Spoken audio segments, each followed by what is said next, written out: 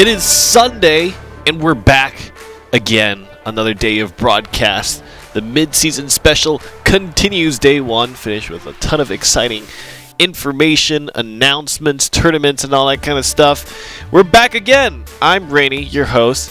That is Aya Senpai, and over there is NGE Bear. And I think we're all doing well. Are you guys super excited about the day today? We have a legendary card to reveal. Oh my god. At the very end, like... At the very end. At the very end. Well, it'll take a while to get there. It'll take a while to get there, but I'm looking forward to it. What I want is some crazy... I just hope that it's a little better than something like a meme legendary. Like, it can't be something like Deepwood Anomaly. I would be very distraught if that was the case. But we're going to go through a lot today. We're going to talk about the North American standings. It's our North American portion of the mid-season special. We're going to get interviews with the top North American players. We're also going to be looking at some information about community tournaments and the support that Side Games is going to give for the upcoming months and next year, as well as the World Grand Prix. Additional information about that in the show.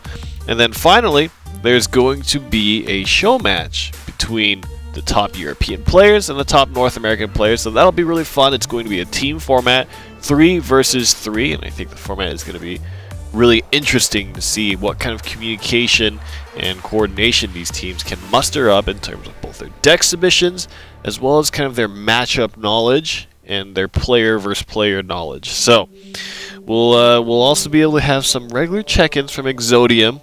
He's still at PAX, still in Seattle, probably still fighting the ultimate carrot in the eternal battle, because I don't think Exodium can banish anything, but I don't think so either. Yeah, he doesn't have that ability. We probably should have warned him about that. All right, hey, let's kick off the show.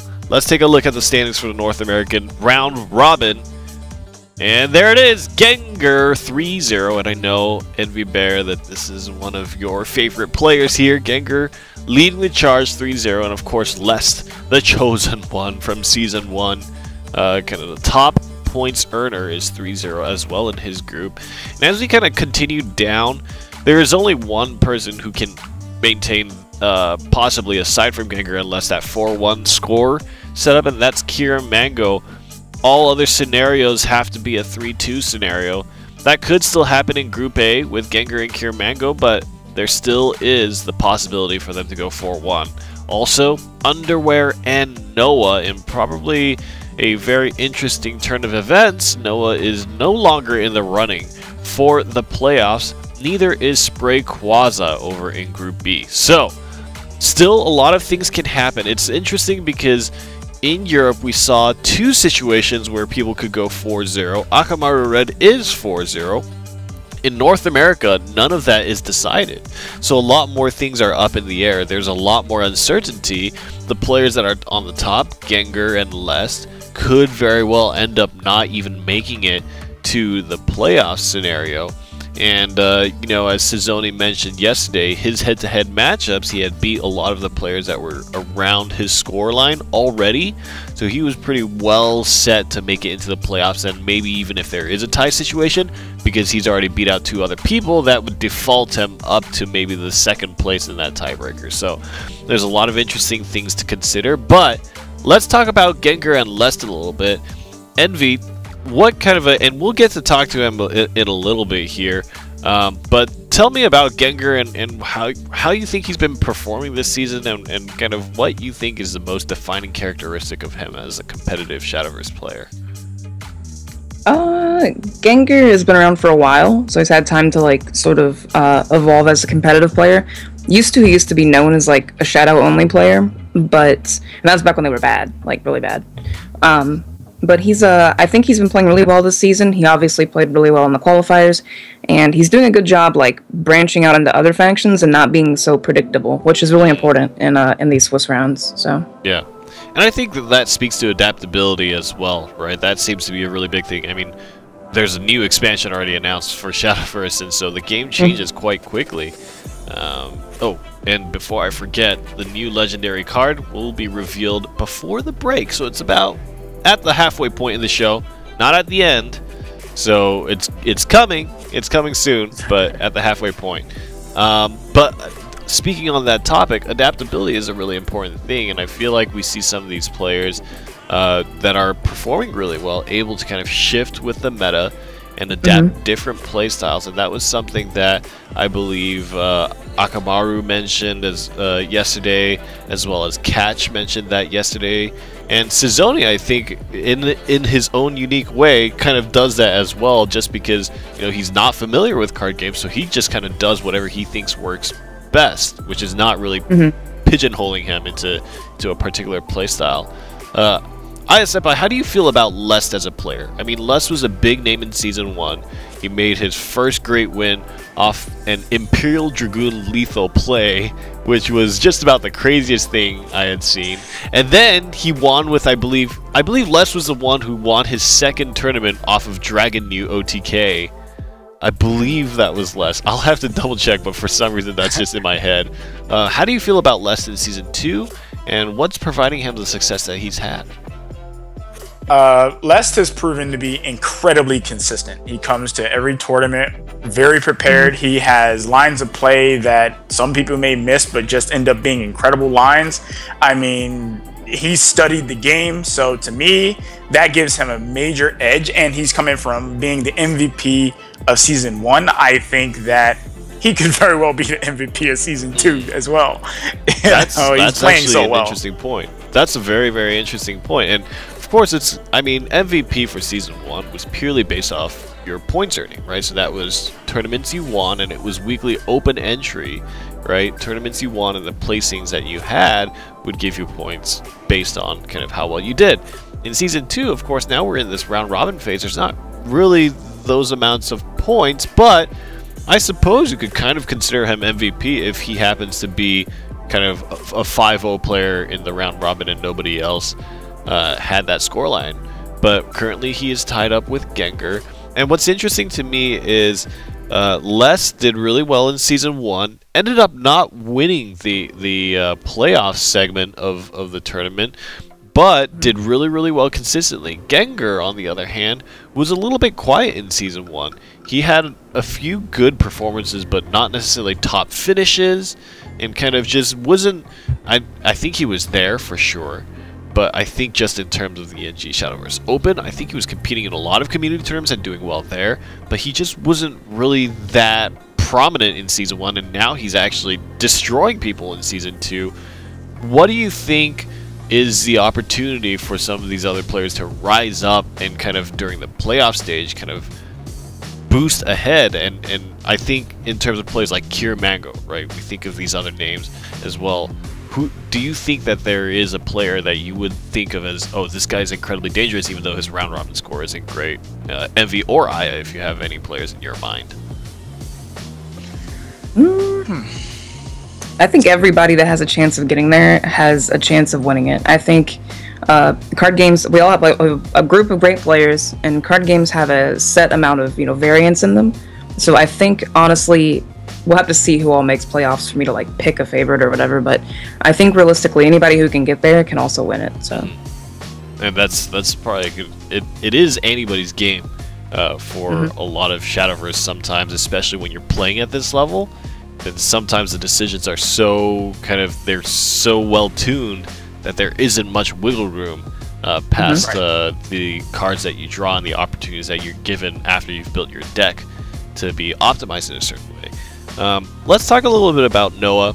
I think we talked quite fondly of him before, and I think for good reason. I mean, in Season 1, it was kind of like the underlying storyline that he would just show up again and again and again, and what made it amazing was not necessarily that he was always showing up in the top 8s, but that he was doing that with Swordcraft for maybe 70% of the season, where in almost the entire way Swordcraft at its top end was looked at as kind of a mediocre deck, and players even tried to bring it into the Shadowverse Open and ended up giving up on it I mean, Noah towards the end did as well, but what do we make of him going 0-3 here? And do we think it's just been a tough expansion for him, or is it because Sword and its playstyle just doesn't really fit? What do you think are the difficulties for Noah? Well, I think as far as Noah's concerned, like, he hasn't really brought Sword in Season 2, so I think that has a little bit to do with it. But in Season 1, like, Sword was considered to be, when you're looking at, like, Dragon and Shadow, like, that was, like, the majority of the meta at that time. And he was doing incredibly well, and I think that may have to do with the format, since it was a much different format in Season 1, where it's like single elimination, you know, you only have to win that game and this and other. I think that had a lot to do with it. Not to say that he performed incredibly consistent with, you know, a deck that everyone was like, it's terrible. Yeah. You know, so that's not a knock on his play at all. It's just that in Season 2, I think with the format being different, with the 3-deck 1 ban, this and other, he's just it just isn't really clicking. Maybe he just hasn't adapted to the style of the format. Sure. It's hard to say, but I will personally state that, you know, I'm a little surprised that he hasn't been performing as well in Season 2. It's definitely a different format. Having to prepare for your individual matches, player to player to player, is very different than trying to field a deck composition just for the whole tournament, and kind of not being able to consider some more minute aspects of player personality and the deck choices that they like, because you have to accommodate for so many different opponents. But let's take a quick look at the standings again, because I want to talk a little bit about the players in the middle. And I think, for example, Jay-Z is one of the players that comes to mind. Square in the middle at 2-2. Of course, Senpai, your front runner here, Shadow Nexus's care package. And then let's talk about Hackdrox and Boltals. So these players, I think, have been really duking it out. Very, very close games, right? I feel like Jay-Z is always on the precipice of making a big win happen, and it just is always on that 51 to 49%, you know, win or lose situation. Out of those four players, you know, Jay-Z, Hackdrox, Boltals, and Care Package, out of these players, I mean, I'm pretty sure you have a bias towards Care Package, but talk to me about what you think the difference maker between them will be. Yeah, I do have a bias towards Care Package because he's on my team, but of those four, outside of Care Package, the one I would be looking at is Bottle. Bottles is weird, and he brings, you know, weird, I don't know how to prepare for decks, you know, and because of that, I think that kind of gives him a little bit of an edge. Like, he knows what he's going to be playing against, and he just plays what he's going to be playing. And if you can't deal with it, too bad, you know. So of those four, I'll be looking at Bottles. Just incidentally, really quick, did you end up having that conversation with Care Package? We did have a little bit of a talk, yeah. What happened? Is he okay? Envy, have you heard from Care Package at all? I haven't seen him in days. No, that explains it. He's fine. He'll be okay. You'll see him. You'll see him. It's just, you know, he doesn't need working legs to play on stream. Like, you know. That's true. That's true. He doesn't need legs to play Shadowverse. Okay, guys, remember, you don't need legs to play Shadowverse. Okay. Oh my god. Oh my god. I can't. You know what? You know what? With that, let's go to a player interview. Care Package, I hope you're okay. Just know that there are people who will help you. There are people who will aid you in your pain. And we're going to lead an investigation into Aya Senpai, and draw different members of the community and have them submit information about what they think happened on that evening where they had the conversation. But if you know anything, send us a message at Shadowverse Game and let us know, because only we can rectify the situation. But I do believe, I think we've got Gengar on the line. Gengar, are you there? I am here. What's up, my man? Gengar. Hold on. Okay, the first question is, why Gengar? Oh god, it's a long story. It's a long. I'm ready. I'm ready. The stream better be ready, because I am. I want to hear, what is the story? Alright, so my name Gengar, everyone thinks it's from Pokemon, you know? Yeah. Gengar, but it really isn't. It's from League of Legends. I used to be called Banger because I was an 80 carry main. You know, it sounds like banger, or something like that with the gun. And then when I moved to Shadowverse, it didn't really make any sense. Oh so no!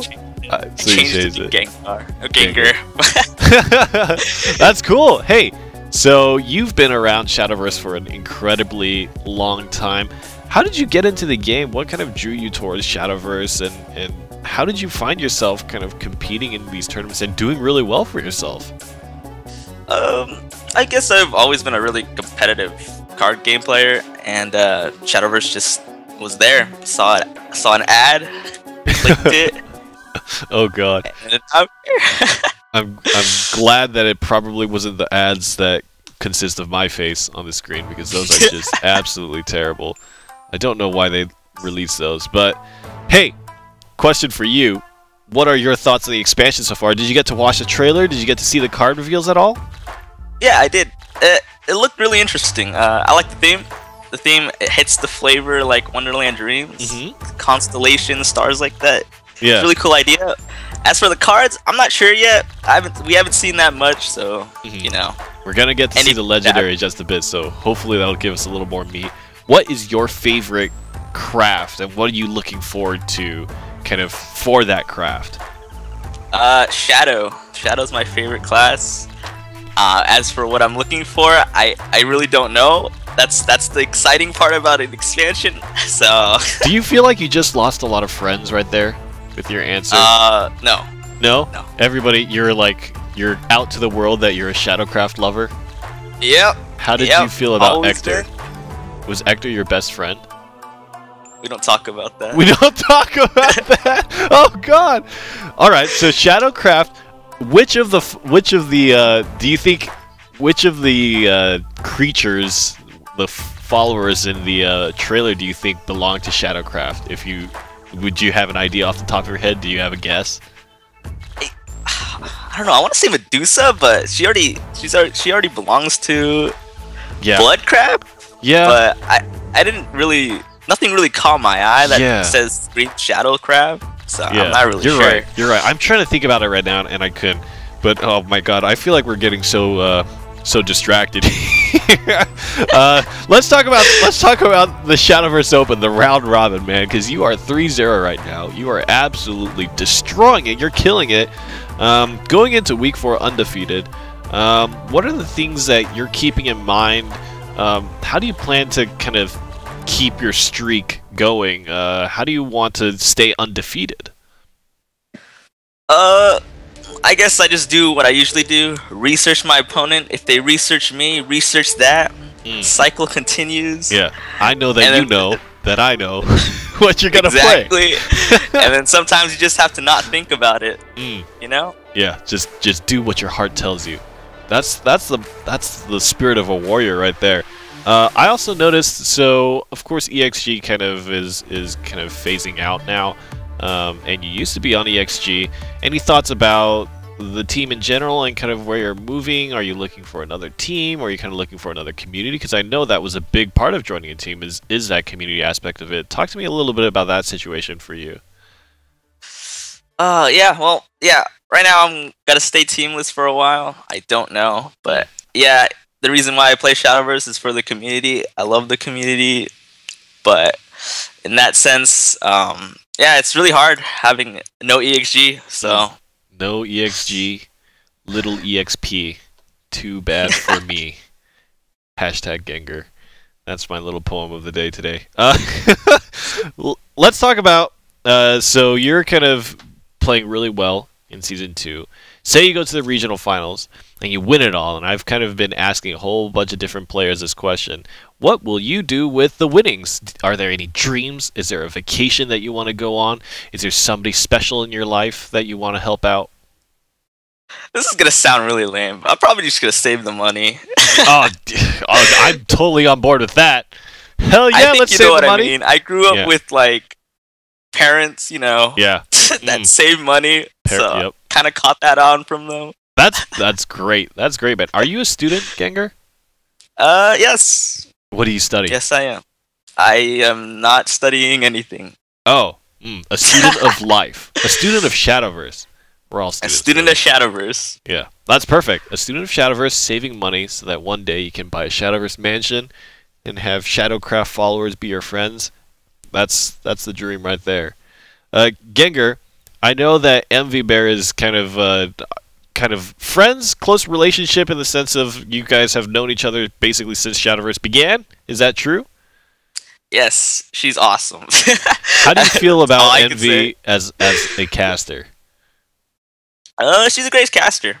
I really enjoy it. Same with Aya, same with Exodium, same with you. Everyone's a great caster. Thank you. I'll give you your PayPal account details, and I'll make sure you get what's due. So of course, this relationship, kind of in a lot of the Shadowverse community, is deep rooted in kind of the early stages of the game. Who do you think, kind of competing, also come from that period of time, and are they still, do you feel like, really strong competitors? You know, people like Lest or Jay-Z or any of those members. Who are kind of the old guard that you think you should be watching out for? Oh, that's I'm trying to think. That's a long time ago. Yes, when we were all young and we were chipper, you know. And now we're so old. Yeah. My back hurts. Sitting in the chair all day. It's rough, man. I'm not really sure. I think so. What's interesting too is EXG is also somewhat of an old team, right? So kind of it moving on is almost kind of like an end of an era, really. How did you like kind of the community tournaments and participating in all of that? Because that was really the core of a lot of the community participation, I feel like, early on. Yeah, for sure. The tournaments like bring everyone together. It was almost like you could just go in those tournaments, feel good about it. If you lose, it's fine. It was really fun. You get to chat with your opponent. Everyone's friendly, and then now since it's gone, it's Did you BM people in the tournament? No. No? I'm never a BMer. You're never a BMer? You would never? If you happen to be playing Roach, and you have every piece of the combo, and you know the guy is dead, you're not going to BM him? No. Hell no. You are a stand-up citizen of Shadowverse. You should be a Shadowverse ambassador, man. I had to BM. There was some guy, I don't know if you were watching yesterday, I was playing Take-Two, I had to BM the guy. There was a motivation in me to do that. If you are going to continue bringing Shadowcraft decks, and I think a lot of people will appreciate this, if you're going to continue bringing Shadowcraft decks in this current meta, what do you think are the biggest changes that you need to make with Ector kind of being changed? You know, what are the big things? I know Thane was a big 7-drop that was kind of in that same spot as Ector in terms of play points. What is the new philosophy for a competitive Shadowcraft deck? You could still run Ector. Ector is not bad, but yeah, there might be more changes. People will probably be going for Tyrant maybe as a more reliable finisher, since now Ector doesn't soak up all your shadows, or you could even not play Ector. It's at the same spot. It's just you just have to build it a little bit differently. What is your favorite Shadowverse card for whatever reason? Mechanically, art-wise, something that you connect to emotionally, one that you've built a very close relationship with, one that you have a... What is your favorite card? I think Urt. It's a really good card in Shadow. A very cool card in other classes. You could Urt Forte, dealing 10 damage. Like that card is so unique that I wish they print more cards like that in the future. Yeah, actually, I don't really think about Urt that often, but Urt is a really cool card. Are there any, as we kind of wrap up this interview, are there any shoutouts that you want to give? Is there anything that you want to tell to your adoring fans, to your fellow Shadowcraftian friends out there? I guess I have one shout out to Team Distra. Even though I'm not on the team, they're a bunch of my friends. They're awesome. I get to hang out with them. We get to play Shadowverse. We get to play other games, and they're like the only ones that's keeping me going in Shadowverse right now. So nice. Thank them a lot. The people are where it's best, and Gengar, as a person, you are fantastic. A fantastic ambassador of Shadowverse, and you are killing it in Season 2 of the Shadowverse Open, but we are going to bid adieu to you, and I'm sure everybody here, Aya Senpai and Envy Bear included, love watching you on the show and Exodium as well, so thanks so much for your time. Let's bring Aya Senpai back on, and let's continue on with the show. So thanks, Gengar, again, and all these people that we're interviewing, I know I say this every single time, but it's so great just hearing their end of kind of how they got into Shadowverse and kind of the things that motivate them and push them forward. And a lot of them are actually very community related, either kind of people who are close to them or people who are playing the game alongside them. So I think that's great. Ayasenpai, now I'm curious, have you been like affiliated with Gengar at all? Did you know him at all? I've spoken with him on very rare occasions, so not really. Like, we have a few passing words, but he's a cool guy. I've seen his stream a few times. Cool guy, just haven't really had much occasion to speak with him. See, Gengar is the kind of person who never BMs, who loves his teammates. My kind of guy! Who takes care of his companions, while Aya Senpai breaks the legs of Shadow Nexus members who fail. Yeah, I never confirmed I never confirmed that. That was envy. There were also allegations that you provided information to players about deck help, and you told them to play things that you thought were going to lose.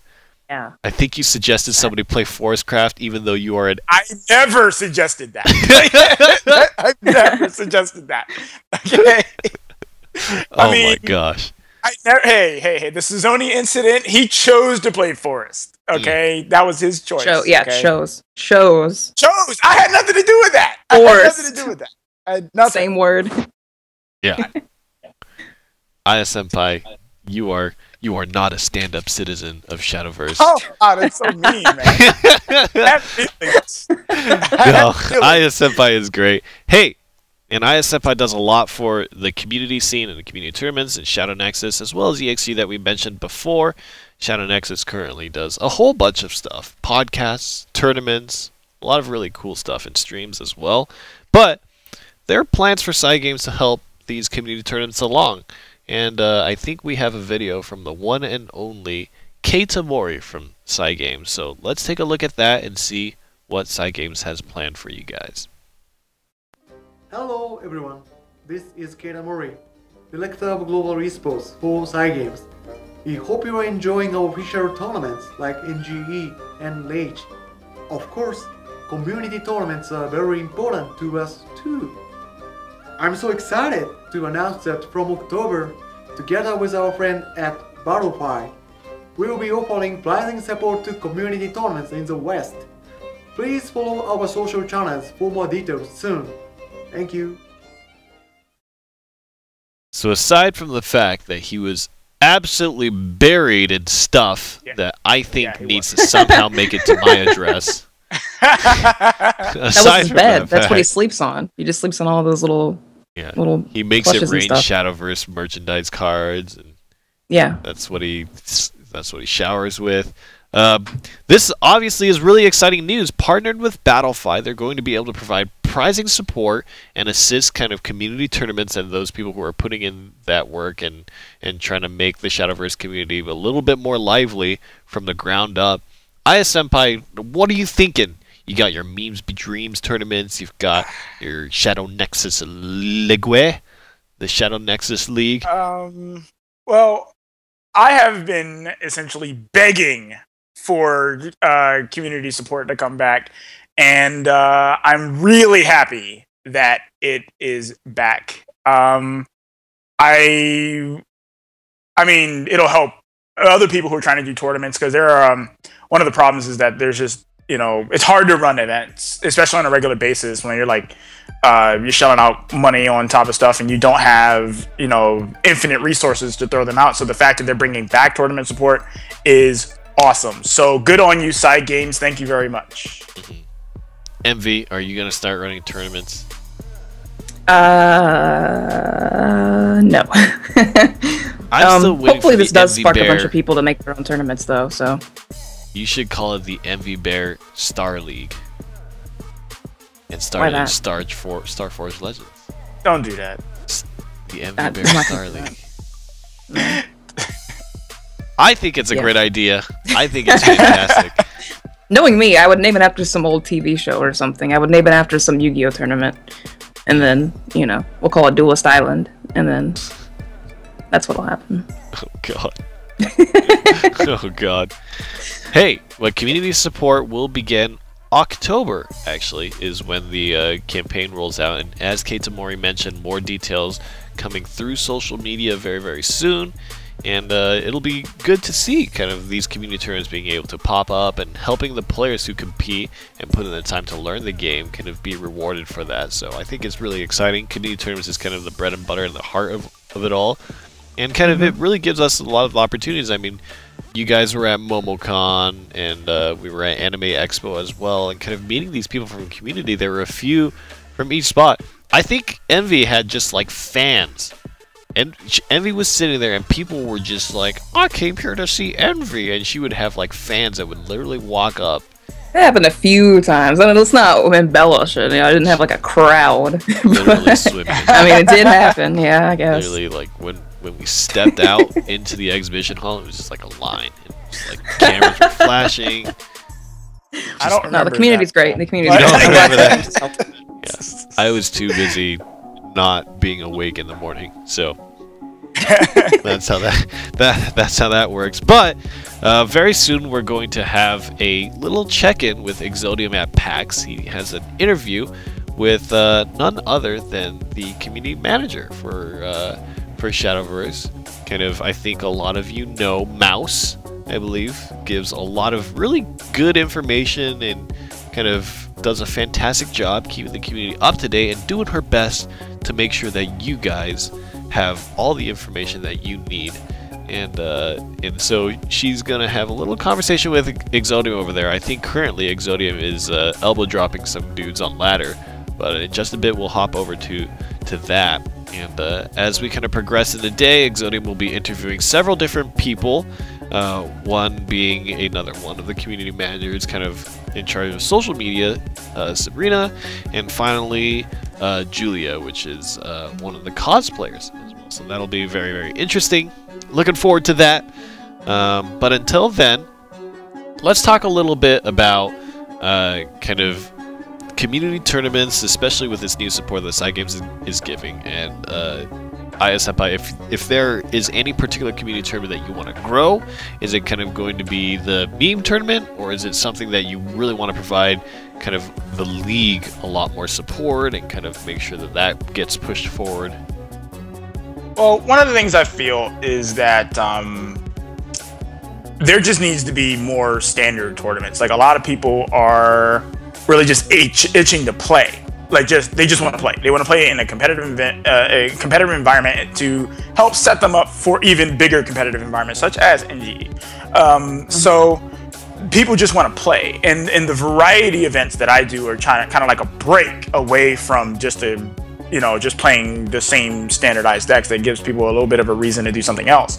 So what I feel is that with the community events now getting support, people will have more of an opportunity to play because more people will still want to start doing more events. But this also has an additional side effect, which is very positive. The additional side effect is that now the community can start growing like personalities and this, that, and other, because now there'll be people who have reason to stream events, and we can start getting a lot more casters. We can start getting a lot more. This is actually a really good thing for the community to have. I love more casters. So yeah, more casters, more, all that, and that's excellent. So giving more, exposure to them is great, and having more tournaments does that. I think, I wonder, I'd be interested to hear what Exodium might think about that. Unfortunately, he's busy off in another state doing other stuff, but we definitely need more casters because Exodium just isn't cutting it. No, we gotta fire him, man. Get him out of here. Yeah, we gotta get rid of Exodium. That's kind of how like a community like evolves over time. Like production values for every tournament. Like, more people are hosting more tournaments, more people are jumping into casting. Like, production just gets better and better until, like, hopefully everybody's on the NGE level and they all have their own setup studio and everything. All right, I think Exodium is ready. Let's take a look at the interview.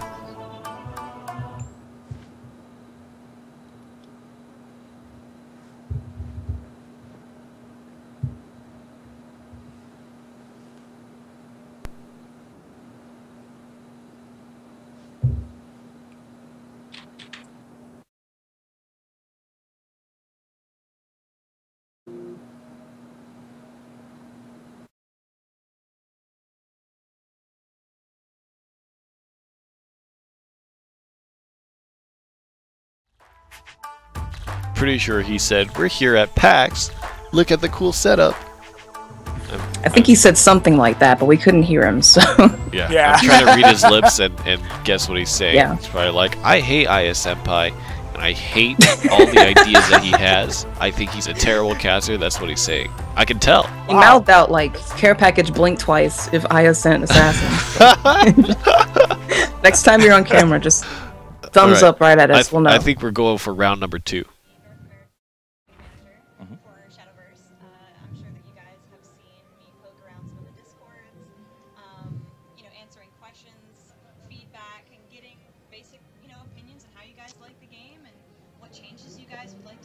Wait a minute, 1 second. I apologize. We're gonna have to start that over. Her volume got cut off on the other screen. So let's start over. Okay, Mouse, tell us a little bit about yourself. Sorry about that. Reroll. We got this. I will start from the beginning. As you guys know, I am the North American community manager for Shadowverse. And I'm sure that you guys have seen me around if you're like a major part of the community. I'm in a lot of the Discords, answering questions, taking feedback, finding out what you guys like about the game, what your opinions are, what you like, what you dislike, and giving you guys a voice back to us. That's super important to us. So we like to listen and take you guys into consideration when we make changes and things like that. So I also handle all of the social media. Such as the Shadowverse game Twitter and the Facebook by the same name. So definitely check us out. We got some really cool Ultimate Carrot stuff going on this weekend. Send her funny things. Yes, send me memes. Send me funny things. I like funny things, guys.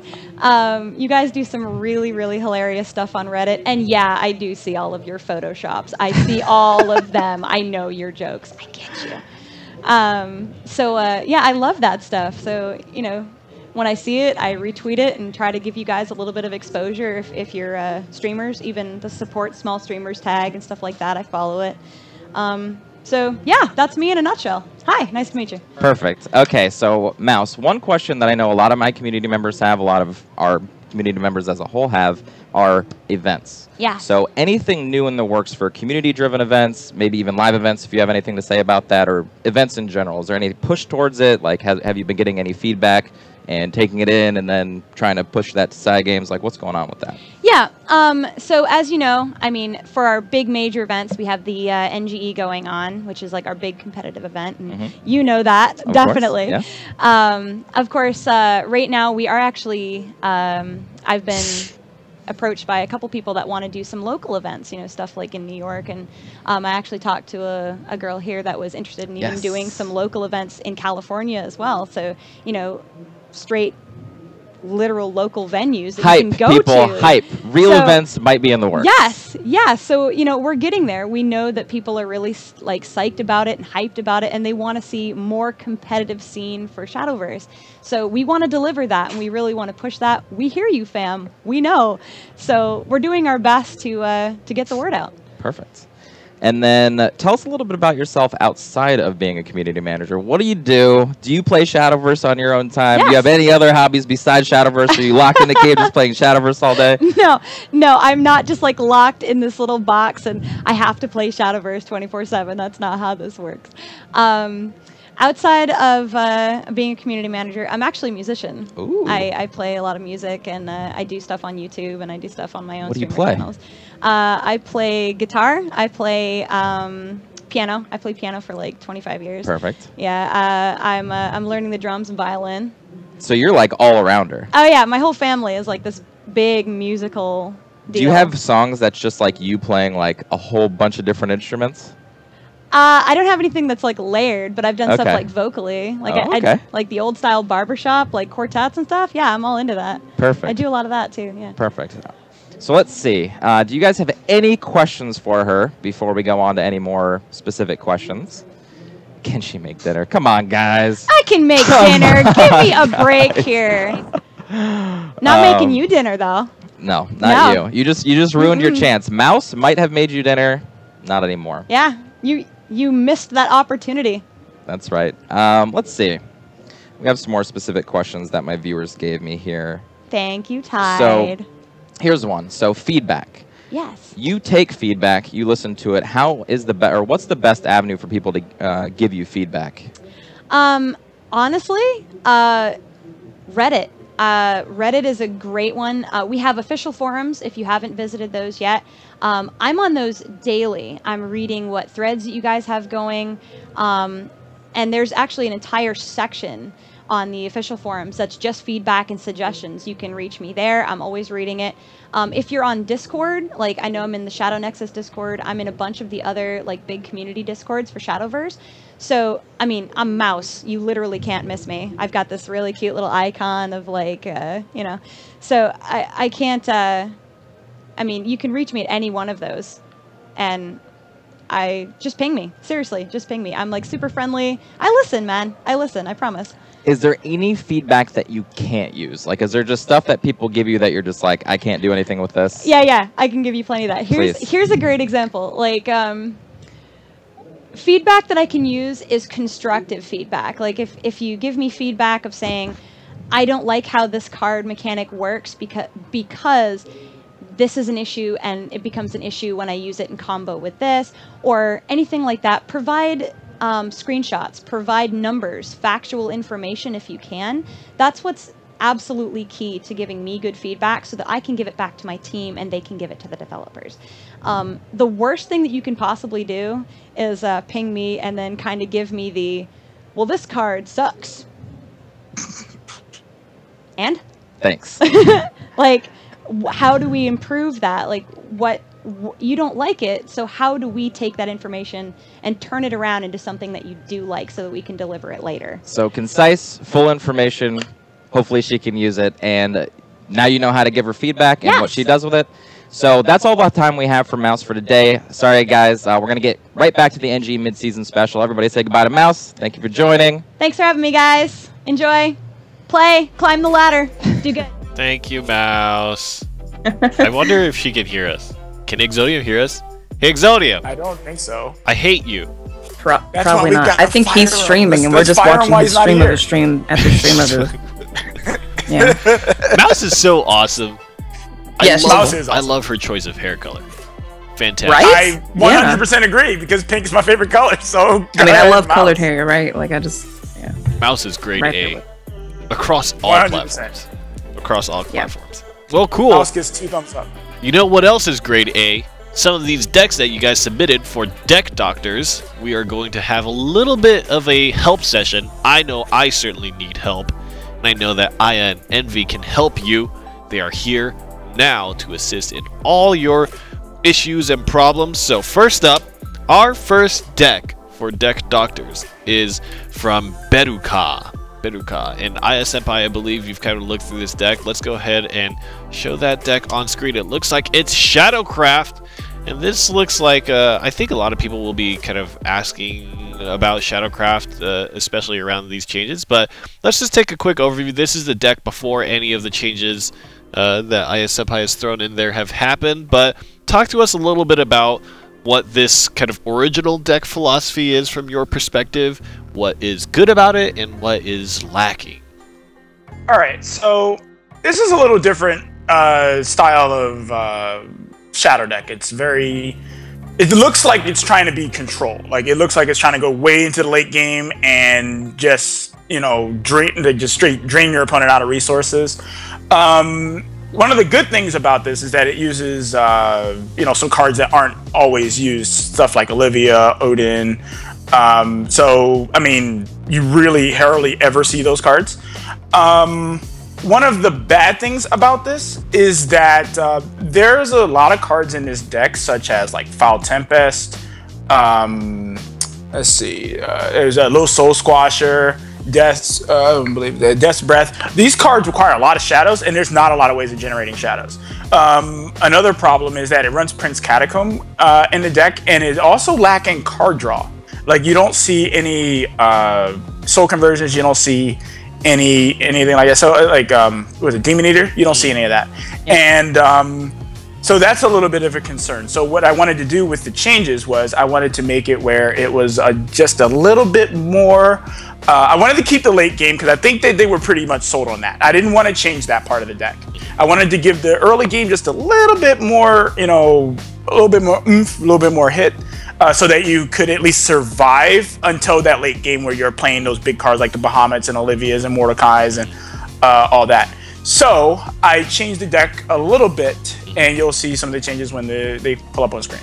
Right. So, yes. So you mentioned a lot of the changes that you make, and really the idea here is not to destroy the strategy that they came in with for the deck, but to be able to assist them in kind of pushing that strategy forward. And I think you made a lot of great points about shadow generation and shadow control, because one of the best ways for this kind of archetype, this craft, to make it to the late game is hinged on cards like Death's Breath, right? Which require a lot of shadows. So let's take a look at some of the changes IS Senpai threw in here. Talk us through more about what you kind of shifted and adjusted, and kind of why they are put in the places that they are put in.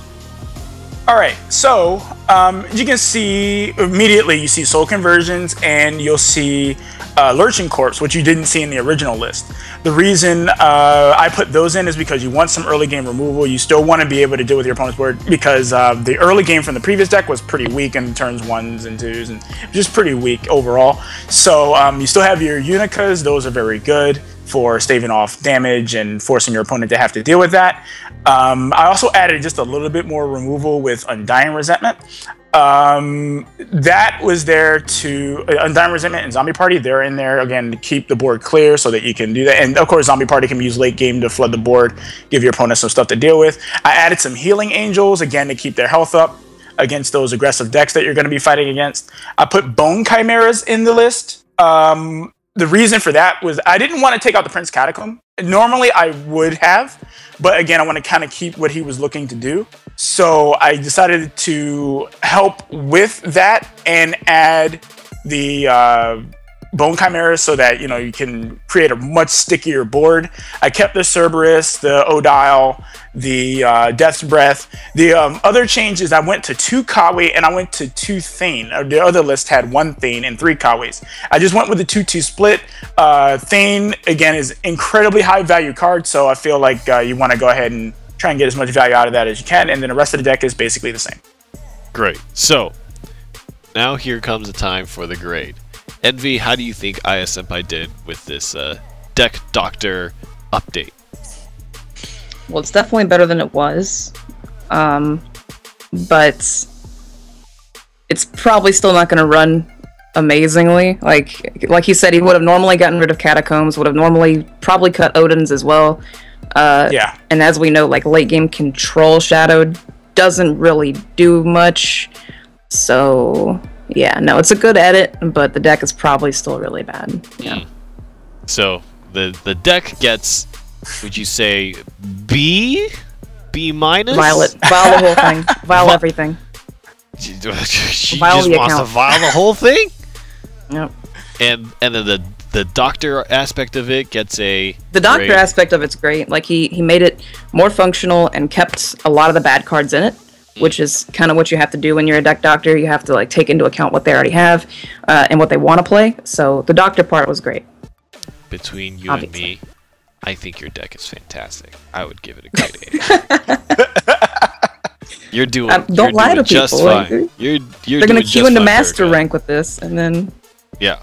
And it's going to be great. You're going to elbow drop Yeah, that's people what off the happened. ropes, body slam, suplex, all of that. All right. Let's move on to our next deck. This is submitted by Eyes. Thank you very much, Eyes. And thank you very much, Berica.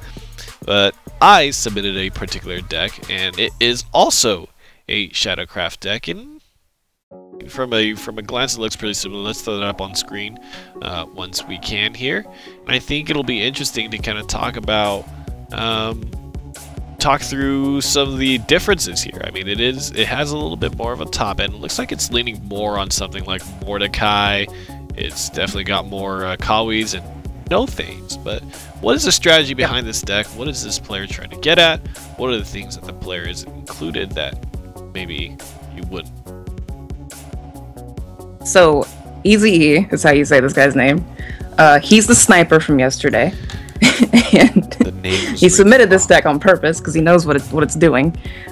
This deck is actually just already a real thing. Like, the whole point of it is to just play Death Sledger and get value. He shoved in Olivia, which I don't really feel like fits the whole deck.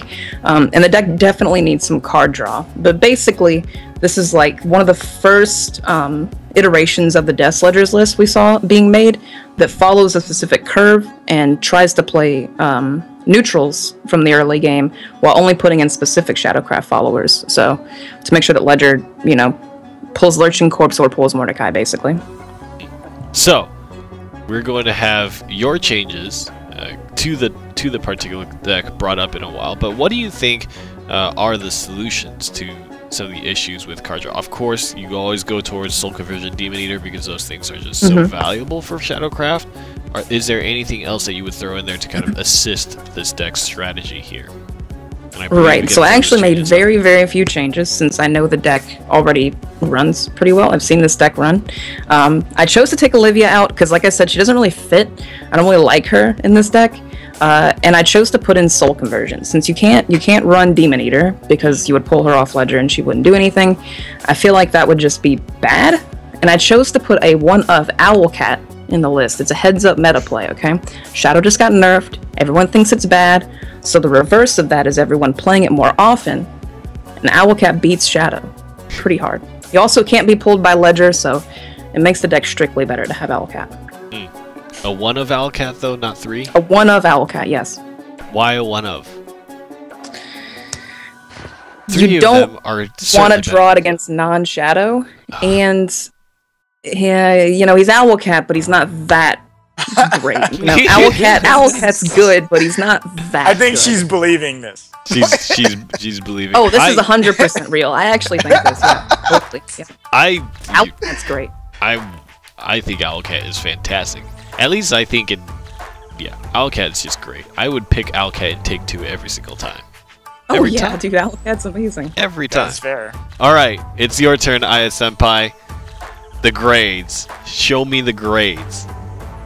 Well, I do agree that the deck didn't really require many changes other than maybe the card draw. But the deck is clearly functional. It's just value. It's basically value Shadow. So it's just using Ledger, no Neps or anything like that. So I think his deck is fine. You know, I'll give it 1 extra point for the Owlcat. You know. So, you know, I like spicy stuff, and Owlcat certainly spicy. So, yeah, I'll give it 1 point for the Owlcat. So we've got from an A- to an A. Is that where we're standing? Yeah, they're like there. Yeah. Grade A. The Owlcat is what gave it, you know, a little bit of a. What would you grade the doctoring of the deck? Well, I mean, the doctoring of the deck is. It was a cough syrup. It's hard to say because it's like it's a mild really much added, you know. But I mean, she added Owlcat, so I mean, I guess it's fine. So no vial? We're not vialing it? I mean, I wouldn't play it, but I'm not a Shadow player, so that's like. Envy's gonna vial. You made this deck. You're gonna vial it. It's violent. Like I mean, that just shows how confident she is in her deck. I vial all my collections, just everything. Just vial all of it. Well, Easy. Except for Owlcat. I believe Easy, the one who submitted the deck, also the one who sniped us yesterday and destroyed the Take-Two dream of going. Oh, my dream was fulfilled. Your dream was fulfilled, but you are also an evil mafia member of Shadow Nexus, and justice is not on your side, and it is coming for you. Yeah, Easy's punishment for sniping was a lot less than Care Package's punishment, everything, trust me. Okay, like, so you got a funny nickname. I am the Shadow Nexus, so I mean, if something happens that happened under my watch, I can just turn the other way, you know, just never happen, you know. I'm pretty sure Easy's just working for you, Aya. So I'm pretty sure he's in cahoots. And all those years of friendship with Envy were just for that moment. So with that said, let's go ahead and talk to one of our other players in the North American round robin, and this will be a joy because the person in question is the one and only Cure Mango. Cure Mango, who is a particular streamer in the community and also pretty active in the scene as well. So I believe we have Cure Mango on the line. Cure Mango, are you there? Yep, I'm here. How are you doing today? Doing good. What is on your shirt? That's so adorable. What is on your shirt? It's the OBK. It's from Nichijou. Oh, I love Nichijou. I love Nichijou. It's my favorite. I love that. Does that? So, my question is, does the ghost bird white thing, does it lie a lot? Is that why its nose is so long? You know what? I'm not sure. Not sure. It's just it's on Nano's shirt and now it's on mine. Awesome. I love it, man. Hey, Kiramango. You obviously are big into Shadowverse. Kind of, I think you stream it a lot, you play it a lot. You perform very well in Season 1 in the Shadowverse Open, and now in Season 2, you're holding your own. You know, you're really doing quite a fantastic job for yourself. How did you kind of get into Shadowverse? How did you hear about the game, and how did it become such a big part of kind of what you do in the gaming space? Well, I played Hearthstone for a while since like Hearthstone was in beta, and I've also played other side games like Grand Blue Fantasy. So it's kind of like a natural transition to just move into Shadowverse for me. Yeah. So when it came out last year on Android, I picked it up and I had a lot of fun. Awesome. And Kira, I can't remember. Do you hail from Canada? Is that correct? Yeah, Toronto, Canada. Nice. So we've got a Canadian representing in the North American Shadowverse Open. Awesome. So how did you get into kind of streaming? I know that's kind of a big thing that you do, and you don't only stream Shadowverse. Do you stream like many more games? What is your streaming? Mainly Shadowverse. Mainly Shadowverse. I started like kind of as a joke. I was like, I want to try it out. It's something like different. Then it like people started watching me, and I had fun. And then I just kept on going, and then now I'm here. That's great. Also, as a reminder to all the viewers out there, what is your Twitch URL for streaming? Twitch.tv/cure CURE_mango. Cool. So same as your Twitter. MANGO. Awesome. Same thing. Awesome. Cool. So let's talk a little bit about round robin and things you have looking forward. What kind of has been the most difficult player to play against? Do you think that match has yet to come? Do you think it's somebody that you've already played against? What are the things what are the pitfalls in your mind that you have to watch out for in the Shadowverse Open? I think it's already over. I've already played against Gengar and I lost. That was probably my toughest match. What's really tough about this format is just figuring out what to ban. Yeah. Like, you got 3 decks, you don't know what they're banning, and you got to figure out what my weakest matchup's going to be. In those 3 decks, I don't even know what decks I'm going to be able to play for it, so it's very difficult. Yeah, it definitely does take a certain element of reading your opponent, kind of, and taking that educated guess, you might say, to figure out how you want that match to play out. So Gengar was the difficulty, and he ended up beating you, and he is undefeated in the group, so you're probably going to meet him again in the playoffs. I think that is probably the likely outcome for you guys. Is there anything in particular you have in your mind to prepare better against him the next time you face up against him? Not particularly, because the game with him, I ended up with 1 life. He had 1 life left. Oh, that's right. Top deck that heal, and it's like, I needed that one extra damage. I just didn't get it. Yeah. So I think we were pretty evenly matched. It just next time gotta get a little bit luckier. Yeah. I actually remember that match now that you mention it. On the broadcast, especially early on, when before the changes dropped for the game, rather the second set of patch changes, you were playing a lot of really aggressive type decks, and now you've kind of swapped over to playing some more control-oriented type decks, I would say. And your playstyle seems very flexible. We made a lot of comments on the broadcast about how you were really willing to go for face when you were playing the aggressive decks, and it does seem like you have a certain diverse playstyle. How would you describe yourself as kind of a card game player as well as a Shadowverse player? What do you think are the attributes that you hold strongly? I think I do have a wide variety of decks I can play. I can play aggro, I can play control, I can play tempo or mid-range. My preferred playstyle is tempo. Right now there's not too many like good tempo decks, but why I picked control decks in the 3rd week was I went aggro first week, aggro second week. So I expected my opponents to play around that.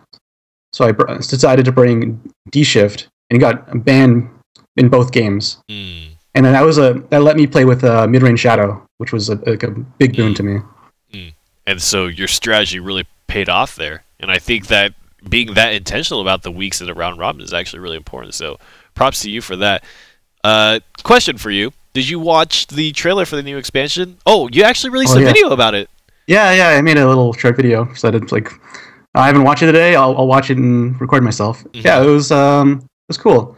Didn't get too much information out of it. Yeah. I feel like with the Wonderland Dreams, we knew exactly what we're getting into. It's going to be neutral. It's going to be all these themes from Alice in Wonderland. Yeah. This one is like this constellation, so it's kind of like really open. Yeah. Yeah, it definitely has a lot of space for imagination, I would say. And that's actually an interesting point. Before Wonderland Dreams came out, it was a pointed statement that Cygames made that they said, hey, we want to make neutral followers and cards more popular. And I think we certainly saw that. But I think the statement for Cygames about Starforge Legends so far has been kind of trying to make sure that crafts play to their particular classes and their features rather than trying to make one-hit blowout cards. What do you think is the most exciting part of the expansion? What is the most exciting craft for you that you're looking forward to seeing the new releases for?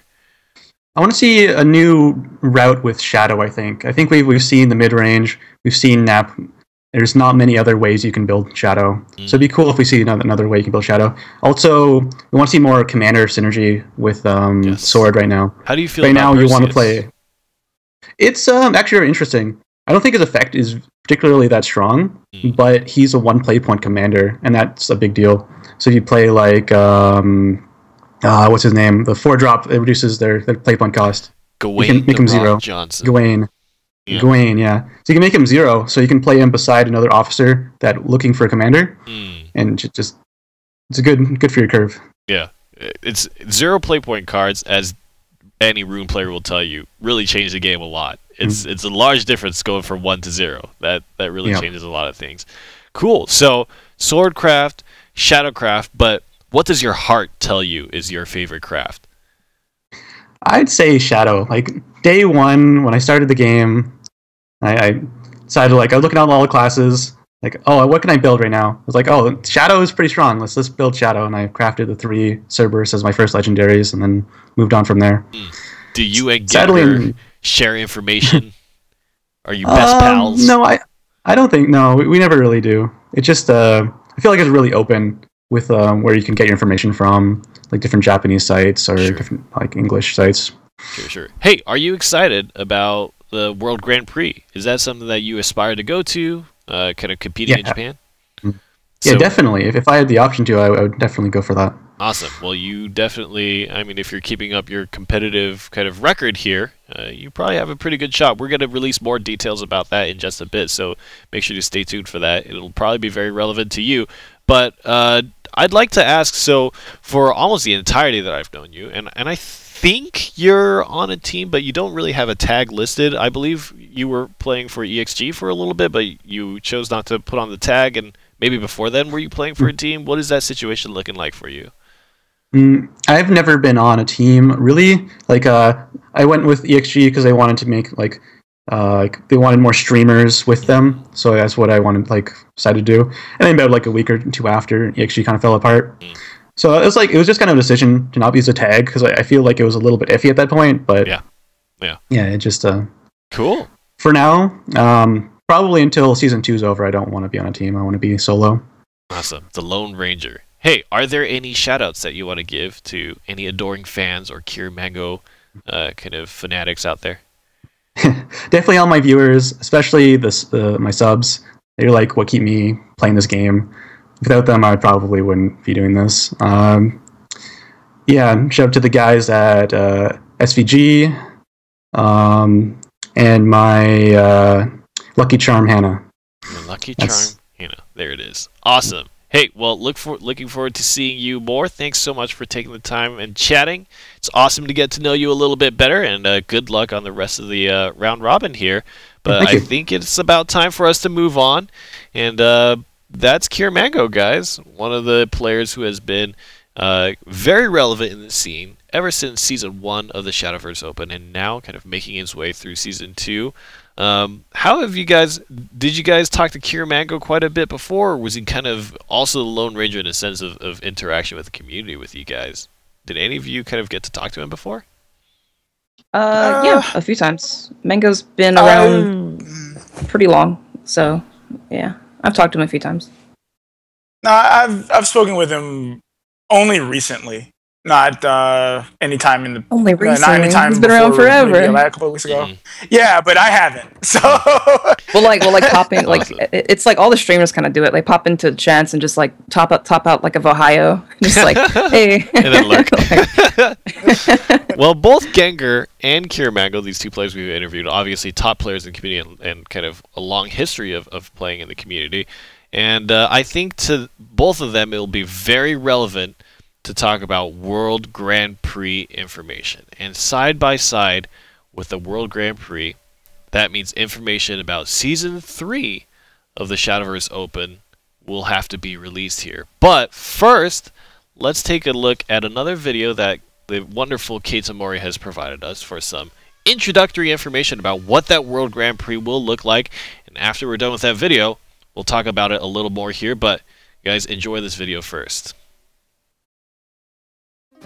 Hello everyone, this is Keita Mori, Director of Global Esports for Cygames.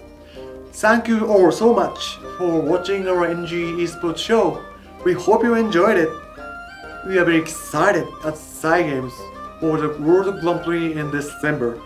We want to see the best North American and European players battle against our Asian pro players. Lainey will tell you the details about how to qualify. Good luck everybody. Thank you. So again, just drowning in merchandise that I want, please. Yeah. But the World Grand Prix is something incredibly, incredibly exciting. Players will be flown out to Japan to compete amongst the top players in the scene, not only in Japan but around the world. So let's take a look at some of the details here for the World Grand Prix and talk about how you guys can participate and have a chance at going to Tokyo. So, Shadowverse Open Season 3 will begin October 7th and 8th. And this is 3 qualifier weekends. It's both North America and Europe, very similar to Season 2. What we're going to do is 6 new players will join Season 2's top 6. So what that means is the top 3 players from each group of the round robin in Season 2, right? So these players who are going to the playoffs in Season 2 are going to be in Season 3 as well, and they will battle against 6 new players that will join them to make 12. And the winner of these qualifiers will be able to play in what will be the next stage of the Grand Prix qualifying tournament in a double elimination bracket. I believe we have some additional information for that. And it's going to culminate in the Grand Prix Contenders Cup. And this is a tournament where the 12 Season 3 competitors per region for North America and Europe will battle for a spot.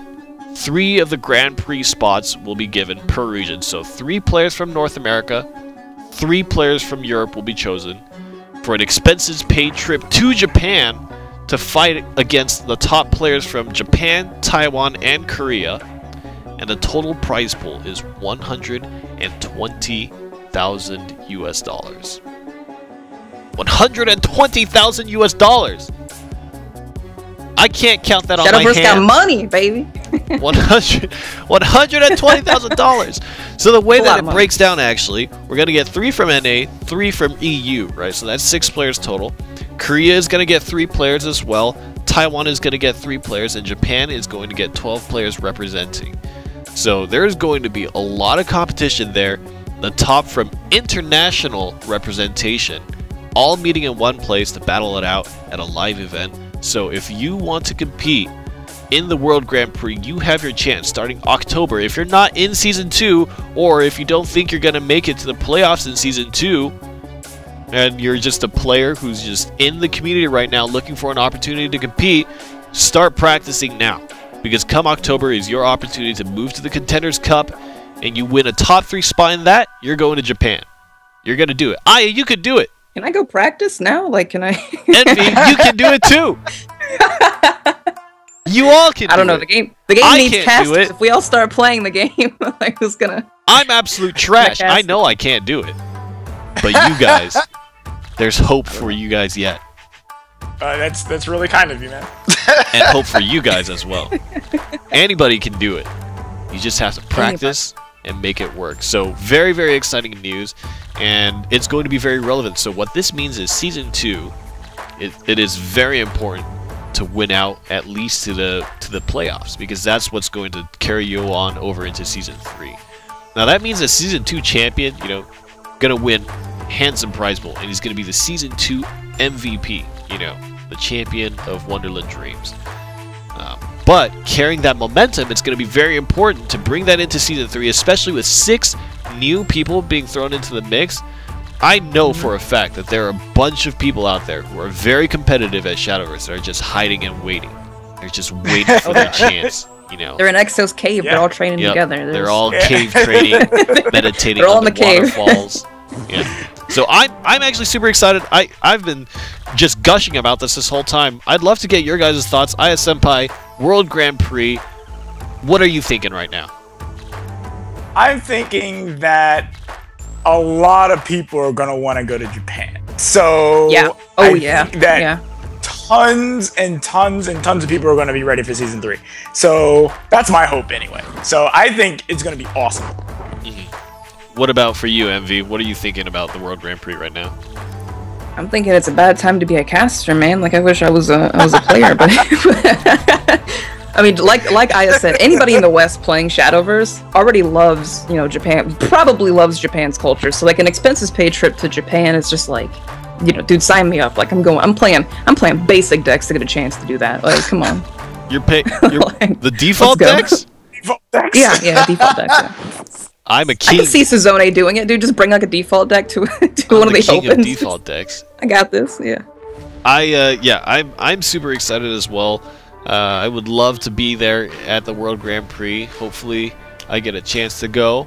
And if I do go, you're in the Shadowverse community, please let all of us know so that we may share good times in Japan. I'm really looking forward to it. It's going to be a cool gathering of the Shadowverse community, especially for North America and EU. I'd love to meet you guys face to face, just as I do at events like Anime Expo and MomoCon and with Exodium at PAX. We all really enjoy that kind of stuff. So very, very excited. The World Grand Prix is a big deal, and there's going to be much more buzz about that. It's spinning up real quick. In October is going to be the first few activations for that, so get preparing right now and start really reaching Starforge Legends, because that's going to be the relevant. Wow. That's going to be the relevant expansion. Yeah, you know? That's the meta right there. Starforge. Yep. Adaptability, flexibility, consistency, momentum. Synonyms. That doesn't end with a Y though. All the other words end with Y. That one doesn't end with a Y. But why? Is what you should have said, but why? Hey, just as a reminder, the legendary card reveal is coming in just a moment, about 30-ish minutes away, so you're going to learn who the title character of the expansion is, as well as what the effects the first legendary of Starforge Legends is going to be. And again, super important, because that's the meta that you guys are going to be competing in the World Grand Prix. Super exciting. So many. I love the representation from all the different countries, and $120,000 in prize pool. But all that to say that we are soon going to cut back to Exodium. I think after shaking himself out a little bit and loosening up his shoulder muscles, he's ready to throw another interview at us. And it's going to be with Amara that I mentioned. So I'm actually really looking forward to that interview, seeing what they have to say.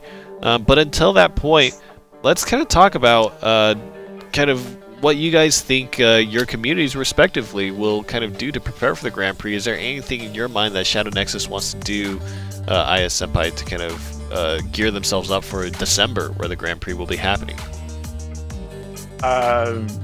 Well, they'll be scrimmaging for sure, but I definitely think that it kind of ties in with the fact that the community support for tournaments is coming back. It's going to give people incentive to want to play more, and that is a great leading point to that. So there'll definitely be more tournaments popping up, and I think that's exactly what people are going to want to be doing. Yep, great. I think, and that's actually really, really true. I think Exo is ready for the interview right now, so let's go and see what they have to say. For a little bit. There. And then back up a little bit. So you can see ya. And let's see. Yeah, good. Okay. There we go. Perfect. Yes. Got you on stream. All right, so just a minute, guys. Perfect. All right, welcome back to PAX, everyone. We've got with us not the NA manager this time, community manager, but the French community manager. Say hello, introduce yourself, tell your people who you are. Hey everyone, this is Amara. I am the French community manager. We have started the French community back in July, so this is quite recent. It's been going pretty nicely. Everybody's getting to know each other, making groups. They already have quite a bit of presence on Discord servers, and we have a few of them already competing in the NGE Championship right now, so big shout out to them. Yes. Okay, so we kind of went over how the NA community manager, like how people give them feedback, what they're doing. Is there any new exciting events, community events that the French side is trying to push? Like what's new that the French are trying to do right now? Yes, that is a great question actually. Right now we actually have a couple of tournaments. One just ended, and we have another one on the 9th of September. Okay, which will be on Battlefy. And we will be supporting them by posting on our social medias so that people know where to register so they can enter. Any prize pool support that you can tell them about or anything like that? That is kind of a surprise because it's still ongoing. Okay. So I can't say much about that, but it is basically the second tournament that they're starting to do together. So it would be nice to see the community get together and so we can do more of them. Perfect. Yeah. So if you're on the EU side, the French side, we know how we can contact Mouse. How do people get into contact with you on the French side for feedback, anything that they want to submit to you? How do they get into contact with you? How do they start a dialogue? I would say I'm always spying on Twitter. I'm always spying on Facebook. So anything mentioning Shadowverse, for Twitter it is Shadowverse_FRE. And for Facebook it will be Shadowverse.fr.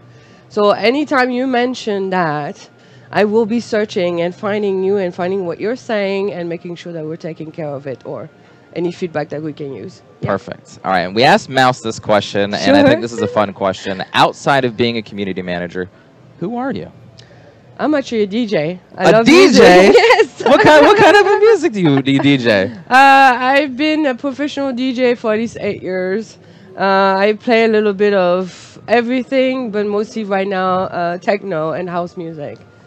Yes. Everybody give a big shout out, okay? Techno and EDM, really close to my heart. Oh, I'm going to have to check out your music, okay? Yes, we're going to see your DJ sets. So outside of being a DJ, any other comments you want to make about the French scene? You know, are you excited to be a part of it? Like, is there any new fun stuff outside of tournaments that you guys are doing? Is there anything that the French can be doing to expand more? Like, anything that you have left to say? Right now, what I'm really super proud is all the live streams that they've been doing. I'm a big fan of all the work they've been putting into live streams.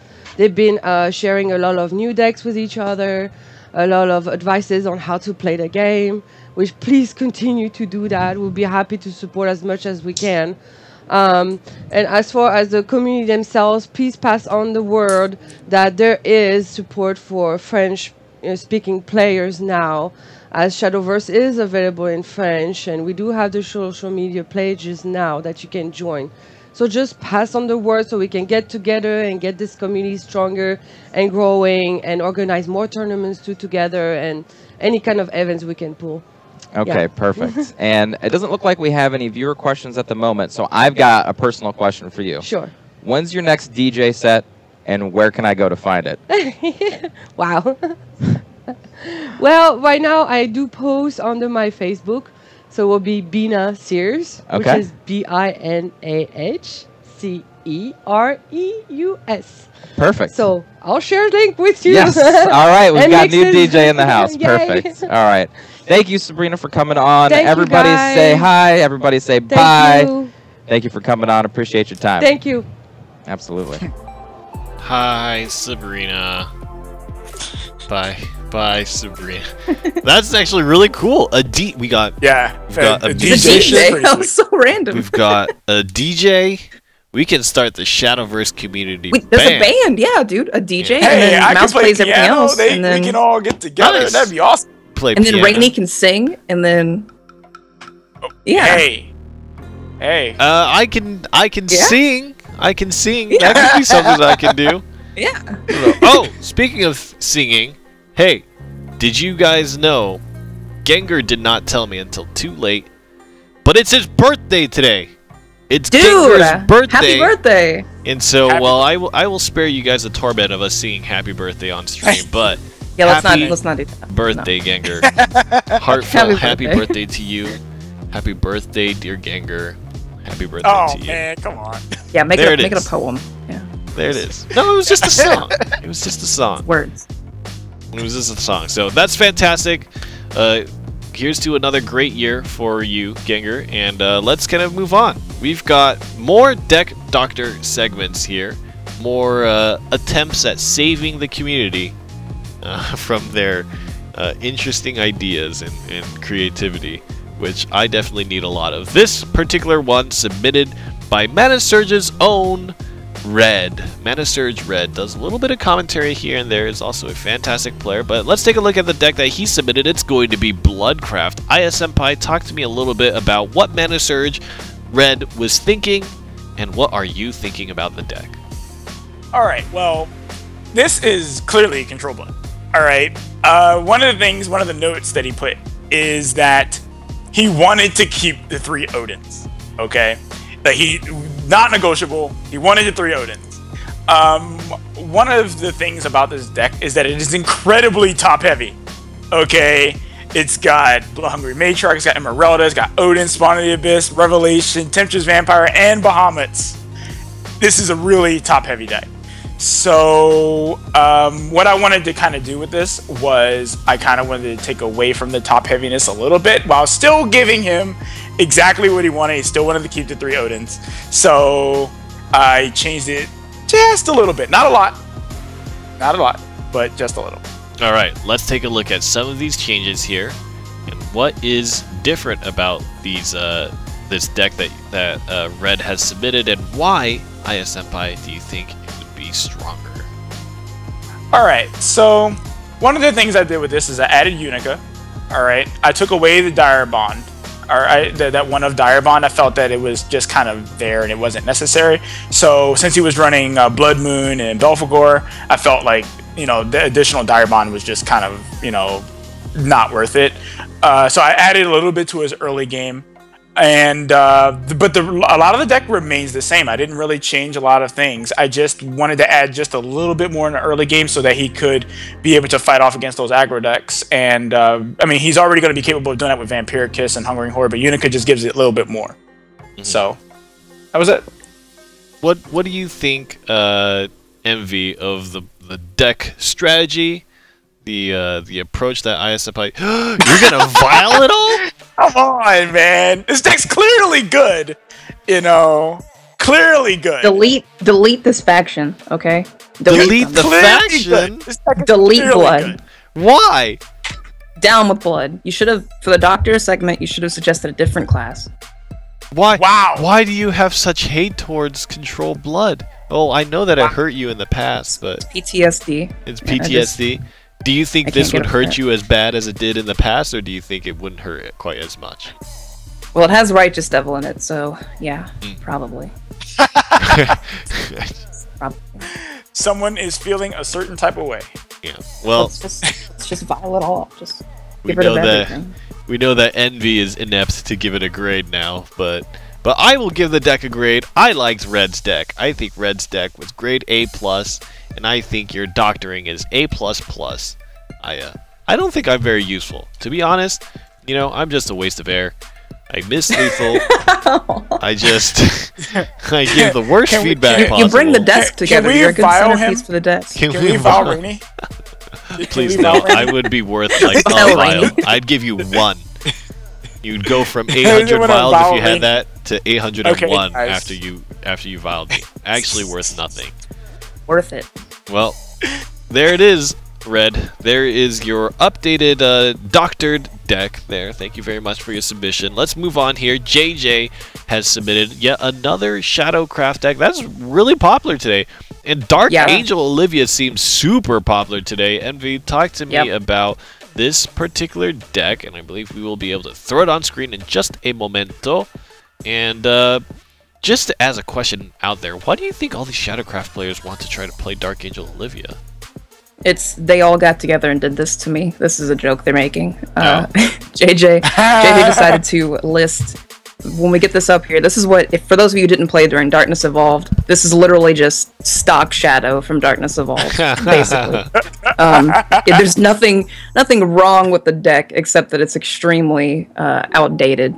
So it's got an Olivia in there. Odin used to be like really good because he was like the only way to fight Seraph, which was popular back then. You know, old times. I just decided basically to, you know, keep the spirit cycles because I feel like, you know, such a bad card has to stay. Such a bad card has to stay. But we cycled Olivia around. We cycled Flies for Thane, since Thane's just a strictly better upgrade, basically. We kept Playful Necro and everything because she's got flavor. You know, Jay knows that's one of my favorite cards. So, yeah, and then I added again, you know, I really do think Owlcat's just like the best card in the format. So of course I put 3 Owlcats in here. Oh, now this time it's 3 in this one. Wow. 3. Yeah, no, there's 3 this time. He had useless cards in the 1 and 2 that were, you know, like Skull Crit, stuff that draws cards. Like, who needs to do that, right? You know, we've got Demon Eaters, we've got Soul Conversions, the updated version. So I found room. I cut like Olivia and like some late game stuff for Owlcat, because if you dominate the early game enough, you don't need late game stuff, right? So, you know, I really think the 3 Owlcats really glue it together in a way that that's what holds the deck. You actually think that Owlcat is good in a meta where people it's an artistic movement, really. Like the deck was craving, you know, newer cards, and you know what iconic symbol have we got? Yes, Owlcat is iconic. I can't put Hedgehog in it. I gotta put Owlcat in it. So okay, we kept the flavor, we kept the cards that are good, put in some good cards like Owlcat and Thane, and I think it's much better. Give it to her straight, Aya. What is a grade? I'm starting to wonder if Envy believes what she's saying. Okay, Owlcat is the best card in Take 2 in the 2 slot. We're being trolled. In Constructed, we're not being trolled. In Constructed, it's perfectly fine. She planted this dude to make this deck so that she could jam Owlcat in it. That's what I'm saying. Owlcat agenda is coming through. I'm not even kidding. He's specials. actually the best 2-drop you can pick in Take 2. Prove me wrong. I love well, I don't Take 2. This is Constructed. This isn't a Take 2 deck. Yeah, I know it's Constructed, but see this. I'm using my Take 2 knowledge, and I'm bringing that foresight into the ladder. People aren't ready for this. They aren't ready for the Owlcat meta. Okay. Well, you're right about that, except for all the decks that running Angel of the Word, which is like a million of them. We don't talk about those guys. Those are tryhards. Hey, just to real, whatever. Just real as a sucks. reminder to you guys, your collective Take 2 experience became, for me, just Take 2 wins. That's what it became. Yeah. All right. Take 2. Well, you would have been at 3 if you hadn't gotten assassinated. So. Well, see, hey, okay, you should have been more aware of your surroundings. You mean Rainy should have been? He shouldn't have queued. Yeah. It's all Rainy's fault. If you get killed, that's his fault. Okay. Are we advocating stream sniping? I don't think we should be advocating stream sniping. I'm not kidding that, but I'm saying who is the real one to blame here? It's not any one of us. This is exactly what the stream snipers want. Yeah, they want us to argue. You're right. Yeah. Yep. We're giving them exactly what they want. You need to keep in mind who the real opponent is. That's the stream snipers. Vile rating, guys. Vile me? Oh my gosh. Hey, so there you go, JJ. And we will go ahead and post all the updated deck links for each of the decks that we doctored in that same Discord channel, so you guys can go in there and check your updated deck lists, and that'll be updated as soon as we can, perhaps after this broadcast. So again, thank you very much, Mana Surges Red and JJ, for submitting decks and allowing us to talk over them, and allowing Envy to throw in a bunch of Owlcats. They're good. Okay? They're good. Yep. Owlcats need homes too, okay? Owlcats have homes. Owlcats have families. Do you not see the Owlcat is always there with the Owlcat significant other? Owlcat lives matter, okay? I agree. I totally agree. We need to see more evolved Owlcats as well. Alright, I think we are just about ready for our final interview with a North American player, and that's going to be the one and only Lest. So we are going to bring him on call and talk to the Season 1 MVP, the top points earner, one of the strongest competitors in the Shadowverse scene right now. And I'm really interested to see what he has to say and kind of get a look into the mind of Les. I got to meet him a little bit, didn't really get to talk to him at Anime Expo, so that was kind of cool. But it'll be good to get his thoughts on the expansion and kind of how he feels the round robin is playing out, as well as now the World Grand Prix information. So I believe we have Les on the line. Les, how are you doing? Hey, cool, good. How about you? It's been a while since Anime Expo. Yeah, absolutely. It was a pleasure to meet. I wish we had more time to kind of hang out and talk. Lots of things kind of on my mind. We've got the expansion to talk about. We've got the World Grand Prix to talk about. Let's start with the expansion. What did you think of the trailer? Are you excited for it? What are you looking forward to? I think the trailer was really cool. So, although it didn't really reveal too much on the cards, but I really liked the art direction it took and everything. Yes. And so, I know you guys revealed a sword card yesterday, but I'm not exactly a big fan of the class. So I'm more excited for, I guess, Forest Craft cards. Yes. Because for Forest Craft, my favorite craft. I'm a big fan of Forest Craft, and incidentally, we will be revealing the legendary card after this interview, so maybe it'll be Forest. I don't know what it is, so it might be that right after this interview. That's what we'll be talking about. But Forest Craft is your favorite. I'm really looking forward to that as well. What do you think is, or what do you hope is kind of the big thing that they give Forest Craft? What option do you think you want Forest Craft to be provided in this expansion?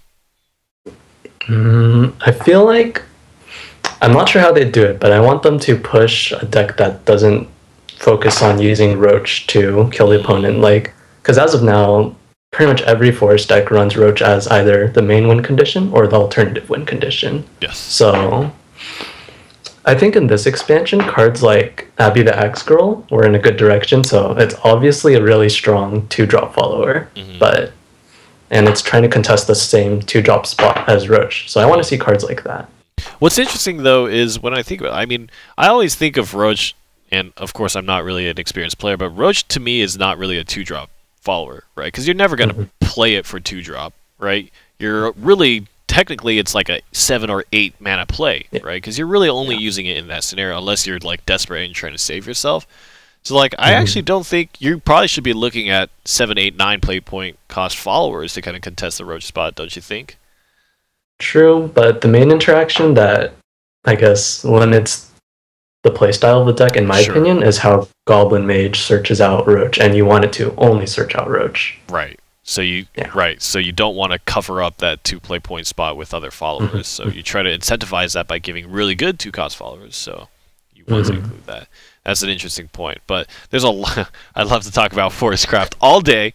But let's talk a little bit about kind of your performance in Season 2 so far. You're doing really well, undefeated, 3-0. What is your approach to playing Shadowverse? Because you always bring such cool, flavorful, unique decks, and then in Season 2, I think you're just playing really consistent, solid decks as kind of an alternative. What is your approach? What inspired you to do things like play Imperial Dragoon? And, here's clarification. You did win with discard OTK Dragon Newt, right? That was you, right? No, I think that was someone else. Who was it? But I did use Imperial Dragoon as a finisher. Yeah. You did do that, and you got the killing blow with it, and it was sick. It was so awesome. But why do you do this? Nobody else was playing Imperial Dragoon. Well, back then, before I started participating in the NGE tournaments, I played a lot of Take-Two, and if I saw Dragon, I'd pick it. And Imperial Dragoon was like the card that pretty much every time I had it, I went 4-1 or 5-0, and I was like, okay, this is a great card, so I'm going to start trying it in Constructed, and it went well, so stuck with it. That's awesome. Probably one of those more hidden gems out there, then, I suppose, and you definitely piloted it really well. Going into Season 2, you've obviously got a fantastic record. Is there anybody in the group that you're in that you're kind of aware of that might be an obstacle for you, that you think will be a challenge? What is your future in the round robin looking like? In the round robin, I'm fairly confident in my games. I think I went back and watched the VODs of and checked everyone's records, and I have a really, really high chance of making it on. Just based on everyone's score at the moment. But yeah. You are certainly well positioned. Yeah. What? So in that sense, when you get to the regional finals and you potentially win it and win that prize money, is there anything in particular that you are really looking forward to doing? So, if I get first place, I promised that I get my girlfriend a corgi. So a corgi? Yeah. That is the most adorable thing I've ever heard. A corgi for the girlfriend? Oh my gosh. That is just too much. I think you're the second person. I think, was it Catch that said that he would do something for his girlfriend as well? You guys are too loving. But that's incredible. Getting a corgi is probably the most adorable thing. Make sure you take pictures of it and get a Twitter account and start posting that, because I want to look at the pictures of the corgi. So make sure you do that. Let's talk a little bit about the World Grand Prix. So we talked about how you qualify in. And just to recap, basically, the Contenders Cup will find the top 3 players, and they will be flown out to Japan to compete. And to compete in the Contenders Cup, you basically need to qualify for Season 3. And in order to do that for you, it's just relevant to be in the top 6, which you're very well positioned to do, of the North American Shadowverse Open Season 2. Are you looking forward to the Grand Prix? Is that something that you're interested in doing, flying out to Japan and competing? Is that something that it's like a dream for you, or is it something that you would just like to do if the opportunity comes up? I'm definitely super excited for that. I'm glad to see that the Grand Prix is actually a thing happening, because I like international events. Yes. And yeah, I really don't know what to say about it besides I'm really excited to compete in it if I even qualify. So the question is, right, do you think we, or maybe even you, or just collectively the West, will have a good chance fighting against Japan over there in the East? How do you think we stand as a community against kind of the Shadowverse community over there in Japan? Do you think Japan is much more developed, or do you think that there are some things that the West does that Japan needs to catch on to that will give us an advantage here? I think it definitely depends on the format of the tournaments there, because the JCG over there, they're still operating on a 2-deck no-ban basis, and then here we're operating on a 3-deck 1-ban basis for this tournament. Yeah. So I think there's a difference in that. And as for the actual player skill, after watching a couple of the tournaments, I think we're pretty much on the same level in that regard. So the format will be the most important thing. Do you think that practicing for that 2-deck no-ban format is going to be the most paramount thing in the Western success over there at the World Grand Prix?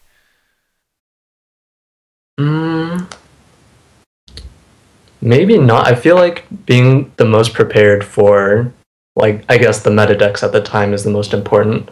Not just, you don't have to know just how to play against it, but I think also playing all the meta decks is important, because it helps you develop, I guess, an insight on how to counter each deck. Right. It'll give you the little minute details that might help you make a better gamble decision in that kind of high-intensity scenario. But that's awesome. Les, is there any other things, do you stream? What do you do? Are you a student? Are you working a full-time job? What is the life of Les like? Honestly, it's pretty boring, but I graduated from college in June, so yeah, currently just searching for a job. What was your degree? In computer science. Oh my gosh, you are too smart to be... You know what? You know what you should do, Les? You should come visit us in Burbank, California, and you should do the math for me on desk so that I don't miss lethal anymore. Because we need more mathematical, scientific people here. Because I am just useless in that regard. But awesome. So looking for a job, graduated with a degree in computer science. Congratulations. Is there any shout-outs that you want to give for fans of Lest and fans of you as a Shadowverse player, or just you in general? I guess three main people come to mind. So first off is, I guess Aya is very familiar with this guy, Shadow Nexus's Sleet. Like, I actually knew him before we both started playing Shadowverse, and we both started around the same time, so we'd, talk about the game a lot and, I guess, develop as players together. And even though he doesn't play as much now, he's still, like, what I consider one of the smartest players that I've met. And continuing from that, I also have to shout out Nonjiro. So back in Season 1 when I was competing, after my first victory, I pretty much go to him almost every week and ask him, does my deck look okay? Like, any interesting ideas? And he'd help me out with that, so big thanks to him. And last but not least, I have to thank my girlfriend Nancy for, I guess, supporting me in this, because when I started playing Shadowverse, like, she's like, okay, yeah, I'll start playing too, and then so we can talk about it, play together, have fun, and so on. So she's really supportive about that. Oh, you've got a team of people behind your back.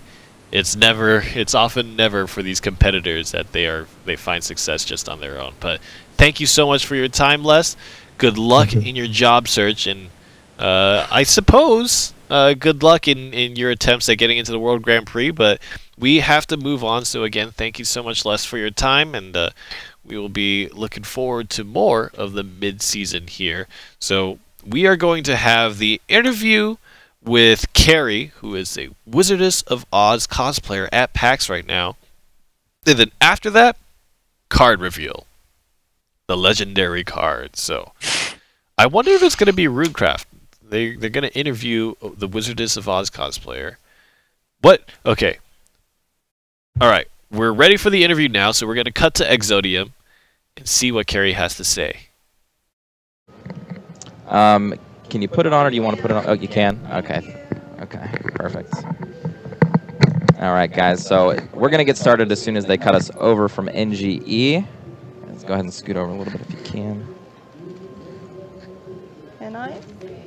Here we go. Thank you. Perfect. All right, guys, welcome back here at PAX. We've got our cosplayer this time, Carrie. She's cosplaying as Wizards of Oz. Hi. Hi, everyone. Hello, I'm hello. Carrie. So introduce yourself, like, where did you come from? Did you come from Japan? Are you somewhere from the U.S.? Tell us a little bit about yourself. Well, my name is Carrie, like the horror movie. I'm from Japan. I'm based in Japan. I'm a cosplay costume seamstress, and today I'm cosplaying as the Wizards of Oz. Perfect. It's my first time in the U.S., by the way. First time? Yeah, and first con, of course, and it's amazing. So I'm assuming you've been to a lot of cons in Japan. Yeah, a lot. What's the big difference between Japan cons and American cons for you so far? First, in general, in Japan they have much more cosplayers. Like even at Tokyo Game Show, where it's like mainly on games, they have a lot of cosplayers in each of the booths. And here it's really based on the gameplay itself and all the passion that people have just hanging out and say, hey, nice outfit. It's just, you never see that in Japan, and I'm really happy that people like to interact and talk and ask questions about the game and the costume and everything. It's really nice. So how much do you know about Shadowverse? Is this like you were hired to be a cosplayer, you really like Shadowverse? I played Shadowverse since the first release date, so oh, okay, yeah. Perfect. So is Wizardess the character you would have chosen if you could? To be honest, I always play as Swordcraft. Okay. And I already cosplayed as Erica because I like her a lot, and also Dark Angel Olivia because she's amazing with her wings and everything. I also really like Oz, of course. So I was like, this time for the US, I'm going to make like a badass costume, and here I am. Perfect, perfect. Okay, so we actually had some viewer questions that people wanted to know about you. So as far as cosplaying for you, is this kind of like a hobby? You do it for fun? Is this your career? Like, what is this to you? Well, my job is to make costumes, so I really enjoy like the creation part of making costumes rather than wearing them. So I take commissions. I like to talk with the designers and all the creative team. Making also props is also fun. And this time, like Shadowverse High Games was asking me to like be the official cosplayer. Of course, I said yes. Perfect. But I really enjoy like the building part of it, all the creative stuff, and really talk with the artist of how he was planning on designing the character in general, and it's awesome. So did you make this costume? Yeah, I made it. It's quite hot in PAX today with my hood and all the fur. But yeah, I made it. Did you make this sword? Actually, the sword was made in the U.S. because we couldn't bring it to the U.S. from Tokyo, and it's quite huge. Yeah, this is a large sword, guys. She's been carrying this around all packs. Day. Yeah, it's not as heavy because it's made in foam, but with all the details over here, it's a beautiful sword. Oh, sorry. No, you're fine. You're perfectly fine. Okay. So that's cool. All right. So as far as cosplaying, costume design, that's what you do. Yep. What do you do outside of it? What do you do for fun? Why are you outside of the costume? Well, I really like to play video games in general. Oh, yeah? What kind of video games? I really enjoyed playing Nier Automata, and I also made Chubby's costume like just after I finished the game. I played the game non-stop during 3 days. I couldn't stop. It was really amazing. I really like games that put effort in all the artwork and all the like the world of the game. So I really also like Eco, like these sort of games in general. Perfect. So when you're not cosplaying, you can catch play games. Perfect. All right. What else do we got here? So as far as cosplaying in general, what's the favorite character you've ever played? Is this it? Is this your favorite costume, or do you have another favorite? Hotspot. Oh! Oh my goodness. Oh my god! I can't control the door. Oh no.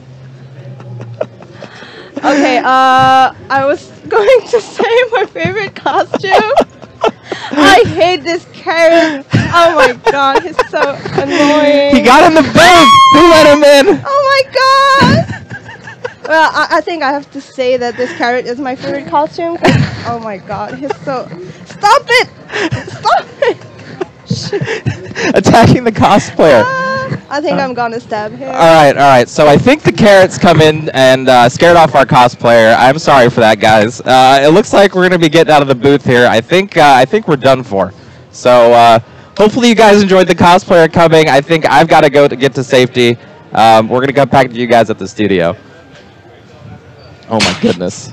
Hey, I don't know if she was scared of the carrot. Okay. It looked like she was about ready to destroy the carrot for good. She had the sword out. She was ready for him. I hope she has a method to banish, because that carrot will not die. You cut it and it'll come back in forever and ever. But cool. That was awesome. All the cosplayers that we've met have been super fantastic, really, really nice, and this is the first time that we've gotten to meet Carrie. And I'm sure it's a lot of fun to kind of hang out with her and have a chat and get her ideas about what the game is like and what the cosplay life is like. So thank you very much for that interview, Exodium. Very, very exciting stuff. But we are at that point. Card reveals. So I'm just getting in my ear now that we're first going to recap the 2 cards that we've revealed previously. So we're going to recap everybody, and perhaps if there's anybody out there who missed the first 2 cards, the bronze and the gold, and then we're going to show the legendary. So let's take a look at these cards here. So Mr. Full Moon is going to be the bronze. He's a 6-drop, 6 play point cost, 3 attack, 3 defense. He's got the fanfare effect, randomly change the attack of one of the strongest enemy followers in play to 1.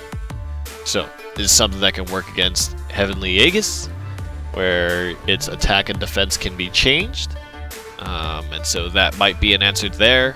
And on evolve, nothing super special. He becomes a 5/5, and this is a neutral card. So any craft can play it. It's available to any and all players, and that is the bronze card. Now we have the gold card, Perseus, 1-drop, 1/2. And on evolve, he's 3/4, and it says gain +1/+0 and ward if there are at least 4 allied swordcraft followers in play. And he is a commander swordcraft card. So, can be pretty useful, can be pretty interesting. It's definitely... well, I suppose there must be more gold 1-drop, right, cards out there. There are, but not for sword. Not for sword, yeah. Yeah. Ooh. The only gold 1-drop is what? Hair of Illusions? Oh yeah, that is it's a 1-drop. You're right. It's not very common, huh? Card is so bad. No. So bad. I know that because I'm a Haven player. Oh god. Yeah, well, I don't play really bad cards. My bad. Sorry. All right, my friends. Here's the time. That is your excuse. What is your guess? What is the legendary card going to be?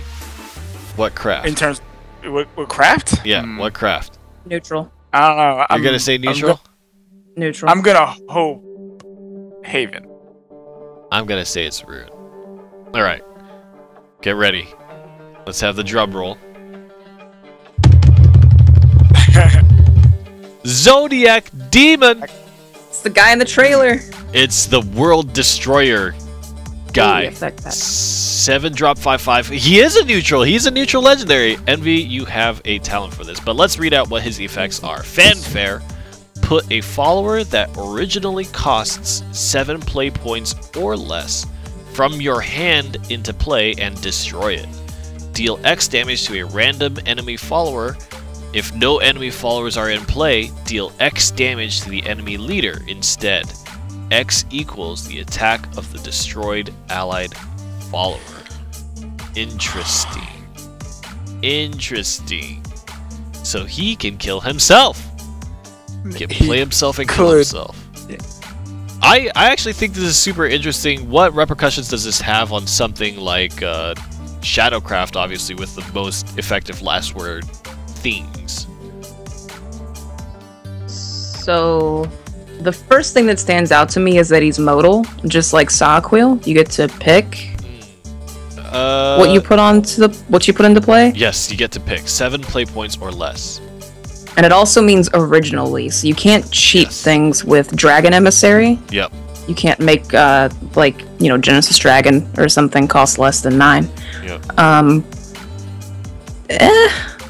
Is Shadow the best to use him with? I don't even know. No like idea. the things you'd want to die. You know what would be sweet about this? I would love to play this with Dark Alice. Just saying. Yeah, like the first thing that popped in my head was Dark Alice, but she banishes your entire deck. Sweet. So Interesting. So for the people out there, why would you say Dark Alice? Well, you would get to essentially pop it. It costs 7, first off. It's a 5/5. You would get to pop the Dark Alice, and then you would get to keep it. So you would get to do the damage, you get to keep the Dark Alice, and you get basically 2 5/5s out of it. Like, that's a lot of value. So the effect of Dark Alice, for the newer players out here, or the players who don't know, is when she is destroyed, I think she banishes all Shadowcraft cards in your hand deck? I can't remember. Hand, deck, and deck, field. start of next turn. Hand, deck, and field. Yeah, all of them. And then Dark Alice comes back again. She's a Mordecai at that point, yeah. Yeah, yeah. So basically, as ISFI mentioned, and the original thought is Mordecai, right? But Mordecai costs too much. Mordecai is 8-drop. So he actually cannot be They summoned. made sure to stop that one. They're like, you're not doing this anymore. No, that happened. Get out of here with that one. So Dark Alice is the next best alternative in that line of thinking, just for the context for the viewers out there. But you will be able to do the damage of Dark Alice immediately, as well as maintain Dark Alice on board. Yep. Right. Is there anything else in our mind? Is there anything Swordcraft oriented, like a 7-drop with beefy damage or something like that? Is there anything? Well, the thing is, I guess you have to remember, front guard we know for a fact, because of Sawquill being in game, that you won't get the fanfare effects of these cards. Yes. So, like, Roland's not a thing. You can't cheat that out. Front guard general, maybe? I mean, hey, I'm just naming a card. I'm not saying it's a good one. He's a card because you would do 5 damage to something, and you'd also get a 2/3 ward to follow, you know, as a little backup. Yeah, I think that's probably the best Sword can use of it. I think. Yeah. And with the currently existing cards. Yeah, we'll probably know. There's only 3 cards from another 100-card expansion. Right. Right. It is Sunday, and we're back again. Another day of broadcast. The mid-season special continues day 1, finished with a ton of exciting information, announcements, tournaments, and all that kind of stuff. We're back again. I'm Rainy, your host. That is ISMPI, and over there is Envy Bear. And I think we're all doing well. Are you guys super excited about the day today? We have a legendary card to reveal. Oh my god. At the very end, like... At the very end. Well, it'll take a while to get there. It'll take a while to get there, but I'm looking forward to it. What I want is some crazy... I just hope that it's a little better than something like a meme legendary. Like, it can't be something like Deepwood Anomaly.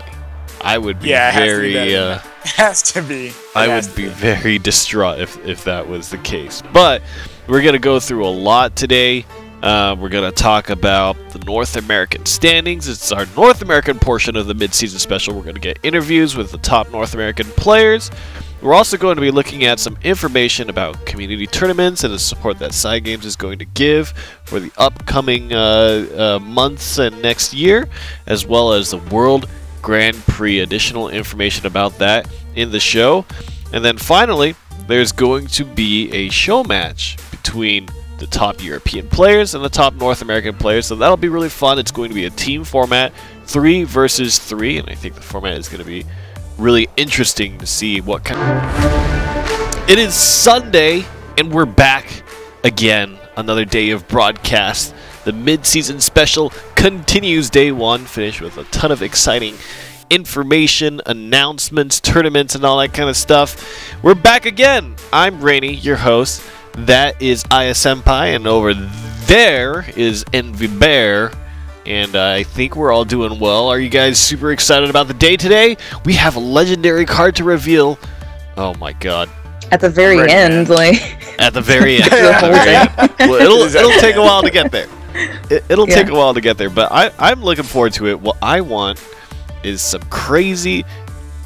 I just hope that it's a little better than something like a meme legendary. Like, it can't be something like Deepwood Anomaly.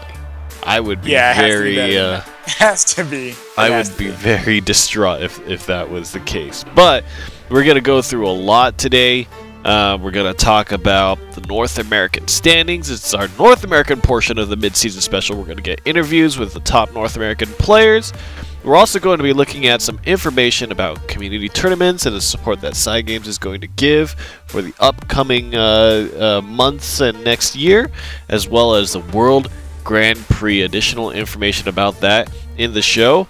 And then finally, there's going to be a show match between the top European players and the top North American players, so that'll be really fun. It's going to be a team format, 3 versus 3, and I think the format is going to be really interesting to see what kind of communication and coordination these teams can muster up in terms of both their deck submissions as well as kind of their matchup knowledge and their player versus player knowledge. So we'll also be able to have some regular check-ins from Exodium.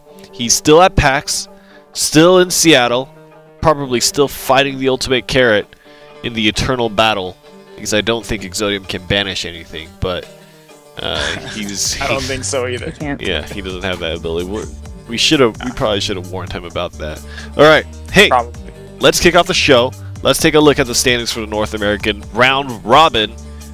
And there it is, Gengar 3-0. And I know, Envy Bear, that this is one of your favorite players here. Gengar leading the charge 3-0. And of course, Lest, the chosen one from Season 1. Kind of the top points earner is 3-0 as well in his group.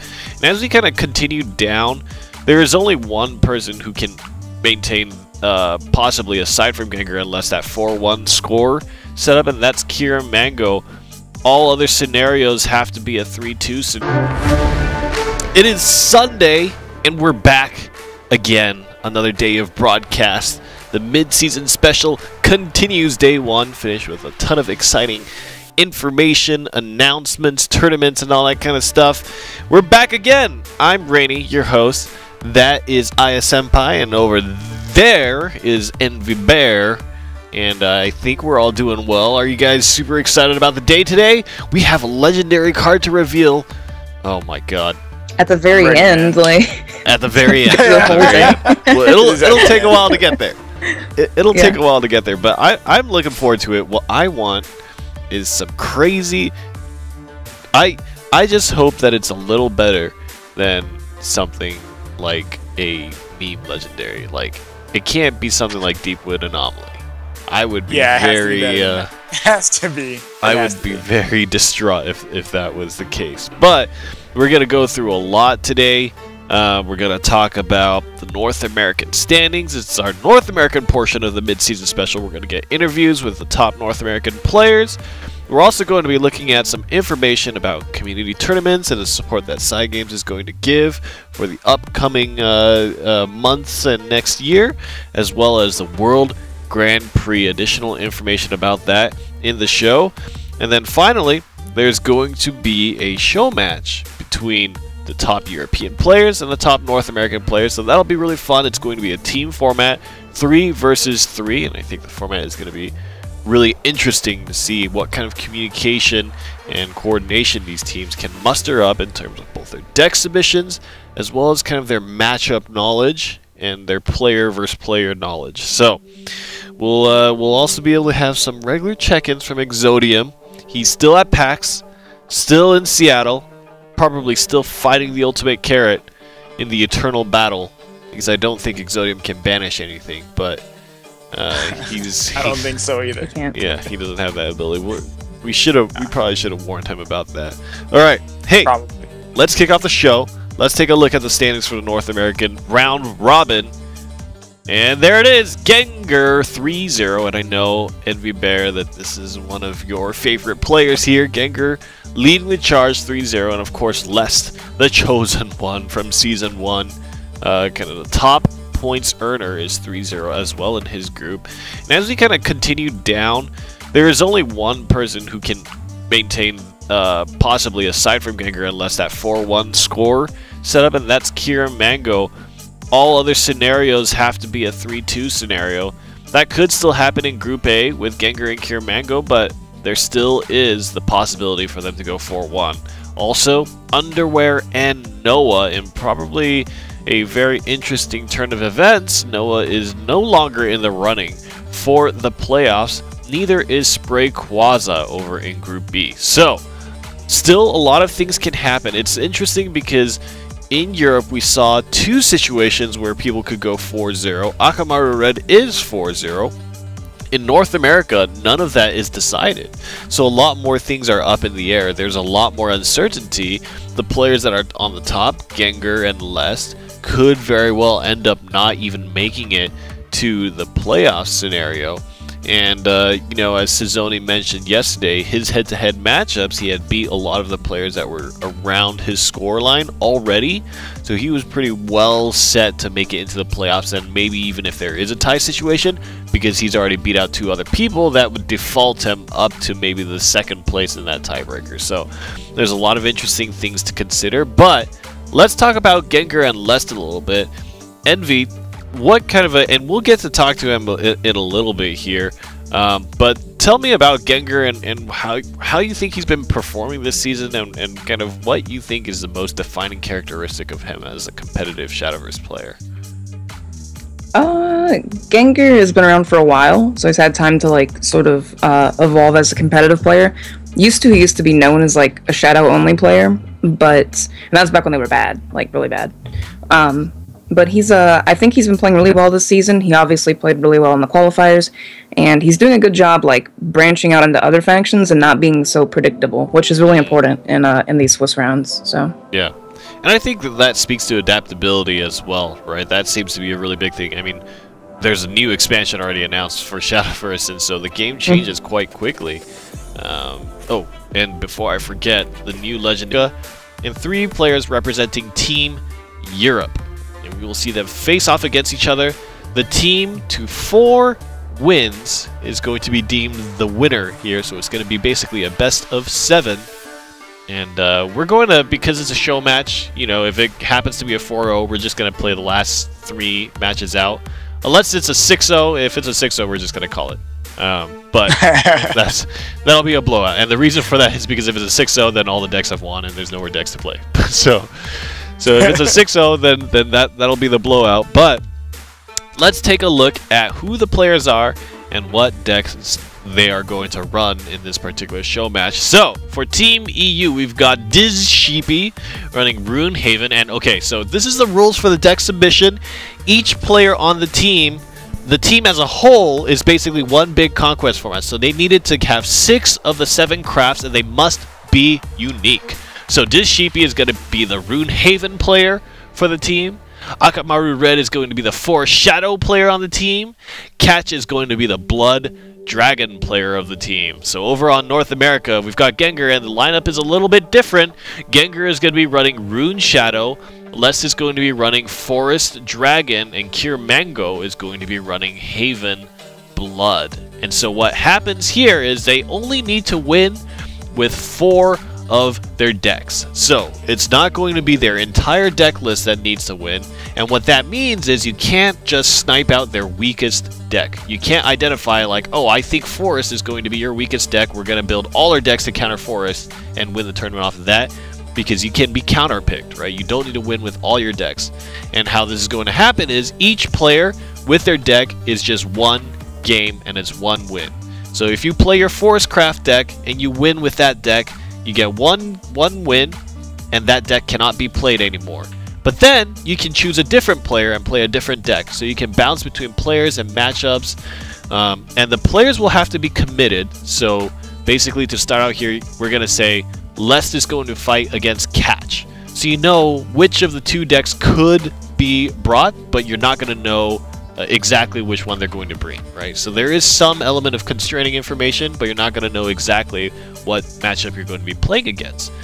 So that means that you have to spread across your deck lineup very smartly, because you don't want to, for example, give 2 crafts that are very control oriented, because that could open you up to combo, right?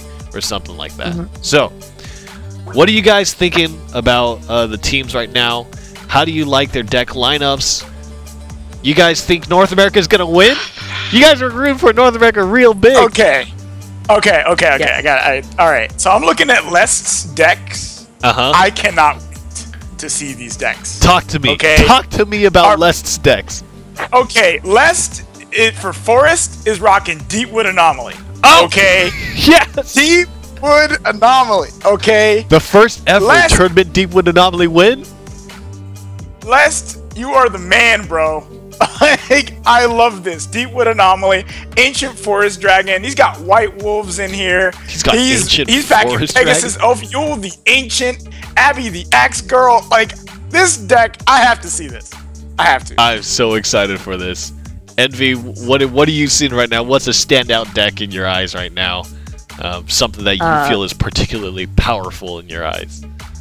Well, first I noticed that every team had to bring unique classes, and that leaves 1 out for every team or each team.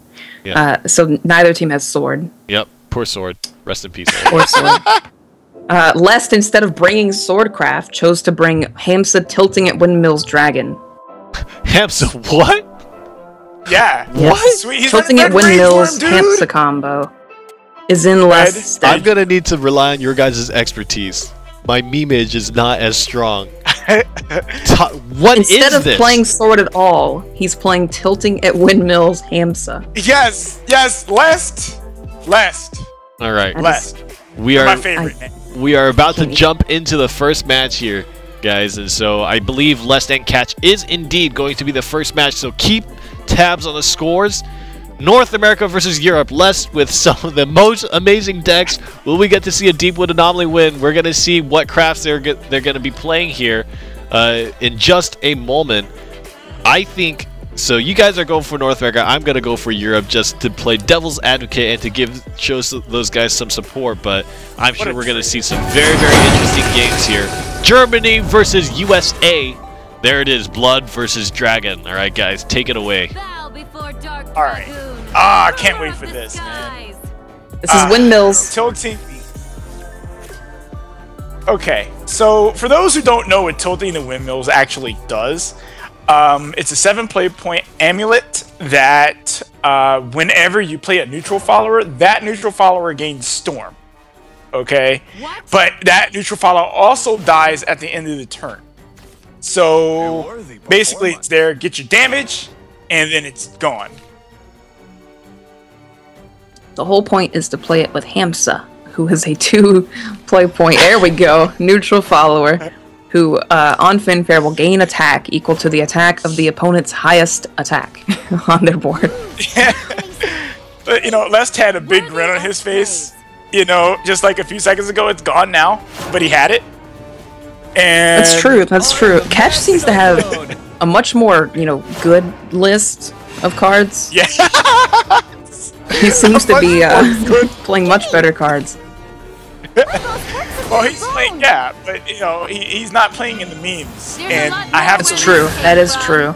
Also, Spawn of the Abyss, you know, when your opponent has Hamsa with Storm, Spawn of the Abyss is kind of not that great. You just slap it down and get hit by a duck. Yeah, he's gonna get. You know, I could definitely see a world where you know, took windmills on some you know, like. I think it will, dude. Like he's got windmills online the turn after this one coming up, and he's already got a way in hand to get rid of this Sabror. So. Yeah, this is sweet, man. Lest, you're awesome, bro. Oh, all three Hamsas are online. Yes, I'm gonna take a line out of Exodium's book and go, oh baby, yes. Oh baby, a triple. Yeah, triple Hamsa. Okay, Lest, you have to do it, man. Okay. Windmills will also work on Israfil too. It's all well, no, it's not. Is it 7 or less, or is it all neutral? No, I think all neutral. All neutral. Only neutral? Yeah, well, Israfil is neutral. I thought for some reason, I think that legendary we just saw made me think it was 7 or less. But here comes the windmills. There it is. It's not 7 or less. I was wrong. The neutral that we just, the neutral legendary we just saw messed me up. But Bandersnatches. So, yeah, so he's got a double Bandersnatch on. Now this could be a little bit of a concern. A little bit, you know. Like, just a smidge. Oh, wow. He's not gonna bother summoning Hamsa because, oh, there he goes, never mind. We're wrong. Hamsa can only become a 4-2. Gonna summon all of them, I think. Hamsa Flood? If he goes face for 12 here, then he can actually just summon Israfil next turn and win, so... And win? Yeah! Yo, Lest is a boss, bro! Lest is a boss! He's gonna go face for 14 total. It's 3 dead ducks, man. You know what? This is gonna be so worth it. Those were some sacred ducks. Lest is like, just don't kill me this turn, which there's no way that catch can. There's no way, yeah, there really isn't. It's impossible. No way. There's no way. There's nothing to cast Diabolic Drain on. There's nothing to... Oh, a ward! Oh, no! Oh, not a ward! Oh. Not a ward! That's sad. Yeah, that might be too good. Unless he gets a Hamsa. We already used all of them, never mind. You already used all his Hamsa. Oh, Lucifer. Oh, wait, that doesn't do it. Like, let's see. Yeah, that doesn't Lucifer do it. would have Storm, though. Yeah, but Lucifer not only having Storm, he still wouldn't be able to do enough damage. Oh, it doesn't heal him for enough, yeah. He doesn't heal enough for him. Yeah. I mean, at the very least, he will be able to clear the majority of it. Yeah, Israfil does enough here. There's not lethal on board anymore. Yeah. But, and she kills herself, so Spawn can't be used against him. No! That's true. Razor Claw. No! Oh no! No! The memes! They have been defeated. Okay, so he's gonna attack with both of these. And no! No! I'm so sad. Testament to your strength. It was so close. He top-decked the ward and the Razor Claw. No! I'm so sad. The memes, they're gone. No. Feels bad. Why did you kill the memes? Come on. Why couldn't you just lose on purpose, Catch? Come on. Come on, Catch. I can't believe what just happened there. I was so convinced that he was just gonna 1, 2, 3 easy just destroy and finish out the game, but that Baphomet nerf just saved them. It just saved Catch. Yeah, it did. Yeah. It drew the one card that it needed. It got the ward. Yeah. Oh my god. Why couldn't you just let the memes happen, man? Like, oh my god. Lest, I mean, this is what Lest does. He makes it look easy. He takes these weird win conditions and these memey decks. He's just like, whatever. I'm going to be 1 damage away from swinging lethal, and you're going to have to top deck to beat me. To be fair, That's I guess he did technical get win for 3 EU, Hamzas. but NA won in the heart. Okay. NA won in the heart. NA has heart. He won in my And heart, won in the man. heart. What's He won craziest in my to heart. me is that if there was a situation where he actually got lower cost followers because he used Into the Looking Glass, everything was neutral, so everything had Storm. And there could have definitely been a situation where he would have drawn just enough cards to just kill the ward and then do 5 damage. That would have been like It was close. It was super close reasonable. for sure. I can't believe the game ended in that way. Let's take a look at the decks and to see. Oh my God, I can't. So Catch won with Abyss. He didn't even get to play Abyss. In fact, if he played Abyss, he would have died, right? Because it would have Yeah, he the would've, Hamza would have gotten 100%. 6 damage. He didn't even get to play that, so good awareness on the part of Catch. I'm pretty sure he saw Hamza and the list was like, oh God, I know exactly. We saw the what's windmill, coming. and the windmill was like, you know, like advertised. I have Hansa, so. Yeah. Oh my goodness. Could you imagine how that game would have played out if you didn't know what the list was? If it was just like, oh, it's Dragoncraft. Would you I have would not ever have- guessed that it would have been No. Hamza? No. Yeah. He would. I mean, the thing about like I- meme decks or whatever, like the thing about, you know, joke decks, is that the ones that work get spread really fast. The ones that Real are like, quick. you know, if you see X, they're going to be doing this and that. You know, like they get spread pretty fast. Let's take a look at the team lineups here and see how the situation stands. So Catch has taken the win with his Bloodcraft deck. That means it's not going to be available anymore. But Lest can still do it. It still lives. The Hamza dream. The Hamza dream. We were so close to seeing it happen. If Catch had made just one mistake there, it would have been over. But Team EU takes the lead. They're 1-0 up. I'm feeling pretty good right now. How are you guys feeling? You're making me sad, man. So what's No, gonna? it's You're making me fine. sad. We're fine. One, you're a traitor. Okay. What? And we did it. And 2, We're fine. We're fine. the We're memes fine. didn't We're win. fine. Ugh. NA's got this, I believe. Oh my gosh. So what's got this. happening now is because EU won that last particular match, how it works is EU has to tell NA which player they are fielding next. They don't have to tell them what deck is going to be played, but they will say, oh, Catch is going to play, or Akamaru Red is going to play. And then North America can decide who they want to field as a response. So North America gets a little bit of catch-up information here and some insight into what their matchup is going to be. And it looks like North America is going to choose Gengar as their next representative. So Les is going to take a slight back seat here, and Gengar is going to step up to the plate, and I can only imagine, unless Les was like, you know what, let me take the brunt of the memes on my shoulders, you guys can play actual meta decks. What is going on with any of these? It looks like it's going to be Gengar versus Akamaru Red here. And that last match got me hyped, man. I don't know what to expect. Well, I can. Ooh.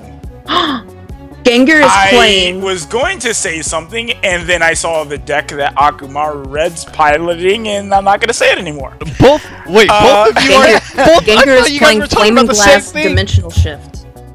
He's playing Flame Glass Dimensional Shift? Yes. Okay, what is... Okay, that's Gengar, Okay. right? Yes. Akumaru Red is playing Dark Alice. Ooh. Ooh. Dark Alice. How does this Dark Alice versus... I feel like Flaming Glass would win that, right? Flaming Glass is Because you heard pretty the well word suited. Yeah, Dimensional it Shift, that's should. why. Yeah. It should win that. Pretty free. Flaming yeah. Glass, I feel like, is pretty well suited. All right, we're about to hop into this match. I hope it's going to be that matchup, Flame Glass versus Dark I hope, Alice. yeah. I'm Yeah. hoping this is like nothing we've ever seen before, my friends. We are going into uncharted territory now. Perhaps with some of the best players in the world at Shadowverse, they are playing some of the I don't want to use such a strong word as worst decks in the game, but They are amazing. Meme-tastic. Flaming That's the Glass word. V-Shift is the best deck in the game. All right? oh, okay, you're right. Tastic. Meme-tastic, the most meme-tastic decks in the game. Let's take a look and see. Guys, take it away. Akamaru Red Yes! or Gengar. Okay. Flaming Glass Akumaru V-Shift, Red's and he chilling hit, out I in think the he's happy to library. hit Forest, I My guess. quarry won't escape that easy. So, wow. Oh my goodness. Wandering Wandering Elf Elf Mage. Oh, Akumaru Red. Akumaru Red You know. That is a blast to the past right there, dude. Yeah. Oh, man. Okay. Ooh. So, I don't even know what to expect going into these games, but you know what? And well, let's go. As an expert to Flame and Glass Dimensional Shift, keeping the Harnessed Flame in hand on the mulligan there was kind of weird, as you have a lot of cycles and you need Dimension Shift to be boosted at least 14 times for the combo to work. Being on the play, this might come back and bite him, since those tend to clog your hand. That's why you only play one of each of them, so... Well, I believe... And PTP Force, who do I cheer for? So, are you really gonna root against the deck that you say is your favorite deck in the game? Man. Yes! You kind of torn! I'm not cheering for either one of them. Whoever wins, wins. Whatever. It's... That's fair. That's fair. That's fair. May the your player win. Ooh, the fairy circle right on time too. I don't think he's gonna get much use out of the A, so... No, just keep it in hand every time. Yeah. Now, there is a little bit of a consideration when you're fighting against D-Shift to just kind of be limited on the cards that you play, primarily due to you not want to giving them targets for spell boosts. Right. So, it would be interesting to see how Akamaru decides to tackle this matchup. We can see that Gengar doesn't exactly have like the most stellar D-Shift hand ever. So, no, his hand is absolutely terrible. Yeah. Ooh. Goes for the Wandering Elf Mage instead, giving Gengar a chance to pop a Witch Bolt that he's not going to get a chance ever again, and he actually Magic Missiles instead. Can't prevail. I think the Magic Missile was fine. I mean, again, it does draw him a card. He does want to get into cards that he can spell boost, preferably to get into his D shifts as early as he can, which right now, as we can see, is not in his hand. So the thing about Magic Missile, though, is that it's low play points, and it could hit face anyway. So because you're never going to get a chance to cast Witch Bolt, and you have a small chance of hitting a 1 play point spell off top anyway, you almost always cast Witch Bolt there. That's fair. Goes for the Altered Fate. Yeah. You know, Trail of Light. I'm silly against that. Is that a Bellringer Angel? That is a Bellringer Angel. That is a Bellringer Angel. Gengar's hand is shaping up kinda if he gets like a Dimension Shift into a Fate's hand here, but his hand is lacking pretty hard. He needs these shifts. Bad. Yeah, he needs cards, and these are not the ones he wants. So, I mean, you just play Conjure Golem and pass. Like, you don't play Levy here. So. I think you do play Conjure Golem and pass, yeah, because you don't want to Sort Cache anything in this hand. If you still had Magic Missile, you would dig into that Sort Cache and you would just boost the Fire Embrace twice, so it wouldn't really make a difference there. Now, Akamaru Red is sitting on a bunch of cards that will allow him to fill his hand. He's got the Fairy Whisperer, he's got this Fairy Circle, so he will, if he wants, be able to just jam a bunch of cards into his hand. Alternatively, of course, he could just play Trail of Light to hopefully draw into another Alter Fate so he can start, cycling through that's more of his the thing, though. He has 26 cards left, and he actually Altered Fated away an Altered Fate. So he only has one of those left. Yeah, so, I mean, he's going to have to find a way to start, filling his, his shadows, because his main win condition for this deck is just PTP. It's just to get 30 shadows. He also Altered Fated away one Path to Purgatory, but he does play 3, so it's not that big a deal. Some lists towards the end of PTP's reign tried to play 2, but Akamaru Red's running the whole 3, so he should be fine in that sense. Yeah, so he's kind of thinking about it. I love the fact that he's surrounded by books. I love that. Oh yeah. Hey, let's play. This is an intellectual man right here. Yeah. Right? This man went to the public library. It's pretty sweet. I'm just a mage who's as old as dirt. You're done for. Gengar's hopefully going to use this turn to finally use one of these Witch Bolts.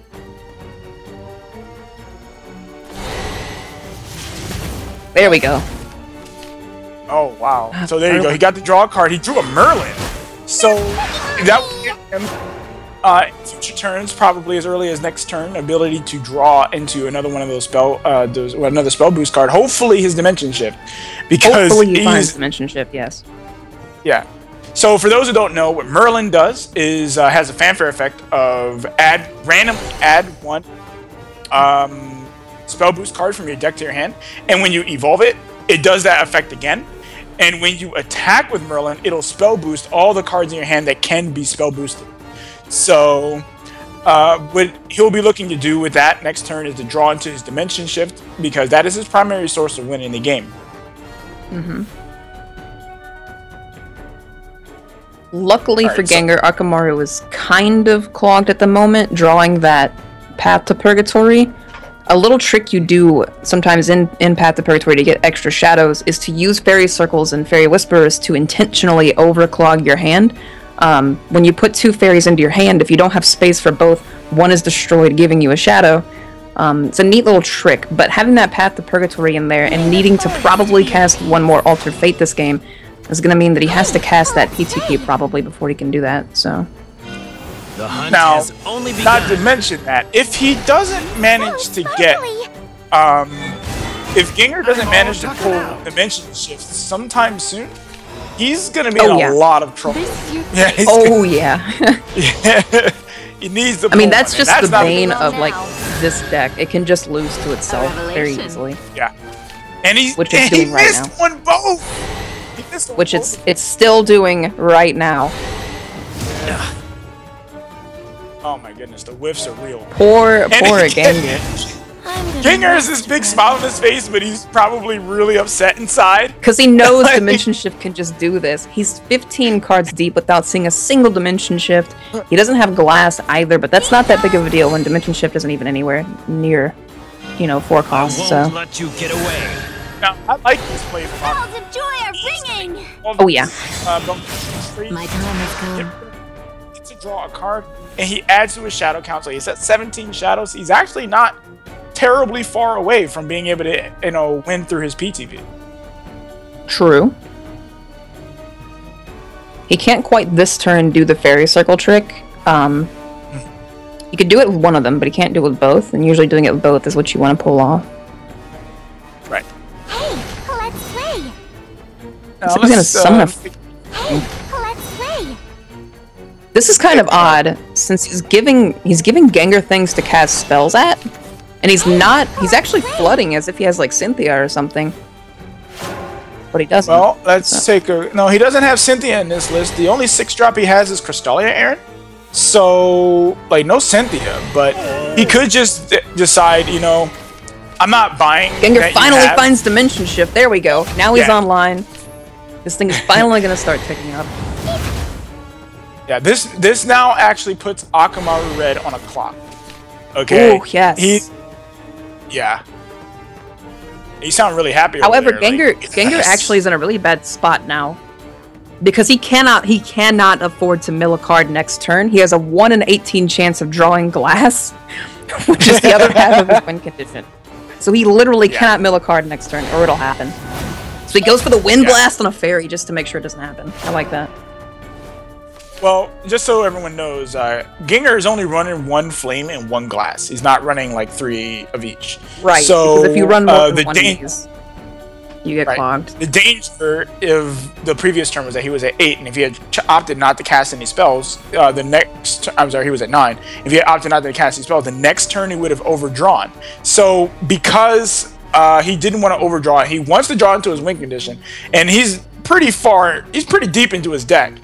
Right now, so he wanted to draw into that. That's why he opted to play the Wind Blast right there, so that he wouldn't overdraw. I think he also sensed that Akamaru Red's only plan here really could be setting up a giant Ancient Elf. I'm not really sure why, but that would have had to have been his play.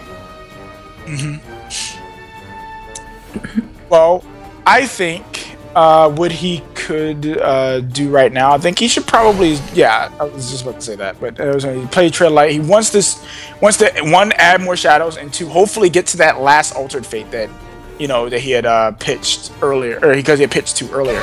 So he also may be on the plan of letting Gengar spell boost, putting the fairies in danger on purpose to get the shadows off of them because he may not plan to actually win off of another Altered Fate. He did ditch 2 of them already, so, you know, it's a 1 in 20 that he even hits one, so. This is the end.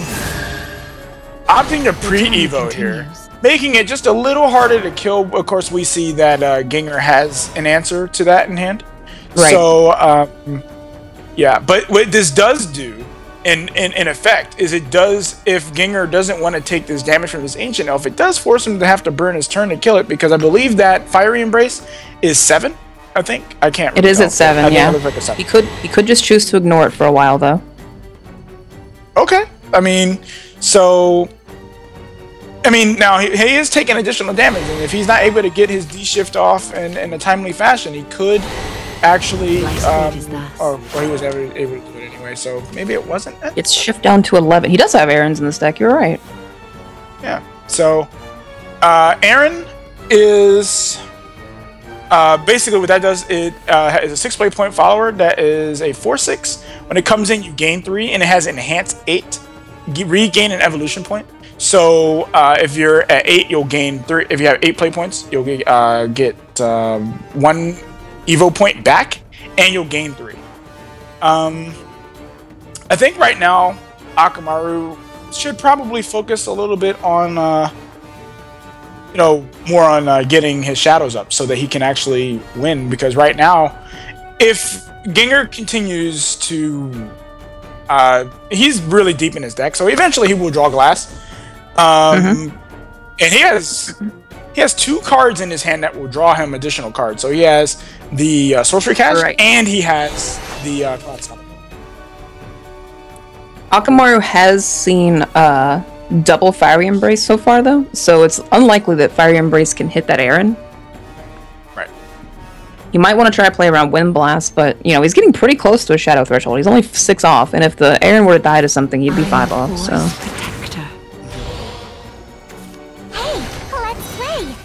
So he's opting to flood.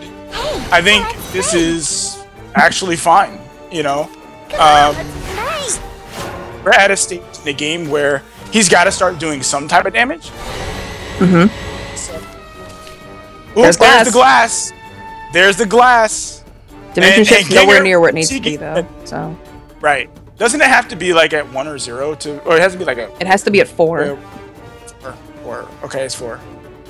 Flame and Glass together are 6 and unreducible, so Dimension Shift has to be at 4 at least. So he would not be able to go off this. Oh no, he can't go off for a while. Because he drew the Dimension Shift so late, it's not had its time to build up. So he would not be able to go off the following turn, just due to the fact that the he's going to have to use the next turn to get his D-shift lower. Right, without a zero cost Fate's Hand, he can't do that.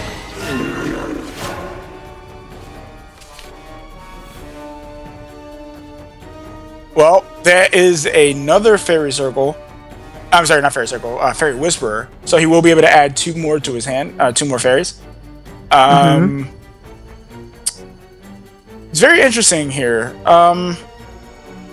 Now, Akamaru is very, very close to activating this. If he throws in 2 fairies, casts Sylvan Justice, and then plays the fairy off Sylvan Justice, he's actually wow. He's gonna get aggressive here instead.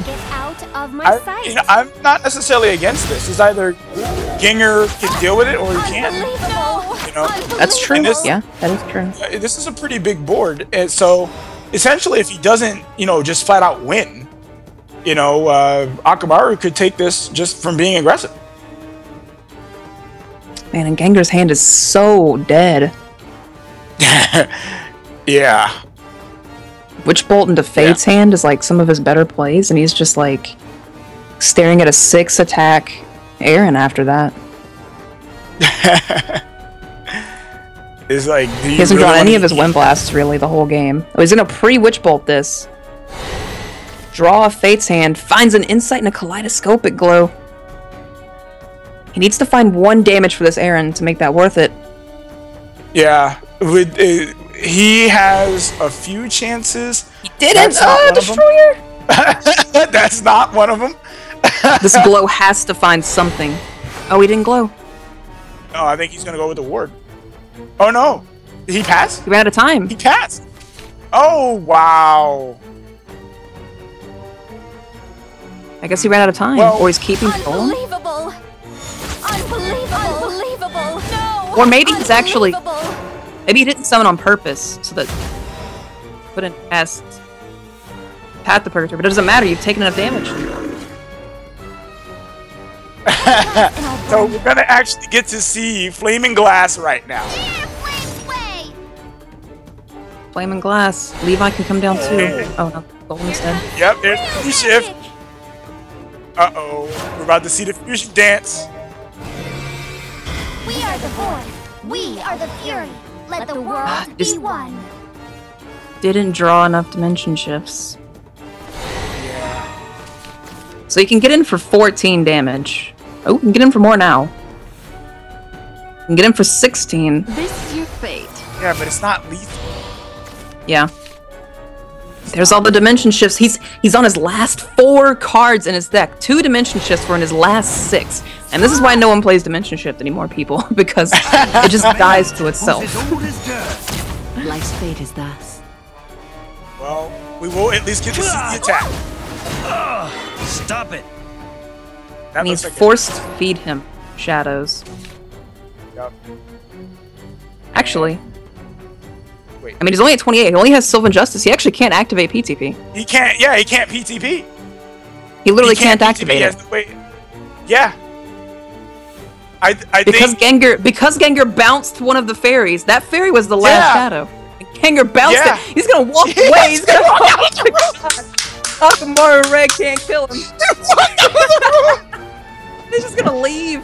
Gonna get a popsicle. Take it. No, I'm done. He walked out of the room. Akamaru Red is one shadow away from lethal. He's putting a 1 up, and he knows he's 1 shadow away. Oh my goodness! Incredible. To be at peace. Yo. Incredible. He walked out of the room. I'm the force protector. Oh, did you find it actually? Put the Fairy Whisperer back in your hand, play the Fairy Whisperer again, and then Sylvan Justice? But you can't cast PTP. Wait. No, he can't Shadow. PTP. Oh, it actually didn't even kill a can't. Fairy, never mind. Enough room.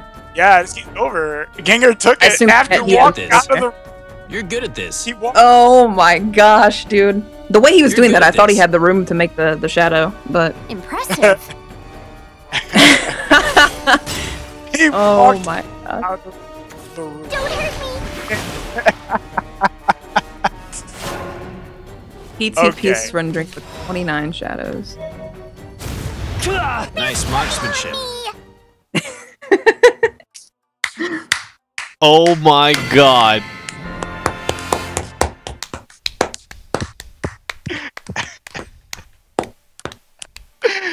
We saw Flaming Glass win. Though I suppose either way, Envy would have been happy. Either PTP was going to take a win or Flaming Glass was going to take a win. One of the two. The MVPs of that game were literally like Gengar not drawing 2 shifts in his last 6 cards. Like, come on, Dimension Shift. And then like this kaleidoscopic glows. They kept Akamaru off 2 shadows overall, or just 1 at the very end. And that was that last shadow he needed to activate PTP. And it was just like, oh my God. It turned out to be super genius that Gengar decided not to play a single follower on the turn before. Yeah. Exactly, he just ate that damage because he knew he needed that Akamaru wanted the shadows, right? Obviously. Oh my god!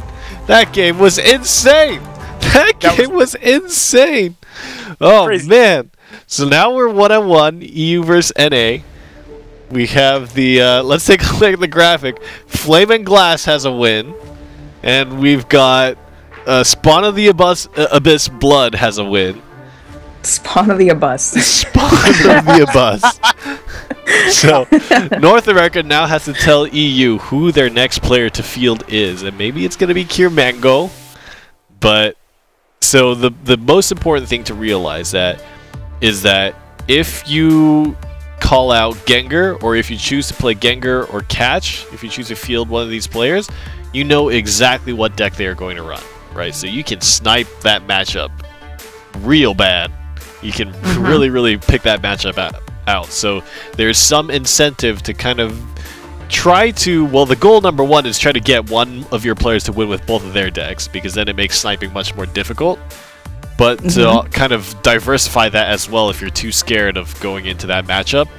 So you need one of your players with a very balanced lineup of decks to make sure that he can get the two, so you can make yourself stay flexible and unpredictable here. But that's the metagame here. There's a lot of metagame ideas going into this draft. We'll have to see. I believe the game is ready here. So it's going to be... Oh, Gengar is going to field himself again. Ooh. And so he's on Shadow. He's on... He's on...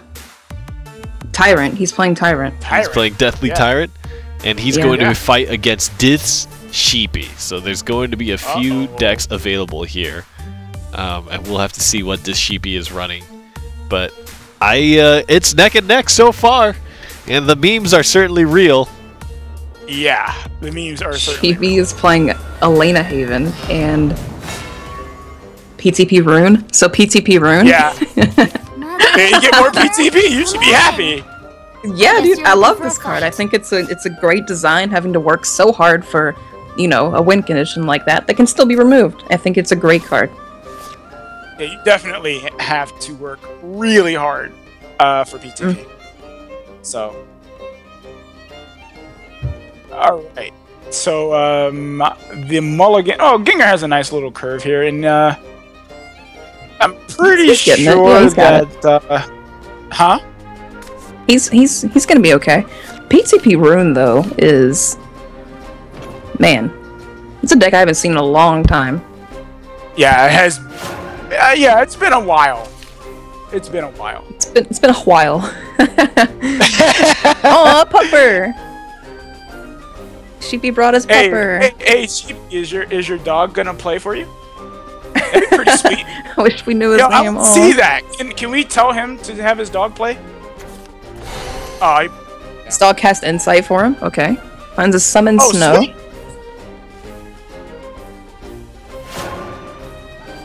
All right. I love the Skull Crater Widow next to Demon Eater. Like, it's so greedy, but it's so many cards. It is greedy. But, I mean, it's 3 cards, right? So... Yeah, it's so many, yeah. That's a lot of cards. And you want the shadows, too, so, I mean... Yeah, well, I mean, he's playing Deathly Tyrant. Yeah, you know? 2 Tyrants, yep. He wants tons of shadows. He's basically playing, like, a really greedy draw-based shadow that replaced Eekter with Tyrants, pretty much. Well, you know, just as a point, like, on ladder, I've been seeing a lot of people switching to Tyrant. I mean, I still see Ektar, but, like, just Tyrant was good a long time ago, okay? It's fine. It's great that people finally... I'm not saying it's bad. I'm saying it's just a lot of people playing it out. To the Tyrant meta. Tyrant's great. Well, I mean, like, when you see something as consistent as Ektar and, you know, whatnot, is it a wonder that people just kind of stick to that? You know, before. Sure. Not so much now. Like, now there's a lot more flexibility in Shadow where you can... You know, you can kind of go whatever direction you want. You can still play Mid Shadow. You can play Tyrant if you want with Mid Shadow core, or you could play Neff Shadow. Double Path to Purgatory in Sheepy's hand. It's gonna force a trade out of him since he's not really playing anything else this turn except maybe a Magic Missile to face. It's gonna make these Demon Eaters a lot weaker, but Grimnir can just be slapped down, so I don't think Gengar will care. Ooh. This is an aggressive line. It is. So for those... Oh, no. Oh, okay, never mind. Okay, Skull Beast into Demon Eater could have been a play, but chose not to. Summon Snow adds 2 snowmen. Well, adds 1 snowman for every time it's been snow boosted. So... Could add up to sometimes... 5, yeah, sometimes he could get 3 on turn 3, or depending on like what his early turns were. Or... you know, but you definitely play it if you're trying to be aggressive, which is exactly what Sheepy's going for. This is a very aggressive line. Plus, it generates shadows for him. Of course, yep. He's able to throw both of them in there and maintain that 2-1 on the board. Or not. Ow! Or not. Or not. Never mind.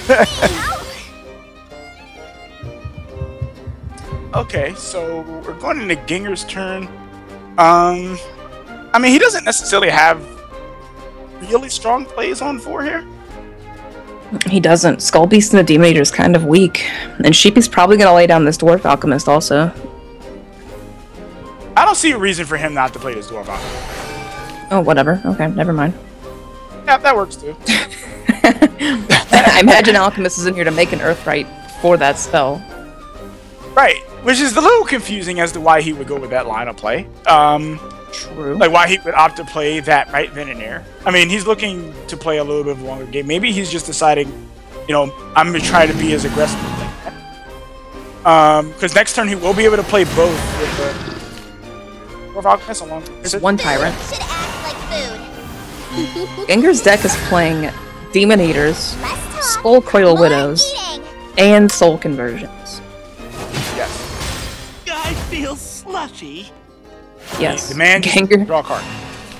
Gengar's cycling is cray. Absolutely cray. His next turn is really bad also. He has like nothing in his hand except for Demon Eater on Demon Eater, so. Well, I mean...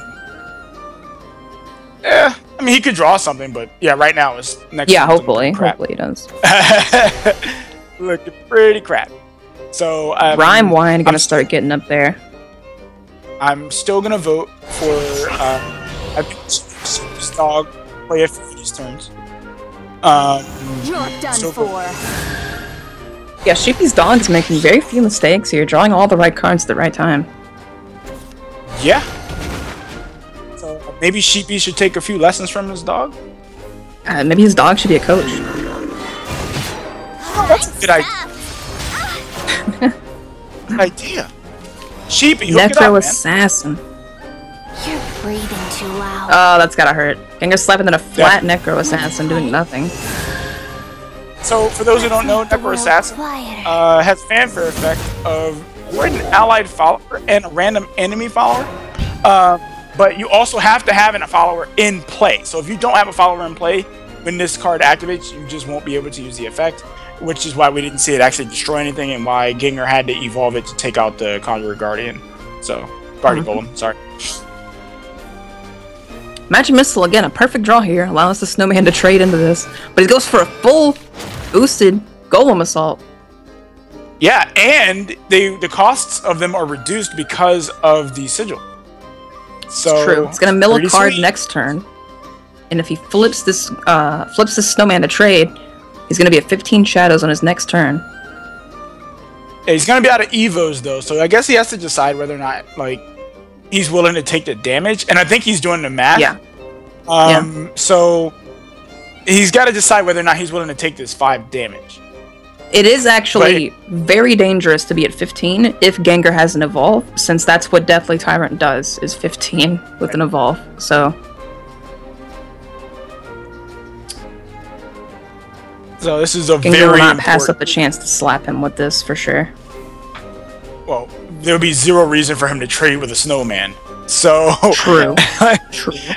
It's like, why would he trade, you know? I feel slushy. That was... That was So interesting. he's- That was spicy. I am a little confused. I'm Just sure a little Sheepy bit. had a point for it. Death's Breath is going to clog him up a little bit, though. It's going to be... Just have Magic Missile onto Necro Assassin, though, so... You can't get rid of her. It's so quiet. Yeah, but he lined himself up to take a lot of damage. He you know, did. 5 He damage. can Rhyme Wind one of them back to hand and then evolve, but then he still takes 2. Yeah. So...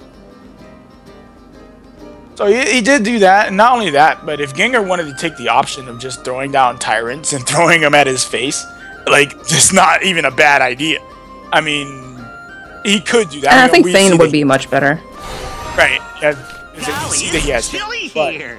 I'm just saying, that is certainly an option Won't that be he long could take. now. Oh yeah, for sure. Ooh, this is real Scott. Man, where's that Rhyme Angelic Wind. Barrage when we need it? Right?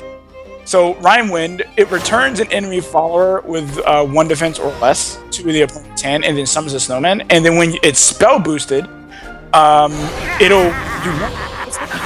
So, that means that for every time it's spell boosted, it adds 1 to its effect. So I'll show you. Finger evolving for face here. I like hit him in the grill, bro. I would like this if Sheepy didn't have Rhyme Blind in his deck. I mean, yeah, but I like that he's pushing damage. You know, because right now we see that he's really far away from OTKing with Deathly now.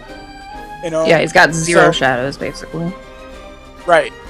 You know, so he's really far away from that. So him pushing damage so that he can actually start, you know, getting a kill off with these tyrants is not a bad plan.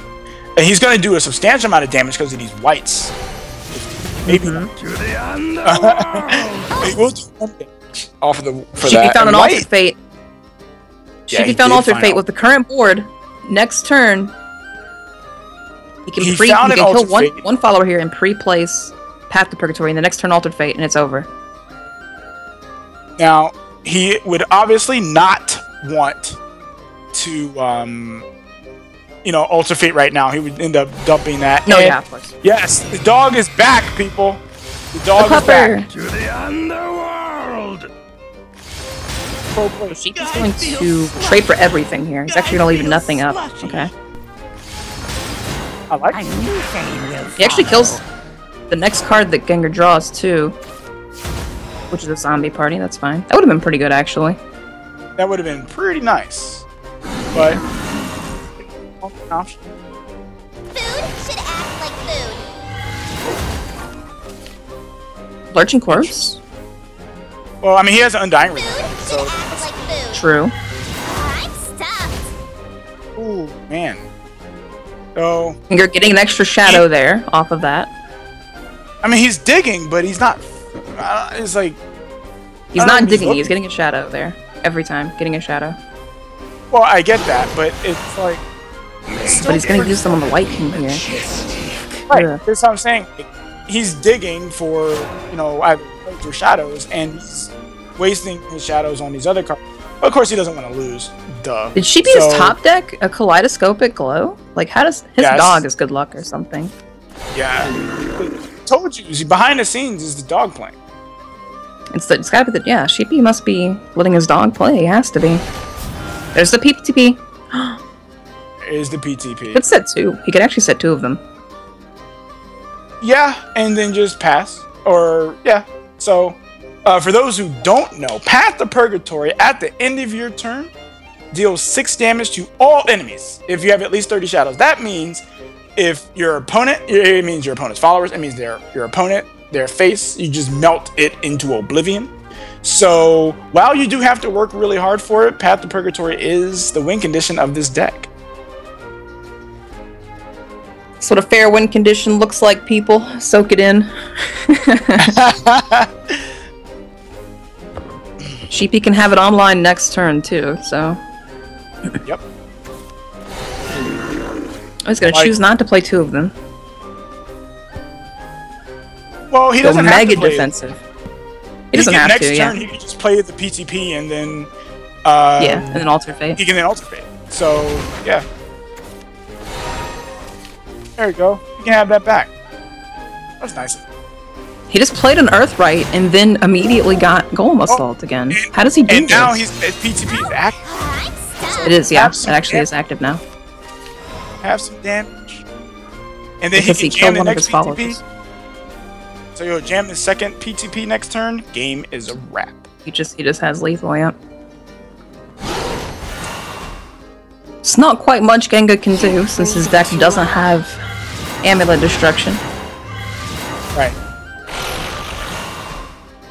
Amazing. Amazing. Amazing. Amazing. He gives him the nod of approval. Okay, he said, okay, I'll take my L now.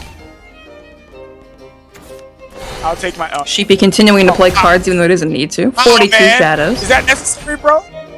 Yeah, it is. Good job. PTP takes And a then he win. dabbed on him. I was actually scared if you BM too hard like that and you overdraw yourself and you run out of cards in your deck, then you auto lose And that is where it gets real bad. But PTP takes a win. They will go up 2-1 is EU. And Sheepy with the pet doggy and the salute, I'll call it, I guess. He dabbed 100%. Yeah. That was a dab. The dab. Yeah. The dab salute. Who else dabbed? Was it him that dabbed last time too? It's him every time. He's dabbed before? Dab is his thing? That's his thing. Sheepy and dabbing. We need to have a conversation. With Sheepy. But looks like NA barely squeaked away there. Deathly Tyrant didn't come to fruition. I think managing the shadows is really a challenge for Shadow right now. So a little bit tough, but we'll have to find out what you will field. They're up 2-1. Let's look at the screen here and see what decks are available, what decks are left. So EU is kind of halfway there. They just need to win twice. Akamaru Red is probably their next player here. But North America has some flexibility. They haven't fielded Cure Mango yet. Maybe North America was trying to get away with that thing I was talking about, of have somebody win with both their decks and then you never have to worry about getting sniped. Well, I don't know. It wouldn't work because like Lest and Mango would have to both win one game each to be unsnipeable. Because if Lest wins one, then he's snipeable, and if Mango wins one, then he's snipeable. So yeah, but if each player has won once, then once you know who the player is, then you're snipe proof. Yeah, then you can't be sniped. Yeah. Well, we'll see. I'm EU in the lead again. Do you think it's gonna end 4-3 in North America's favor? Honestly, EU has a bunch of these like really try-hard decks. They have PTP Rune, Spawn Blood. They're trying way too hard. Okay. PTP Rune. Even if EU wins, NA wins in my heart. Okay. Oh. NA. Okay, I understand. that sentiment. I feel like PTP is tough to execute. I feel like it's dangerous to try to go for that many shadows. It doesn't happen very often. Yeah, it's very difficult. For sure. If you were to... Oh. Yeah. No. I wonder... Try to play it on ladder? No, don't do it. I almost wonder if Starforge Legends will bring new things for PTP to play around with. You know what is really interesting? The opposite of PTP getting a tool. I'm surprised Cygames, even when PTP was like super popular, never printed a card that drained shadows from your opponent. It just never happened. I don't know. That sounds like a new because that would be mechanic. A good nerf to PTP right there. Well, I mean, if with them introducing a mechanic like that, now you're opening the door for them to do direct interaction with things that aren't necessarily in play, like interacting with their hand, even interacting with the opponent's deck in some way. Let's do it. I don't think 2 play points, target opponent discards a random card. I feel like a lot of people would get real mad at that real quick. Yeah. Of course they would. What do you mean? That's weaker than a lot of other cards, by the way. A lot of Magic cards are way stronger than that, so I wouldn't even get in there. But like draining shadows would be so intuitive. Like this is Shadowverse. This isn't Magic. Like things that come into play already use shadows. It's in the UI to use shadows. It's a mechanic to use shadows. But like, what if your deck, you were Shadowcraft, your deck was like, the point was like to build them up, so like use Eekter, for instance, old Eekter or something, and your opponent could play like this 4-drop that gets +1/+1 if it drains like 4 or more shadows. It drains 4 shadows, gets +1/+1, drains 4 more, gets +1/+1 again. Like that would be, it'll punish you for building shadows, Like, I don't know. It was cool. Nah, I hope that never happens. Cygames, don't listen to that. Don't do that. Don't see do the thing about card games. Interaction is good, Aya. I know you all just want to goldfish your way to victory and play yourself until you just have roach and you win. But interaction is good. It's not designed like that.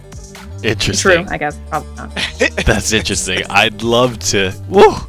Man, I'd love to dive into that topic. I think the next players have been picked. I believe the players are getting ready. And it's going to be Mango versus Catch. So Catch has already played, and I believe he's already won. So they know what deck is coming. So Mango is primed to snipe Catch here. We'll have to see if Mango has the tools and the decks available for himself. But we'll see. I don't know if all of them are running memes. What memes do you think Mango has? Well, this is certainly memey. Okay. First and foremost, Pure Mango, you have my vote immediately because you're playing my favorite card in Shadowverse, and it's Bloody Mary. Okay. Yep. So, yeah, and he's running Demon Key. You know, like, yes. He's also got Satan Guardian Sun Haven as another option. Satan. Catch is playing quite literally like the last week's like ramp dragon. He's playing Queen Dragon, like, verbatim, like competitive Queen Dragon. So Catch, you don't have my vote at all. Like, I'm sorry, buddy. All right, we're jumping into the game. Like competition. We'll see how meta stands up against some Bloody Mary and some Satan here. I don't know which Mango is going to choose. If you guys had to choose between Mango's decks, which would you choose against Haven, Ram Dragon? every time. You would choose Haven? All right, we'll see. We'll see. I'm excited to see what the result of this game is. We have some wins for memes so far. We have one? Mango. No, two. Be a hero. No, don't play the Haven. It is. Haven, but I wanted to see the Bloody Mary, man. This one's for He's got to pick Haven though. It's got the better matchup. So it does have the better matchup, much better matchup. Catch and knowing that Catch is going into this playing hardcore like meta tournament list, like Mango needs that better matchup. So Catch is like, my pride is on the line right now. Okay, I can't. EU's pride is on our line. There's Prince of Darkness. Old name Satan. 10 play points, 6/6. When it comes into play, replaces your deck with 10 Apocalypse cards. Reporting for duty. 4 unique ones, 3 of each unique, and then one Astaroth's Reckoning, which is. Now, Catch has an animated Queen with the Dread Seas. Relying on you, Dragon. He does, but he's still not playing memes. So even dude, he's not playing. Mango even has Mist Shaman. He has Zoe and Mist Shaman. Let's go, Mango. Let's go. Yeah, you know, I'm rooting for Mango just because he's NA, but like he's brought memes. Yeah. Okay, like true memes. You know, he's not even NA. Like he's Canada. He's NA's hat. Like he's up there. He's hanging out in the top. Yeah. You know, but you know, true I like Canadian. that. We wear Cure Mango. Is that it? Yeah, we're wearing Cure Mango out here. Catch unfortunately has a pretty easy clear here for Mango. You guys heard it. We're wearing Cure Mango. Yeah, we are wearing Cure Mango. Nice. Up in a Woody. I love that everyone's getting more playful with the cameras, dude. I think I mentioned that like 2 weeks ago or something, that no one did anything funny in their camera. Yeah. And now we're seeing Woodies and puppers and ice creams, and it's great. Well, all I can say, the funniest thing I've seen so far on camera is Gengar walking out of the room. Okay? Like, yes, Gengar just walking out, hoping nothing happens. He jammed the board, walked out of the room. That was it. Like, that was great. All right. So anyway, Catch is taking a long time to deliberate whether or not he's going to deal with his Zoe. I've got to take a break. Yeah, just kind of Blazing Breath into Grimner. That play was, it seemed like the best one. It also, yeah, it definitely did. He just decided, I don't know, whatever. So since he can't just follow up in a Draconic Favor next turn, not Favor, and just, I don't know, seemed like a pretty good play.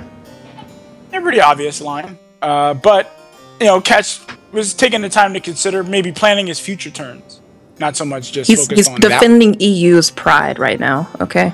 I mean, he's playing a meta deck right now. He can't afford to playing a verbatim tournament list. Yeah. I'm pretty sure he submitted this like a week ago.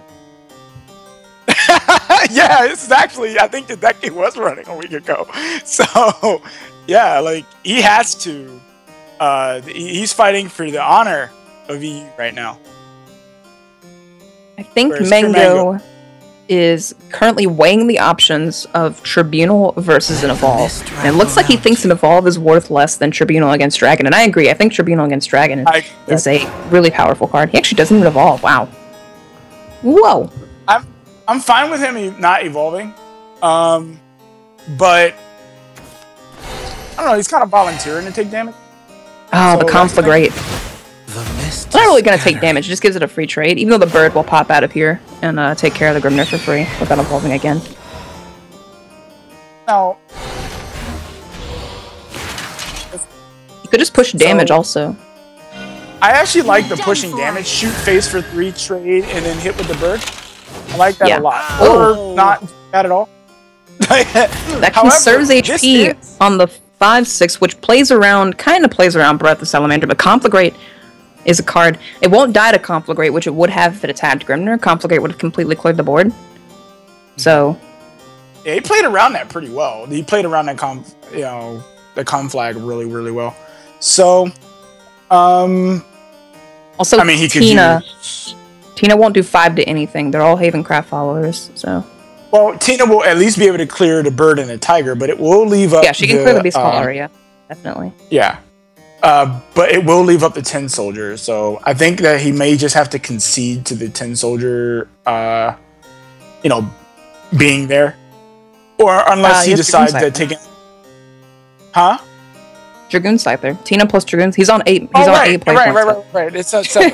You're right. My bad. He's actually 3 play points ahead of Mango at the moment. Yeah, I actually didn't even see this either, so my bad. Anyway, yeah, he does have animated. I didn't see it. It's all good. It happened. Tina. So yeah, Evo click forward, and My brother can. I can. coming up for Mangoes. We'll be able to remove it with Judge, so that's pretty good. It's a pretty easy Judge turn, I think.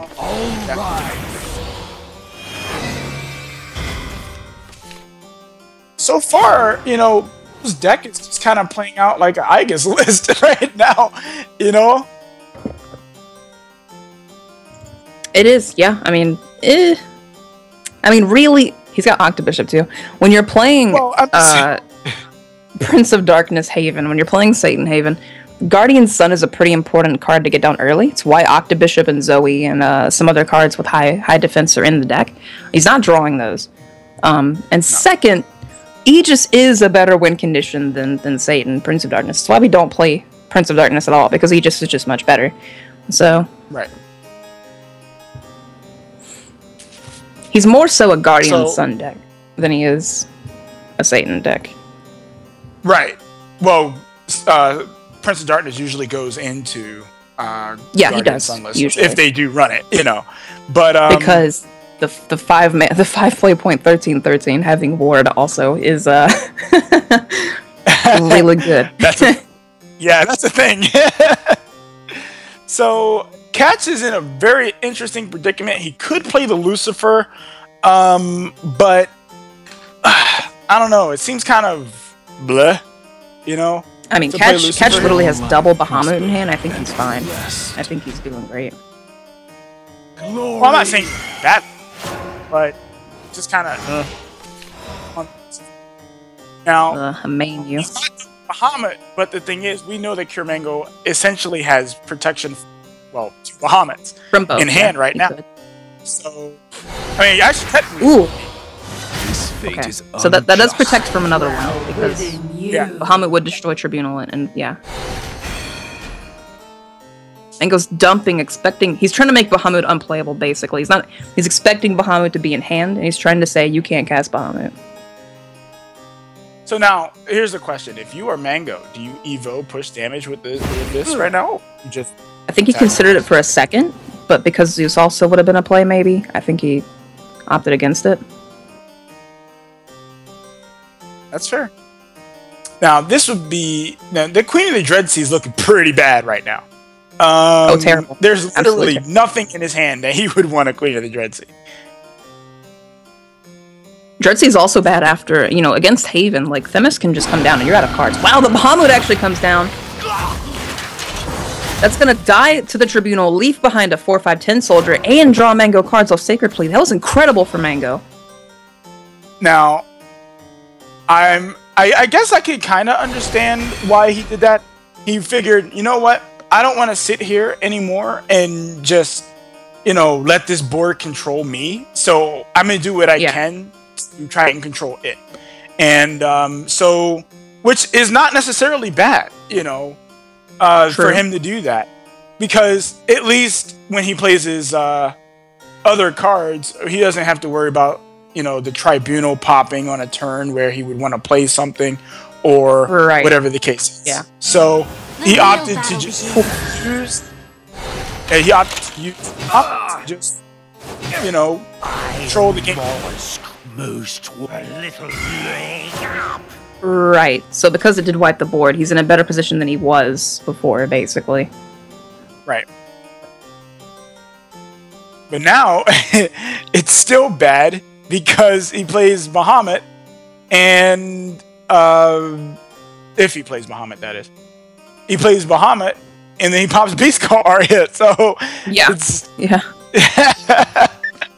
is another thing that contributes to Haven having that good matchup against Dragon, is that like amulets can be very annoying for Dragon's board clears. Yep.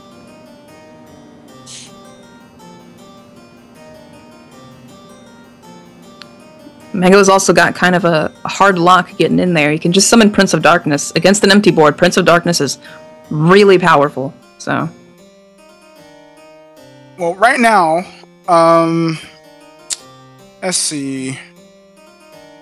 I think Catch is probably considering playing this other Bahamut, but I mean, I don't know. He is too. I don't know. Like, could you justify playing Zeus?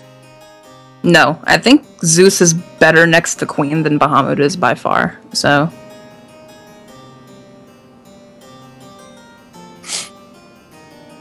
I really do think. Ooh, he's actually in a Queen now. What? Wow! What a madman! And he keeps Bahamut. What? He might evolve Bahamut. He didn't evolve her. What in the world did I just see? Okay, he's laughing. I think that was a concession on his end. Like, he was laughing there just now. Look at Mango. Like, Mango's like leaning forward, like, what just what is he doing? Dude, what could he be up to? I think Catch just threw the game. Like, he just. There's literally Mango is 1 damage off lethal on the board, but he kind of has to get rid of Bahamut since he can't kill Catch, so he probably should kill Bahamut. I mean, I'm just. Did he just? I'm very confused. He's gonna go face. Mango's not gonna take care of Bahamut. He's not gonna depend on Prince of Darkness. It looks like he's gonna try and close the game out before Prince of Darkness is a play. He doesn't have a source of 1 damage in his deck ever. Prince of Darkness can give him that in Dis's Damnation. Or Storm Rider would be a 6 in 10 chance to draw the damage to kill him. I mean, I just don't understand Catch's play. Like, I'm still kind of stuck on that. Like, yeah, Mango's gonna get aggressive. Don't get too close to me. He's gonna flood. I don't blame him. He's gonna guess because he knows the Catch has to have a Dragoncraft card in his hand. Wait. Yeah, and he doesn't. And even Breath of the Salamander, this doesn't clear the board. I mean, it clears the Tiger. It doesn't. So it clears the Tiger, but it doesn't clear the board. It doesn't clear enough to go face. Yeah. Right. It also doesn't even matter that you Queen of Dreadseed Breath because the enhance can never be reduced. It's always 6 on enhance. So. Unbelievable. Yeah. I mean, well. What an incredible ending. Yeah, Mango popped it down Prince of Darkness. You're a solid fighter. What just happened? I don't know. Catch just said, man, okay, I'm done. Catch had to have had the insane read of Mango having Prince of Darkness in hand. Catch knew. He just knew at 10 play points it was over, right? So he decided to throw the game. I don't know, dude. Like, he did it right after Right after I said Bahamut off of the Queen was kind of bad, because like Zeus leaves behind 10 effective health protecting the Queen, which is a 7/7. She's not like something you can just scoff at. And Bahamut blows her up. Like Bahamut's just like, get off the board. It just makes no sense usually to Bahamut next to Queen. Queen of the Dread Sea comes to Bahamut with dinner, puts it in front of Bahamut, and Bahamut just smacks it away. Dinner just spills all over the floor. Chicken nuggets out of my face. Make this dinner. Oh my goodness. Get it out of here! Remake it! Oh god. Let's take a look at the team standings here and follow along. So it looks like we are really going the stretch. It is 2-2 now.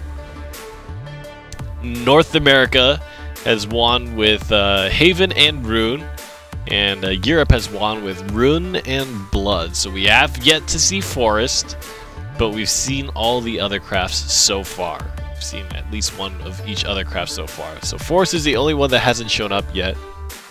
No, we saw Forest, I thought. Didn't we? Oh yeah, we saw PTP. Yeah. We saw yeah, I was like pretty sure he so did. That means we've seen every single craft. Except Sword. Yeah. But Sword. Sword was brought.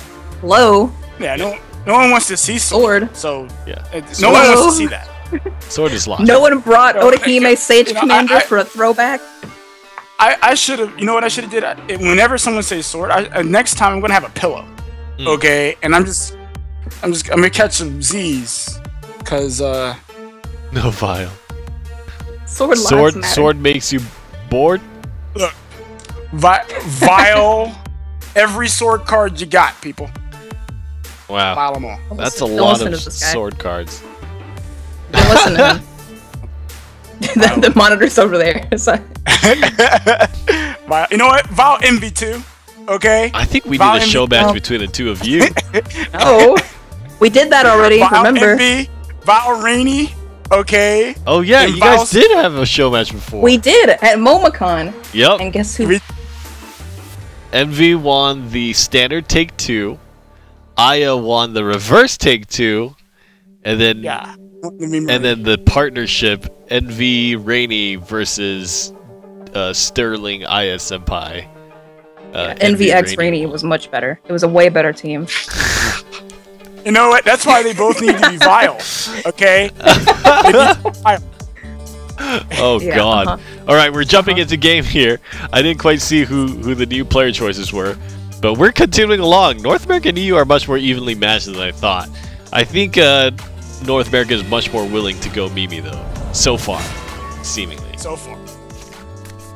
Oh yes, this is the Deepwood Anomaly. Deepwood Anomaly. Yes. Oh, Akamaru's back on PTP. Man. Okay. Les, get on camera, bro. Maybe he's eating ice cream, man. Don't pressure him. But then he should be doing that on camera, though. Man, watch the man eat some ice cream. Come on, chill. Cezoni did it. Just saying. Looks like Les is just gonna not have a camera. Feels bad, man. Well, we got Akamaru Red back at the public library. Oh, it looks like Les is actually having internet issues. That's why he has no camera, so... More power to Les. Hope your internet works out for you during the game. Well... These mulligans for Akamaru. Oh, he just decided to keep his hand? He tossed back one of his cards for Trail of Light. Trail of Light was a mulligan. No, I forgot what he got. I'm talking about Les. Les did, yes. Les kept the whole hand. Keeping Roach and Aaron is interesting. Yeah, that's why I was a little surprised that he would keep that. Akamaru drawing into an amazing hand. He just needs an altered fate to make this the god hand. Well, he certainly has opportunities to do that. He has the Trail of Light, you know, so he can do that. And if he decides to wait on his Wandering Elf Mage, he will be able to draw a card off of playing 2 spells before it. So Pegasus Elf is in Les's deck. Yes. Yeah, Pegasus Elf. That's what I said earlier. Like, he's rocking Pegasus Elf. I love that card. I don't know how good it's gonna be against Forest though. Probably not actually, great. It would be good against Aaron's. May the forest be True. at peace. It's actually pretty good against Ancient Elf too. Yes, it is. So for everyone who has never seen Pegasus Elf before, what Pegasus Elf does is that when it comes into play, it changes the defense of a follower to 1, and when you evolve it, it deals 1 damage to a follower. I'm gonna rest for a bit. And you shoot the follower that you reduced its defense with. Water Fairy. Lest actually making sure that he killed Fairy Whisperer because he knows about the Fairy Whisperer into Ancient Elf, into Fairy Whisperer again play for PTP. These players that are older know Path to Purgatory's tricks. They're not going to let him get off. So that's why he chose to kill that Whisperer. Yep. So Akamaru keeping up with some good draws here, though. Just finds another one, so it's fine. I mean, you just play that, right? Or, I mean, I guess you could play the Ancient Elf too. Hit face, go Ancient It would Elf, be kind of awkward to play Ancient Elf, though, since on board, just 2 fairies kills your Ancient Elf. And if Sylvan Justice is in hand, you lose your Ancient Elf to 1 fairy, so it would be weird. Yeah, so Fairy Whisperer definitely seems like the play. It looks like, from what I'm thinking, is that he may opt to play his Wandering Elf Mages next turn, or like at least one of them next turn. You know, kind of do a little bit of Flood and play those. Yep. But what we can definitely see is that the amulet, for some reason, the name is escaping. Wow, he went for the Ancient Elf. Okay. Goes for the Ancient Elf. Not exactly going to get punished, but it will get, you know, I guess punished by the Sylvan Justice that is in hand. Yep. And he casts it first, so the fairy will do damage here, and then, yep, there it goes. Get him for 2. It gets him for 2. Yep. Brambles Clash only works on followers, not face. Yeah. Oh boy, that would be ridiculous. Hey.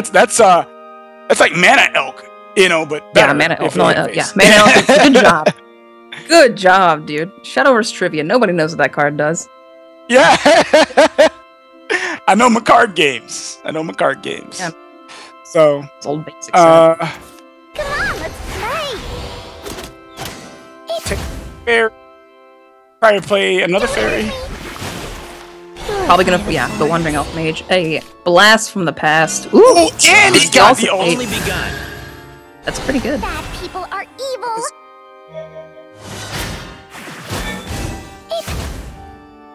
Altered Fate, when you have Trail of Light in hand, is a net 1. So instead of, well, not net 1, you actually just net 0. Altered Fate usually draws a hand with 1 less in it. So if you Altered Fate when you have 9, you would draw 8.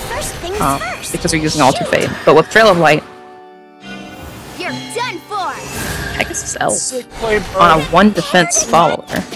See your Pegasus Elf return a 1 defense follower to 1. Sick. Well, to be fair, they all had 1, so I know. Yeah. Gosh, White Wolf and Jungle Warden in the same hand. Incredible. Yeah. So I think Altered Fate, slap down Altered Fate for sure. Just go ahead and do it. Still have 3 play points to work with, so he could find something. He might pre-summon a fairy here to make sure he can evolve over into the Pegasus Elf. I'm not sure. Well, he could do that with the Fairy Whisperer as well. Play that. It's true, yeah, actually, he could just do Fairy Whisperer. So, yep. Yeah. Yeah, I forgot that he drew another one of those. It all leaves him with 1 play point to work with, though, afterwards. Well, he might draw a May. You know, so what he would do is, if he drew a May, he'd play the Fairy Whisperer, then play Altered Fate, evolve the Whisperer into the Pegasus Elf, and use Altered Fate. I'm not sorry. Use the May to shoot the last fairy. So yeah. If he finds it, yeah. And there it is. There's a May. Yep. We see Altered Fate usually putting you at 8 if you cast it on 9, but because of Trail, puts you back on 9. And he drew double PTP. It looks like PTPs with One Will of the Forest. Come on, let's play. So he's only running, I believe, 1 Will of the Forest in his list. Yeah. Who Gosh, was the even Yule ancient? was in this. Yule. Yeah, like, when was the last time you saw that card? Ladder, yesterday. I play that in my main ladder deck. Okay, when was the last time you saw someone that wasn't you playing the card? Yule is good, okay? Owlcat Hey, and I'm Yule. not knocking it. I'm just saying, when's the last time you saw someone play it? Someone Besides, that wasn't me. I'm so far ahead of the meta that I am the meta. So. Wow, that's a bold statement. It is. That you are it's a bold strategy, Cotton, but it works out. Akamaru Red, if he feels like he does have another Aaron to get the evolve back later, so if he feels like popping an Aaron here of his own, he could just evolve over the Aaron and pass. So he could also just You're an intruder. but probably use that for actually clearing. This is the end. yeah, with it being his only one, I can see that. Out of my sight. Stop! Oh, come on! Lest is kind of in a problem here, where he just has too many win conditions in his hand. Yeah. He's got his entire left of his hand is 3 win conditions. So yeah.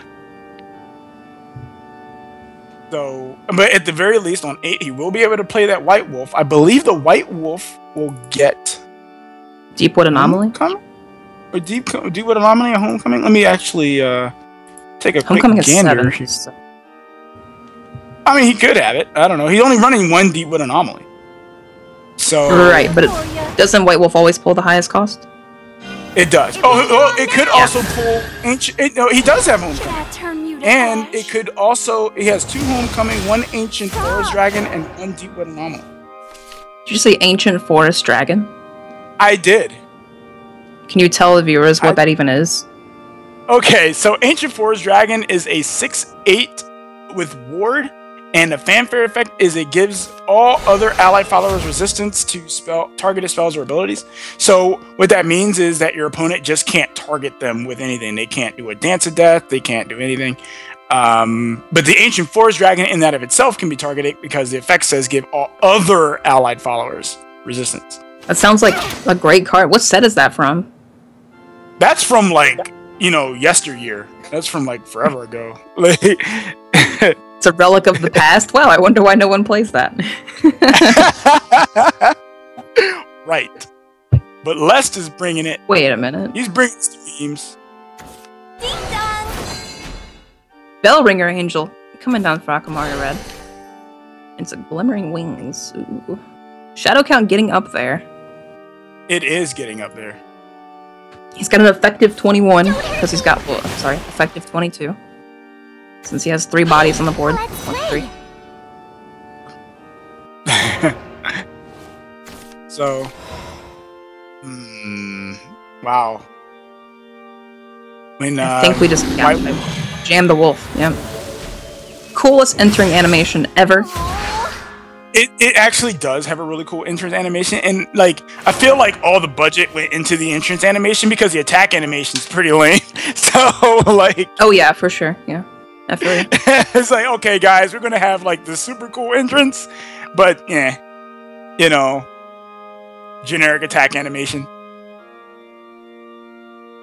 Akamaru, he's doing the math. He's pointing. He's trying to get there, so if he throws the Water Fairy in, he goes to 22. If he Ancient Elves, he'll gain 1, so it's better to just attack with those and gain 2 off of those.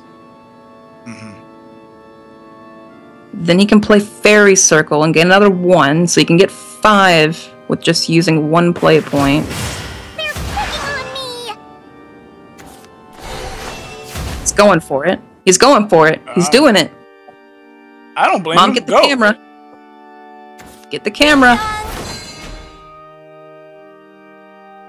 Oh yeah, he's doing some thinking. He's pointing and he's shaking his finger. He's like, "Hey man, yeah." I don't think he can get PTP active and on the board this turn, but I think he can get it active so he can slap down 2 of them next turn. Fairy Circle will give another 1. And then he can play Trail of Light and throw in his 2 fairies. Oh. Oh. Yep. Well, he had the shadows there. Went face instead. Okay. I like that too. That's. I think him going face is fine. He's got 2 PTPs. Less with the gasp. It's not like Les can homecoming this board.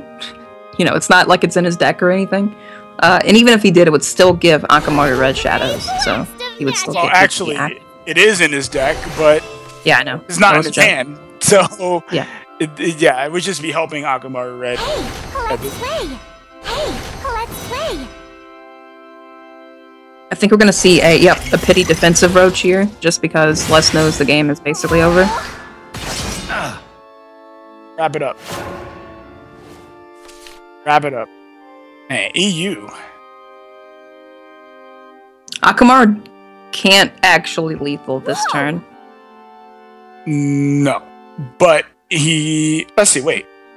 No, he can't lethal. Wait, yes, he could. He can go. No, he can't. Wait, this would be. No, he can No, he hit can't. face. Or oh, wait, that's not enough. You're right. Because he can't. He can't. That would be 11 play points. So he doesn't have 11. He would need to use 8 play points to play both Path to Purgatories on a board that can't fit both Path to Purgatories and attack face with all 4 fairies. Well, wait. I was saying is that what he could have done. He would end up lethaling over 2 turns anyway. He could have Ancient Elf and then got the shadows from that, and then yeah, but He's totally fine though. He has double PTP on the board. It's gonna wipe away Les's board. Push 12. Ow! Putting Less at 2. well, at least get to see Jungle Warden, right? Hey, it's the dragon dude thing. Yeah. Hey, man, don't concede. Play the Jungle Warden, and then play the Ancient Forest Dragon. There you go. Mercy be with you. Stop it! Stop it!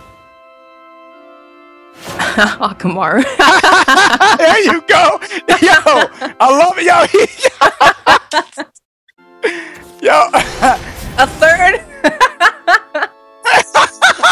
He went off cam, dude. Oh, I love it. He didn't. I love it. I can't believe it. He just decided to leave it there. He didn't even click end turn. Yeah, He's not even in the turn. He's gonna wait till the time runs out. He's roping Lest. No, he's gonna rope him until he's dead. Yo. Oh my god. And the pain. Akamaru. He's gone. Yo. EU taking the cake for the most BM region. Oh my gosh. Oh my goodness. He gave him the finger guns. Yeah, he gave him the guns. Less sweating bullets over here, wondering what's happening. He got up and he hasn't even come back. Oh, there he is. You can't tell. He's waving.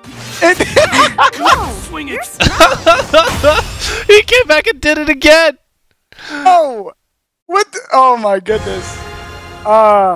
What just happened? 3-2 is the scoreline between EU and NA. And Vile EU. Vile EU. Vile EU. BM antics. You can't. Like, it's too good. That was too good. That was he had the finger guns down. He knew that the game was over. PTP Forest is good. Apparently North America's Forest list not quite so strong. I mean, he had every win con in there. How could he lose, right? He drew them all. Yeah. Roach. The Roach couldn't quite reach. Oh my goodness. So that means that EU is just 1 win away. Just 1 more win. That's all they have to do. And I think that there's only a few decks that they have to choose from, right? Yeah. They only have 3 more decks left. But NA can still make the comeback happen. What decks would you rely on if you were Team NA right now? What would you use? Oh man. Tilting at Windmill's Dragon. Yes, yeah, we gotta absolutely. have that back. That has to take the win. Let's take a look at the screen. Yeah. The Dragon deck has to win.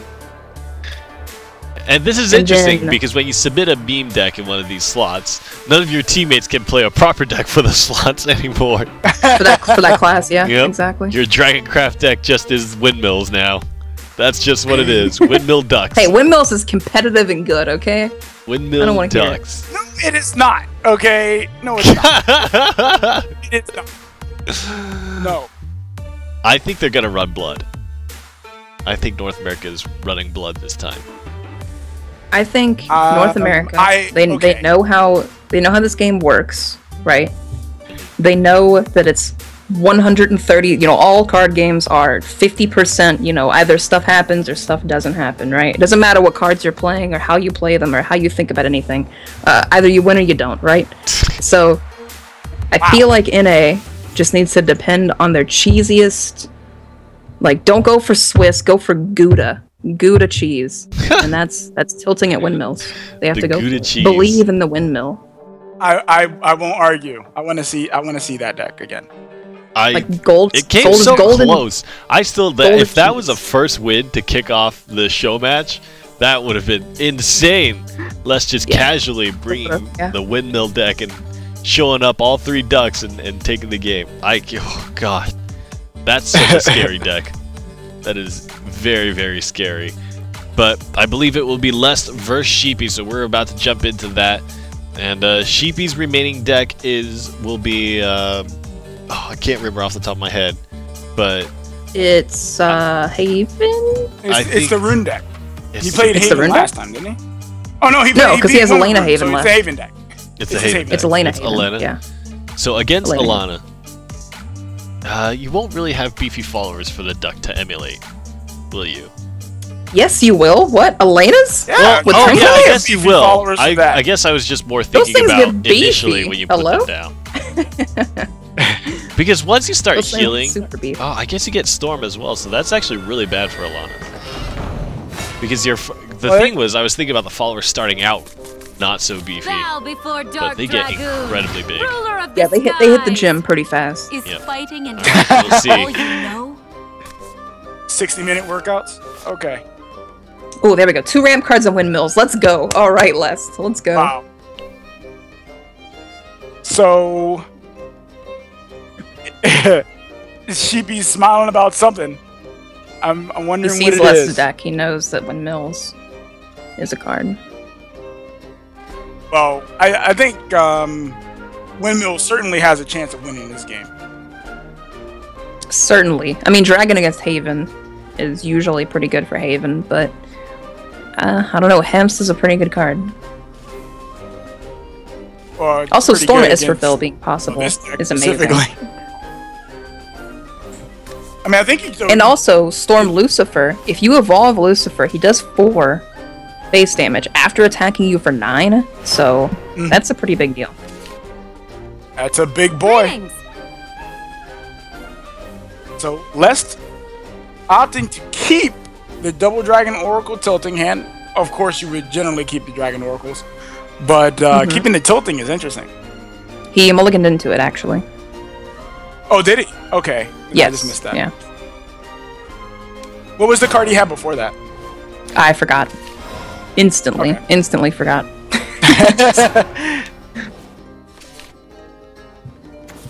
Sacred Plea for Sheepy. Both players have their namesake card, Elena's Prayer and Tilting, so this game should be good.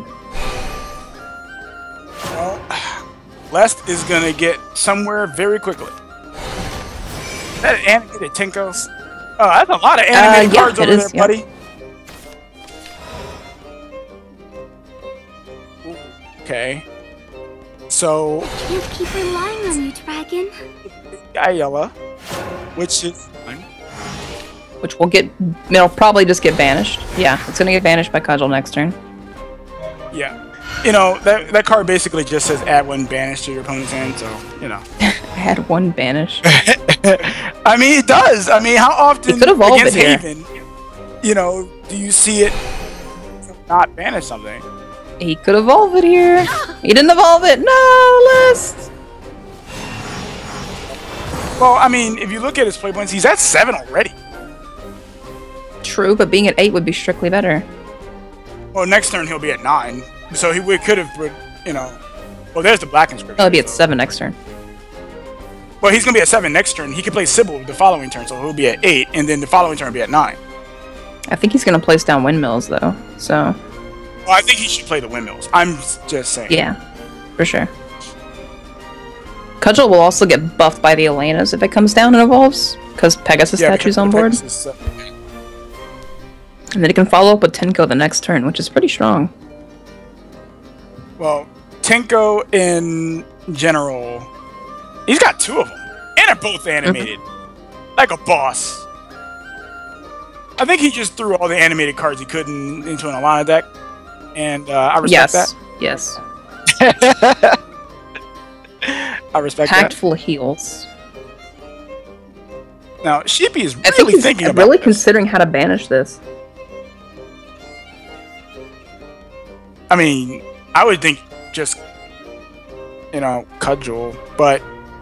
Cudgel sets up just 5/6, but you also pop an Evolve, so maybe... Okay, the signs it's better. It's worth it. You were done for. I see your weakness. Elena's tick to 5/6. Ugh. Now, the last time I remember the last time we saw Pegasus Sculpture was like way back when it first came out, when people were thinking like that was the second coming of Alana, and that was going to be like the jam, and then everyone realized very quickly that Pegasus Sculpture is subpar. But it's some booty garbage, yeah. See, I was trying not to say that. Sheepy's actually singing, I think. Sheepy's singing the song of his people to Lest. Wow. Lest goes for Sybil instead, goes for the board clear and the ramp. There's a lot more where that came from. A dance to make the world blue. What in the... Oops, gets the ramp, he's a 9 now. He opted not to play the tilting there. He wanted to go at 9. That does allow him, if he wanted to, play tilting and Hamsa, but I think with tilting he would have to go for like big damage. Little damage isn't going to be enough, I don't think. So I think he's going to have to go for like really big damage. Hopefully get those Lucifers, those Israfils that he can play with. Elena's usually keeps itself like near 20, so OTK has to happen. Yeah.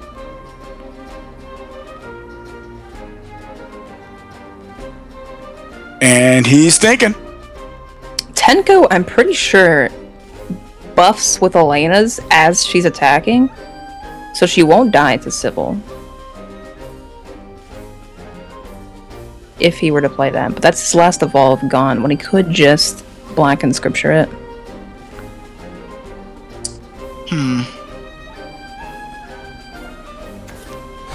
Alright. It's for a Monk of Purification instead. Ooh. The real battle begins.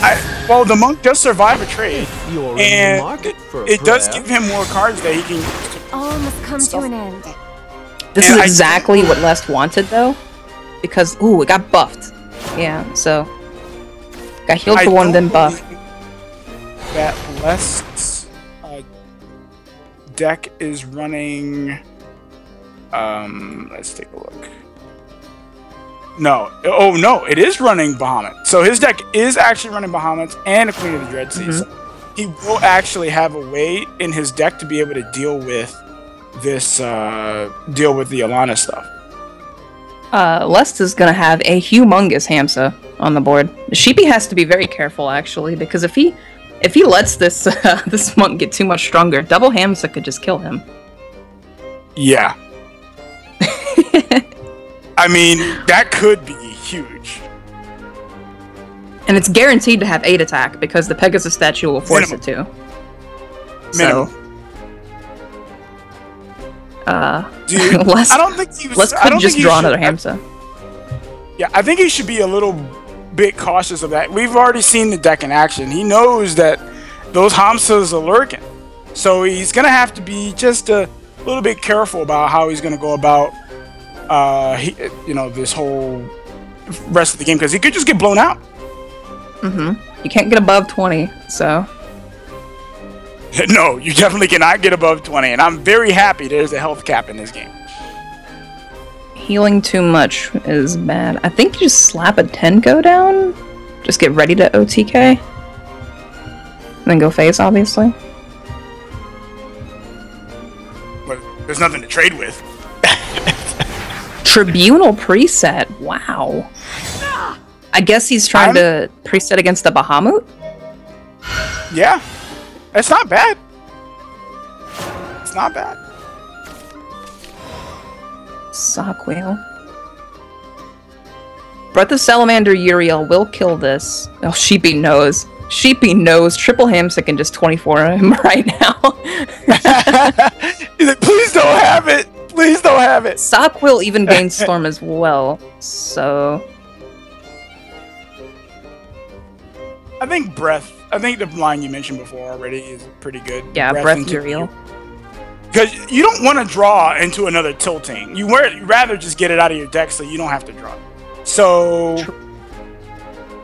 because he needs to draw, you know, something big, and keeping the tilting in deck just kind of, you know, dilutes the deck.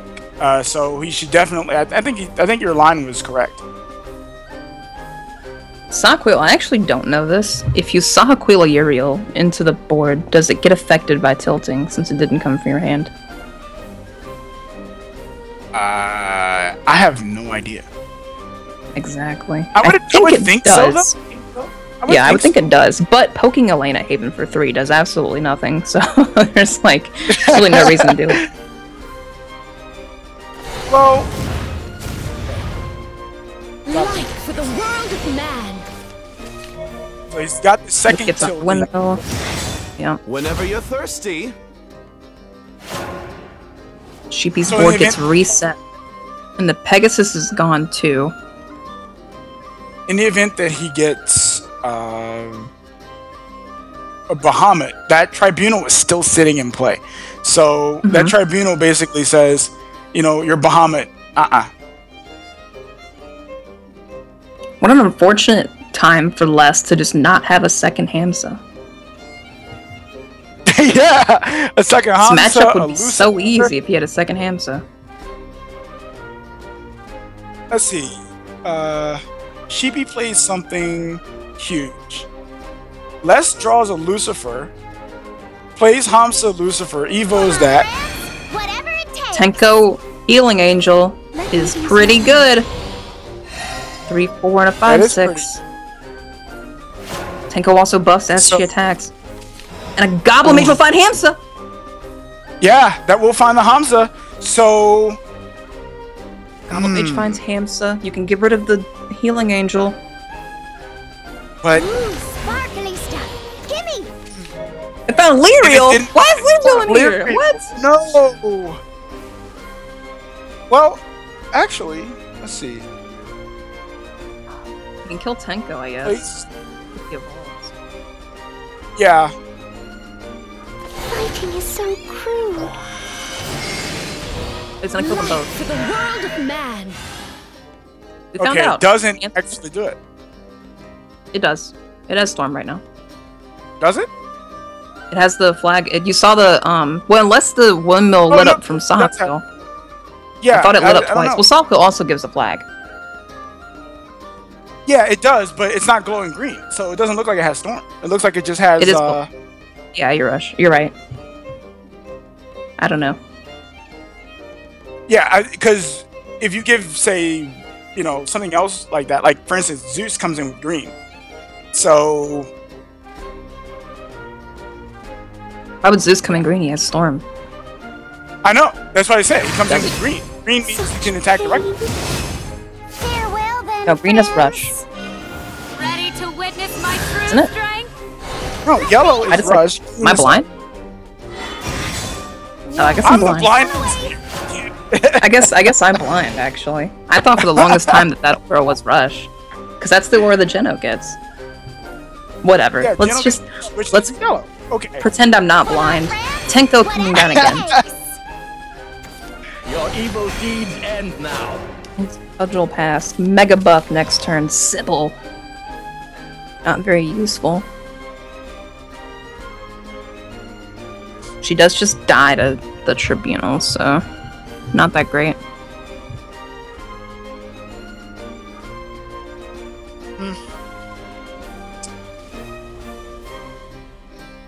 Yeah, I don't... Redundant tilting is really bad to have in hand. Sockwheel Lyriel kills them both, but...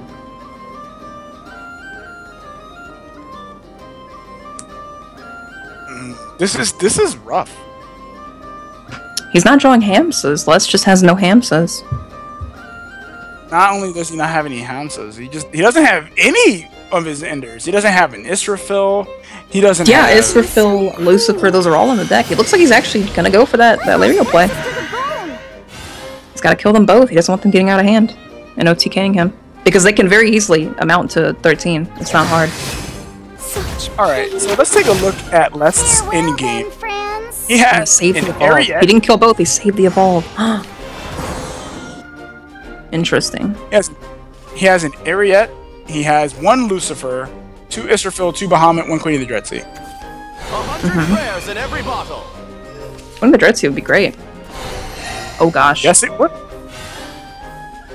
Uh-oh. Sheep even has Kel in his deck. It's one of those times he really wishes that he didn't have that Lirio in his deck because he could have got Hamsa. Yeah. Lirio's a great card, but you know, not when you want Hamsa. Yeah. I think he's considering if he wants to go to 6 attack here. If he goes to 6, he dies to triple Hamsa, but I think Sheepy realizes if triple Hamsa were a thing, it would have just happened already. Right. Yeah, that would have happened a while ago. Back when the, Ooh! Is that? It's not neutral, Why is though. that? It's... Why is that in here? It's a red rage worm. It's needs not evolve. neutral, and it doesn't gain Storm. Yeah, it doesn't even get Storm. It's a dragon follower. It's a 10/10, do nothing. That's well, no, doesn't the evolve give it Storm? It doesn't get the Storm on the evolve. No, that'd be stupid. It turns into a 10/10 from a, yeah, it turns into a 10/10. But it dies, I think, also. Yeah, at the end of the turn. Yeah, it dies. I'm no mere duck. We're gonna use Hamsa defensively? Oh, no, he's wow, basically less scared. Newest water. Oh, this is so bad for him because how does he win? Yeah, exactly. He basically just conceded the game. There's no Maybe way he for him knows to he'll win draw it. Lucifers. He'll just start top decking wind cons. I mean, if he gets an Israfil, he's back in it. It's a good card. Well, Sheepy can start doing quite a bit of damage using that Holy Bowman Kel because he has the 3 Monastic Holy Waters in hand. True, but you can't leave Sybil alive because it just keeps healing him. Well, I'm not so. saying he can play Tribunal and then... Oh yeah, Tribunal as well. All must come to an end. I thought you were suggesting like Kel into triple healing water. I'm just like, No, I'm just saying he can start doing damage with it. Yeah. Holy bow! Holy bow. Look at you. It's been a while since we've seen this. Holy bow! Let's go, Israfil. Let's go. Bahamut! Well, yeah, it's a Bahamut, but... It won't get Storm, and it also pops his windmill, but he has another one in his hand. Yeah. But Sheepy's out of followers. And has no Elenas, and he dabbed. he has no followers, but Sheepy's basically just counting the win. You know, he's just, well, doesn't look like I'm losing this one. Oh, there's Finds a follower, but he has no Elenas, so it's weak. Your evil deeds end now. Let's save the healing waters, probably. Yeah. Yeah. Well, Ayala one he can knows play she won't Tilting again. Yeah. Oh, let's get tilting back the to windows, man. It's so sad. If he top decks, like if Sheepy's draws are anything but stellar, and Lest finds like Lucifer or Israfil, which he's getting very close to halfway through his deck, so he kind of has to find these eventually. Eventually. Eventually. I guess that's a matter of like define eventually, because at this point, at this point, like pretty much into healing water into Pegasus statue. Sheepy over halfway through his deck. I've only seen one Elena so far. Kind of interesting. I'm pretty sure he's running 3. Pretty positive. He is indeed 3, yes. So... Probably Palms Black and Scripture this turn so he can keep up the pressure. Going face. Yeah. Sets up lethal next turn. If Les does not draw a good card. And of course he gets Israfil right when he needs it! Wow. Storm. She's gonna go face probably. She has to go face. You have to do 10 face. You get the clap! Yeah! Now, if... Well...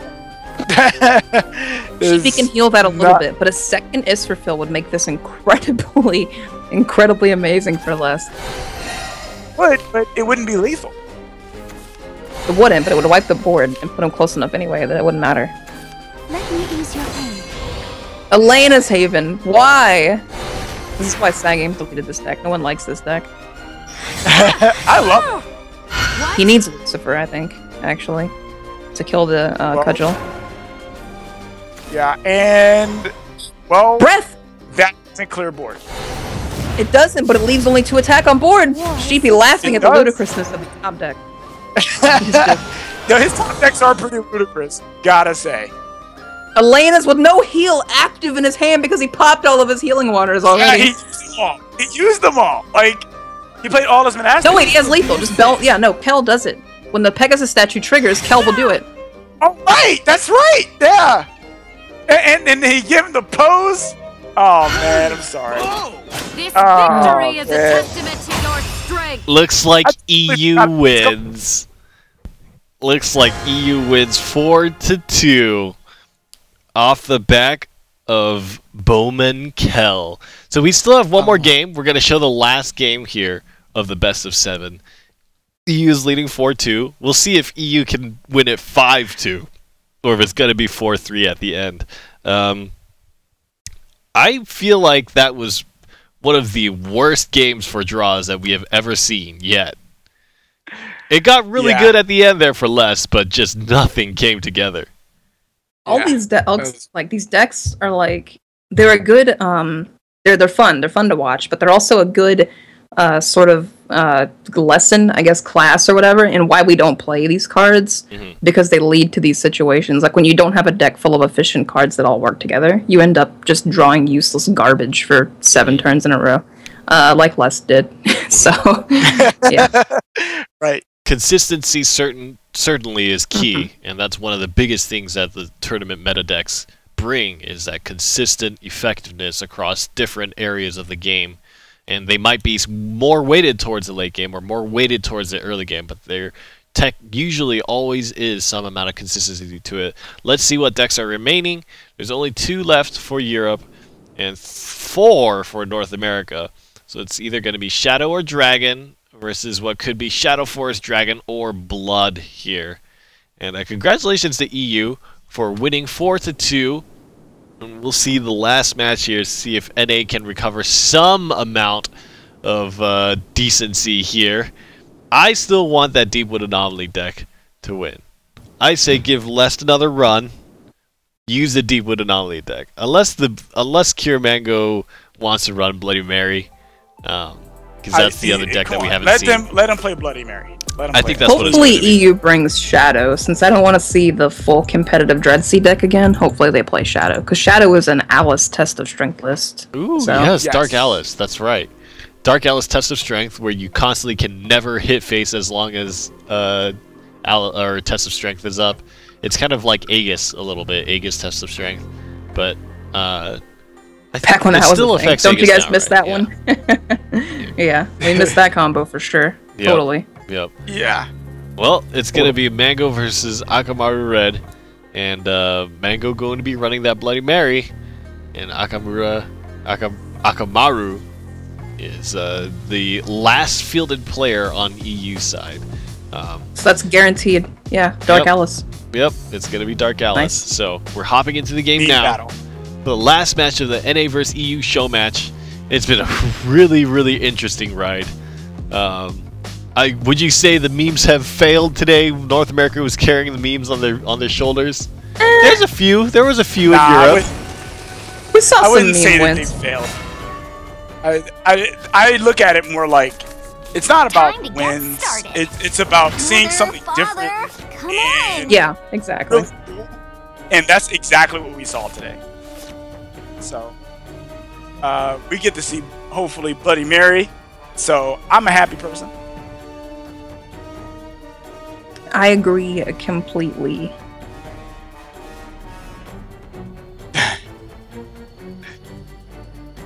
All right, so Blood Pact is also an interesting card. Yeah, it works with Bloody Mary. So like later in the game, you know, it basically says draw 2, deal 2 to your opponent if you have Bloody Mary in play. So let's see it, man. True, true. Soul Conversion to draw for Akamaru. Akamaru's deck looks really, really basic right now, but it's actually not. It's a Dark Alice Test of Strength list, so it'll look weird after a while. Yeah, so far it's looking pretty much like standard mid-shadow. Very standard, yes. But believe us, it's definitely Dark Alice. Baphomet coming down, getting a Blood Wolf. I was really hoping it would pull a Bloody Mary. You gonna mess True. with me? Direbond next turn is pretty cool too. I always loved Direbond as a card. I thought it was, you know, the trade-off from playing it was really cool. And it's animated. And it's animated. True. Not many people have those since that card went out of favor a long time ago. I do. Woo! So for those who don't know, Direbond has fanfare, deals 6 damage to your leader, and at the start of your turn, you gain 2 health back and you draw a card.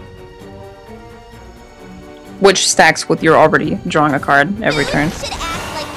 So you would start drawing too. Yeah. Double Demon Eater here to cycle. Looks good. I need to get on this animated Diabolic Drain train. That thing looks sweet. That thing does look cool. It does. But is it worth using an orb on? I don't know. Yes! 100%. You think so? I would do it because I just like animated cards. Hey, is that the actual physical sleeve for Vania? Or is it just a card out? I have Vania sleeves IRL. I don't think those were sleeves. They could have been, though. There are a lot of Shadowverse card sleeves running around, so... There are. Let's see. I own Orisa sleeves, Isabel sleeves, Seraph sleeves. I'm missing someone. I have Otohime. I have Vania, Ancient Elf, and a third. I can't remember the third. I use them for Olivia. draft. Nice. Yeah. So sleeves. Oh. There's the Bloody Mary. Oh, it is. Okay. And it's animated. Yes. And it's animated. Yeah. Totally worth it. This Lich is like kind of an issue, but not really. You can just evolve the Healing Angel here over it. Yeah. Now he's gonna wait to play that Bloody Mary. He's not playing that thing anytime soon. Okay. Oh yeah, for sure. It's a combo card. It's not a 5-drop. Yeah. So for everyone who doesn't know, because no one plays Bloody Mary, Bloody Mary for good reason. Well, Bloody Mary does effectively do nothing for a long time. So it will during your turn, any damage that you take is done to your opponent. So it obviously isn't a shield that you can use on your opponent's turn, because well, it only works on your turn. Because that would be broken. That's why. Imagine if Bloody Mary could do that during the opponent's turn. Oh, that would be amazing. Like you would have absolutely broken and hot fix overnight, right? Yeah, but it would be nice to have for like 5 seconds or so. You know? I would never enjoy playing against that. What in the world? Like every time I attack you, I just take that damage instead. Like okay, how do I win? You would have Seraph. Bloody Mary. The ladder becomes Seraph. Like.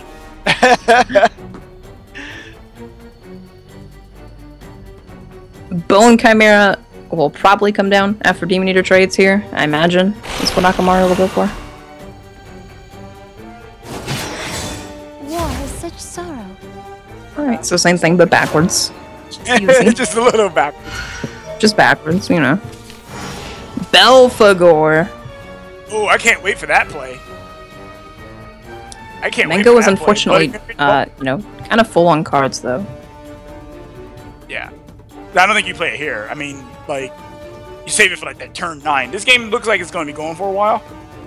Yeah. So, kind of hope for that. Another Belphegor. Okay. I mean, I guess you just play the other Baphomet. Or maybe not. Oh. Maybe you just need to get You're one gonna of these mill cards 2 out of cards if you do that, though, so... Yeah, so I said maybe you need to get these cards out, one of these cards out of hand. Yeah, or maybe he doesn't care about milling. Maybe. I mean, you do just have double Belphegor anyway, so... I think that's Belphegor, okay.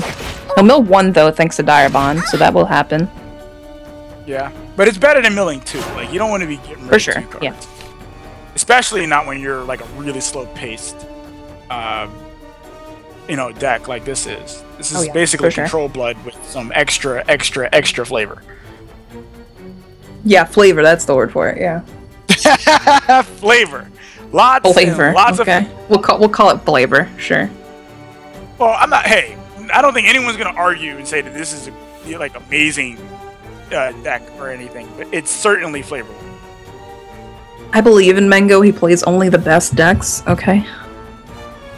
So, you actually think this is a great deck? No, down with blood, delete blood completely, get rid of blood out of the game entirely. Akamaru could play one of these 3 zombie parties this turn and just clear board, and, you know, kind of not do anything, but I don't know. He probably wants to find... He probably doesn't want to play Dark Alice until these Cowies have done their thing, but... You know, because Dark Alice is kind of like a game ender. His deck is very few neutrals, so once he plays her and she banishes his entire deck, he has to end the game pretty fast. He doesn't actually have Dark Alice in hand, does he? I don't see it. Okay. He doesn't. He is, however, because like his deck is like, it's kind of a mix between like Tyrant Myth combo, but then it also has Dark Alice Prince of Darkness combo to fill your deck back up with 10 cards after you Alice yourself. I definitely want to see Dark Alice. So he's playing 2 different games. Yeah. Ooh. That'd have been a good... Probably wanted that. Yeah, definitely wanted that. Especially against Tyrant. Oh yeah, especially against Tyrant, for sure. His hand's kind of like weak. Like all these Baphomets are really hurting him. Yeah. Ugh. What does... well, there's Spawn a of the spawn. Abyss. There is a spawn, but we do see Kawi, 2 Kawis in Akamaru Red's hand. Oh, okay. I go double Razor Claw. Oh my gosh. What a draw! What a draw! I mean, it's not great though. It really isn't. Well, it's not terrible. I mean, think about it. He does have Bloody Mary in hand, so like that's a lot. That's 10 damage to face for him. Yeah, on 9 play points though. Yeah, that's still a lot of that's still some damage. I mean, he could do Bloody Mary 5 Razor next Claw turn. next turn is actually fine. Yeah. He might need a Diabolic Drain though.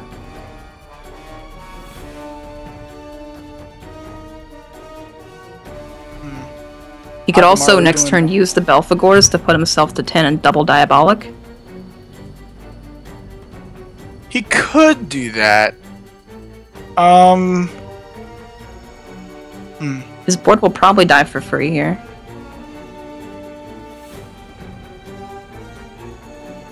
One of the skeletons trades in a Baphomet and Zombie Party comes down, so Revelation will actually probably have to be what he goes for, but he has to put himself in Vengeance to even be able to cast it. And that would also mean that Akamaru Red would have to attack him directly to allow him to play the Revelation. Yep, since he can't play double Razor Claw with the play points available, Akamaru has to hit him with both of these skeletons for Razor, or at least one of them for Revelation to be a play. Yeah, because he would then Razor Claw, and if he was at 12, he would Razor Claw into Revelation. But right now, that play is just not an option. And Akamaru, I think he just. Oh, never mind. That's on the left. Okay. Well, he gave him Rev. Gave him Revelation. Yep. So does in effect, Mango he's given take the chance? So not only does he give him Revelation, but he also gives him access to Diabolic Drain should Mango want to use it to give himself back up to 11. True. You can just do it next turn though, after Revelating. Yeah. But I mean, he's also giving Akamaru Red a lot of shadows, so that's something to consider as well. I mean, not that he can really play around that. Yeah, he can't banish, so it's not an option there. Doesn't put him to 20 though, so that's important. That is important. He will put him to, this is 5 right here, so he'll end up putting him at 18. Yeah, he gives him 5. I think you just gotta do it, man. You gotta go for it. You gotta risk it for the biscuit. He does. Oh no! Yeah. Oh no, he should have went face. He gave him an extra shadow. He gave him one extra shadow. Went away. Oh no. Does he have a way of... No, he doesn't have a way of generating a shadow though. He doesn't, but on 10 he has instant shadows. He has mint. Yep. So. Well, I mean, next turn, yeah, he's gonna have to kill this Kawe, and then next turn he's got the Tyrant. Yep. Bad news bears. All of them at once. Yeah, even if he double Diabolic drains the Kawe, it doesn't matter. Nope. I mean... Yeah, I have Shadow, and Akamaru Red's doing a happy dance somewhere in his mind, or maybe... And Mango just knows. Yeah, he knows he's dead to Tyrant, probably. Akamaru Red has a big grin on his face. It's like gold to me. Mango can't even draw a Spiderweb Imp, which he didn't anyway. Yeah. Deathly Tyrant, 20 shadows, nom nom nom nom. Coming in for 15 damage. Storm. Oh, I'm sad. If he was gonna make a play, he should have at least played the Bloody Mary. You gonna mess with me? You know, it's probably better for us that Bloody Mary never saw the board. Oh, stop. My friends are terrifying, right? Stop. I know what to do. Why does everyone in EU dab? You're tough. They're not only coordinated in their winning ceremonies, but they're coordinated in the fact that they just beat out North America 5-2. EU, even though they're new to the competitive scene, are skyrocketing ahead. I'm going to say, remember when I started this show match out, I said this is what's going to decide for all of esports, for all of eternity, which region is the better one. And it seems like it's been decided. Okay. NA is better. NA is kin. Well, it'll have to come down to the rematch. For now, Europe can hold over North Americans' heads. In the show match, 5-2 is what the winning score is. But that comes to the end of our mid-season special. We've revealed cards. We've talked about the World Grand Prix. We've talked about NGE Season 3. We've interviewed players. We've talked to people at PAX. We've checked in with Exodium, saw the Ultimate Carrot, saw the Twitch show. So many things happened within these last few days. Aya, what was your favorite moment of today's mid-season special, or maybe even overall, if there's one? 100% Ginger getting up and leaving the room. Number one for me. Like, I know we revealed a new set. I know we went over some new cards and this and the other. But Ginger getting up and leaving after he set up that big board, and that was too much for me. So, number one moment right there. That was sick. What about you, Envy? The Grand Prix announcement, dude. Like, Shadowverse getting that much money, and then also, like, bringing players to Japan is just, like, all that's just amazing. I think that's great, so. Absolutely. Yeah. And before we go out, I just want to recap everybody on some of the Shadowverse Open things. Of course, next week we will be continuing with the round robin, the final week of the round robin, which is going to decide who is moving on to the playoffs. And remember, this is very important because for Season 3, what it is basically the qualified players for Season 3, the 12 players for North America and the 12 players for Europe, will be the ones chosen to play in the Contenders Cup. And the top 3 from the Contenders Cup will be sent to Japan to play in the World Grand Prix. And how you get into Season 3, 6 players from the top 6 of North America and EU are automatically in.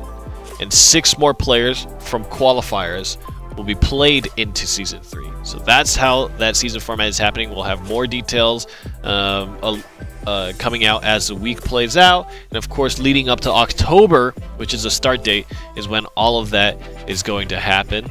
And of course, on that day as well, on that month, October, is going to be when the new expansion comes, Starforged Legends. So, with that, guys, I'm Brady. That's Aya Senpai, that's Envy Bear. We've had a pleasure bringing you this special week of Shadowverse content. For those of you at PAX Live, hope you've been enjoying it, and I hope you've been enjoying Exodium as well. We're going to sign off with one more look at the Starforged Legends trailer. See you guys next week.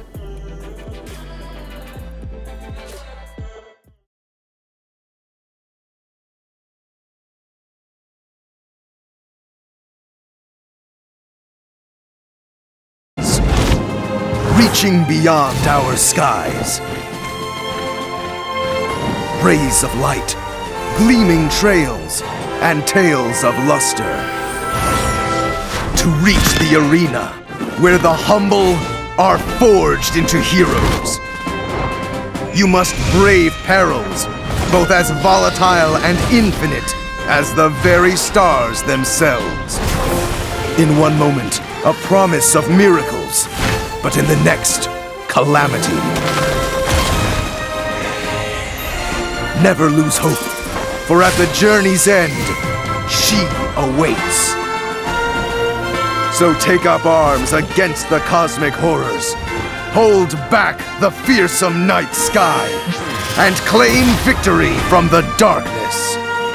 Grasp the light of the heavens, forge your myth among the stars, and enter the fabric of legend.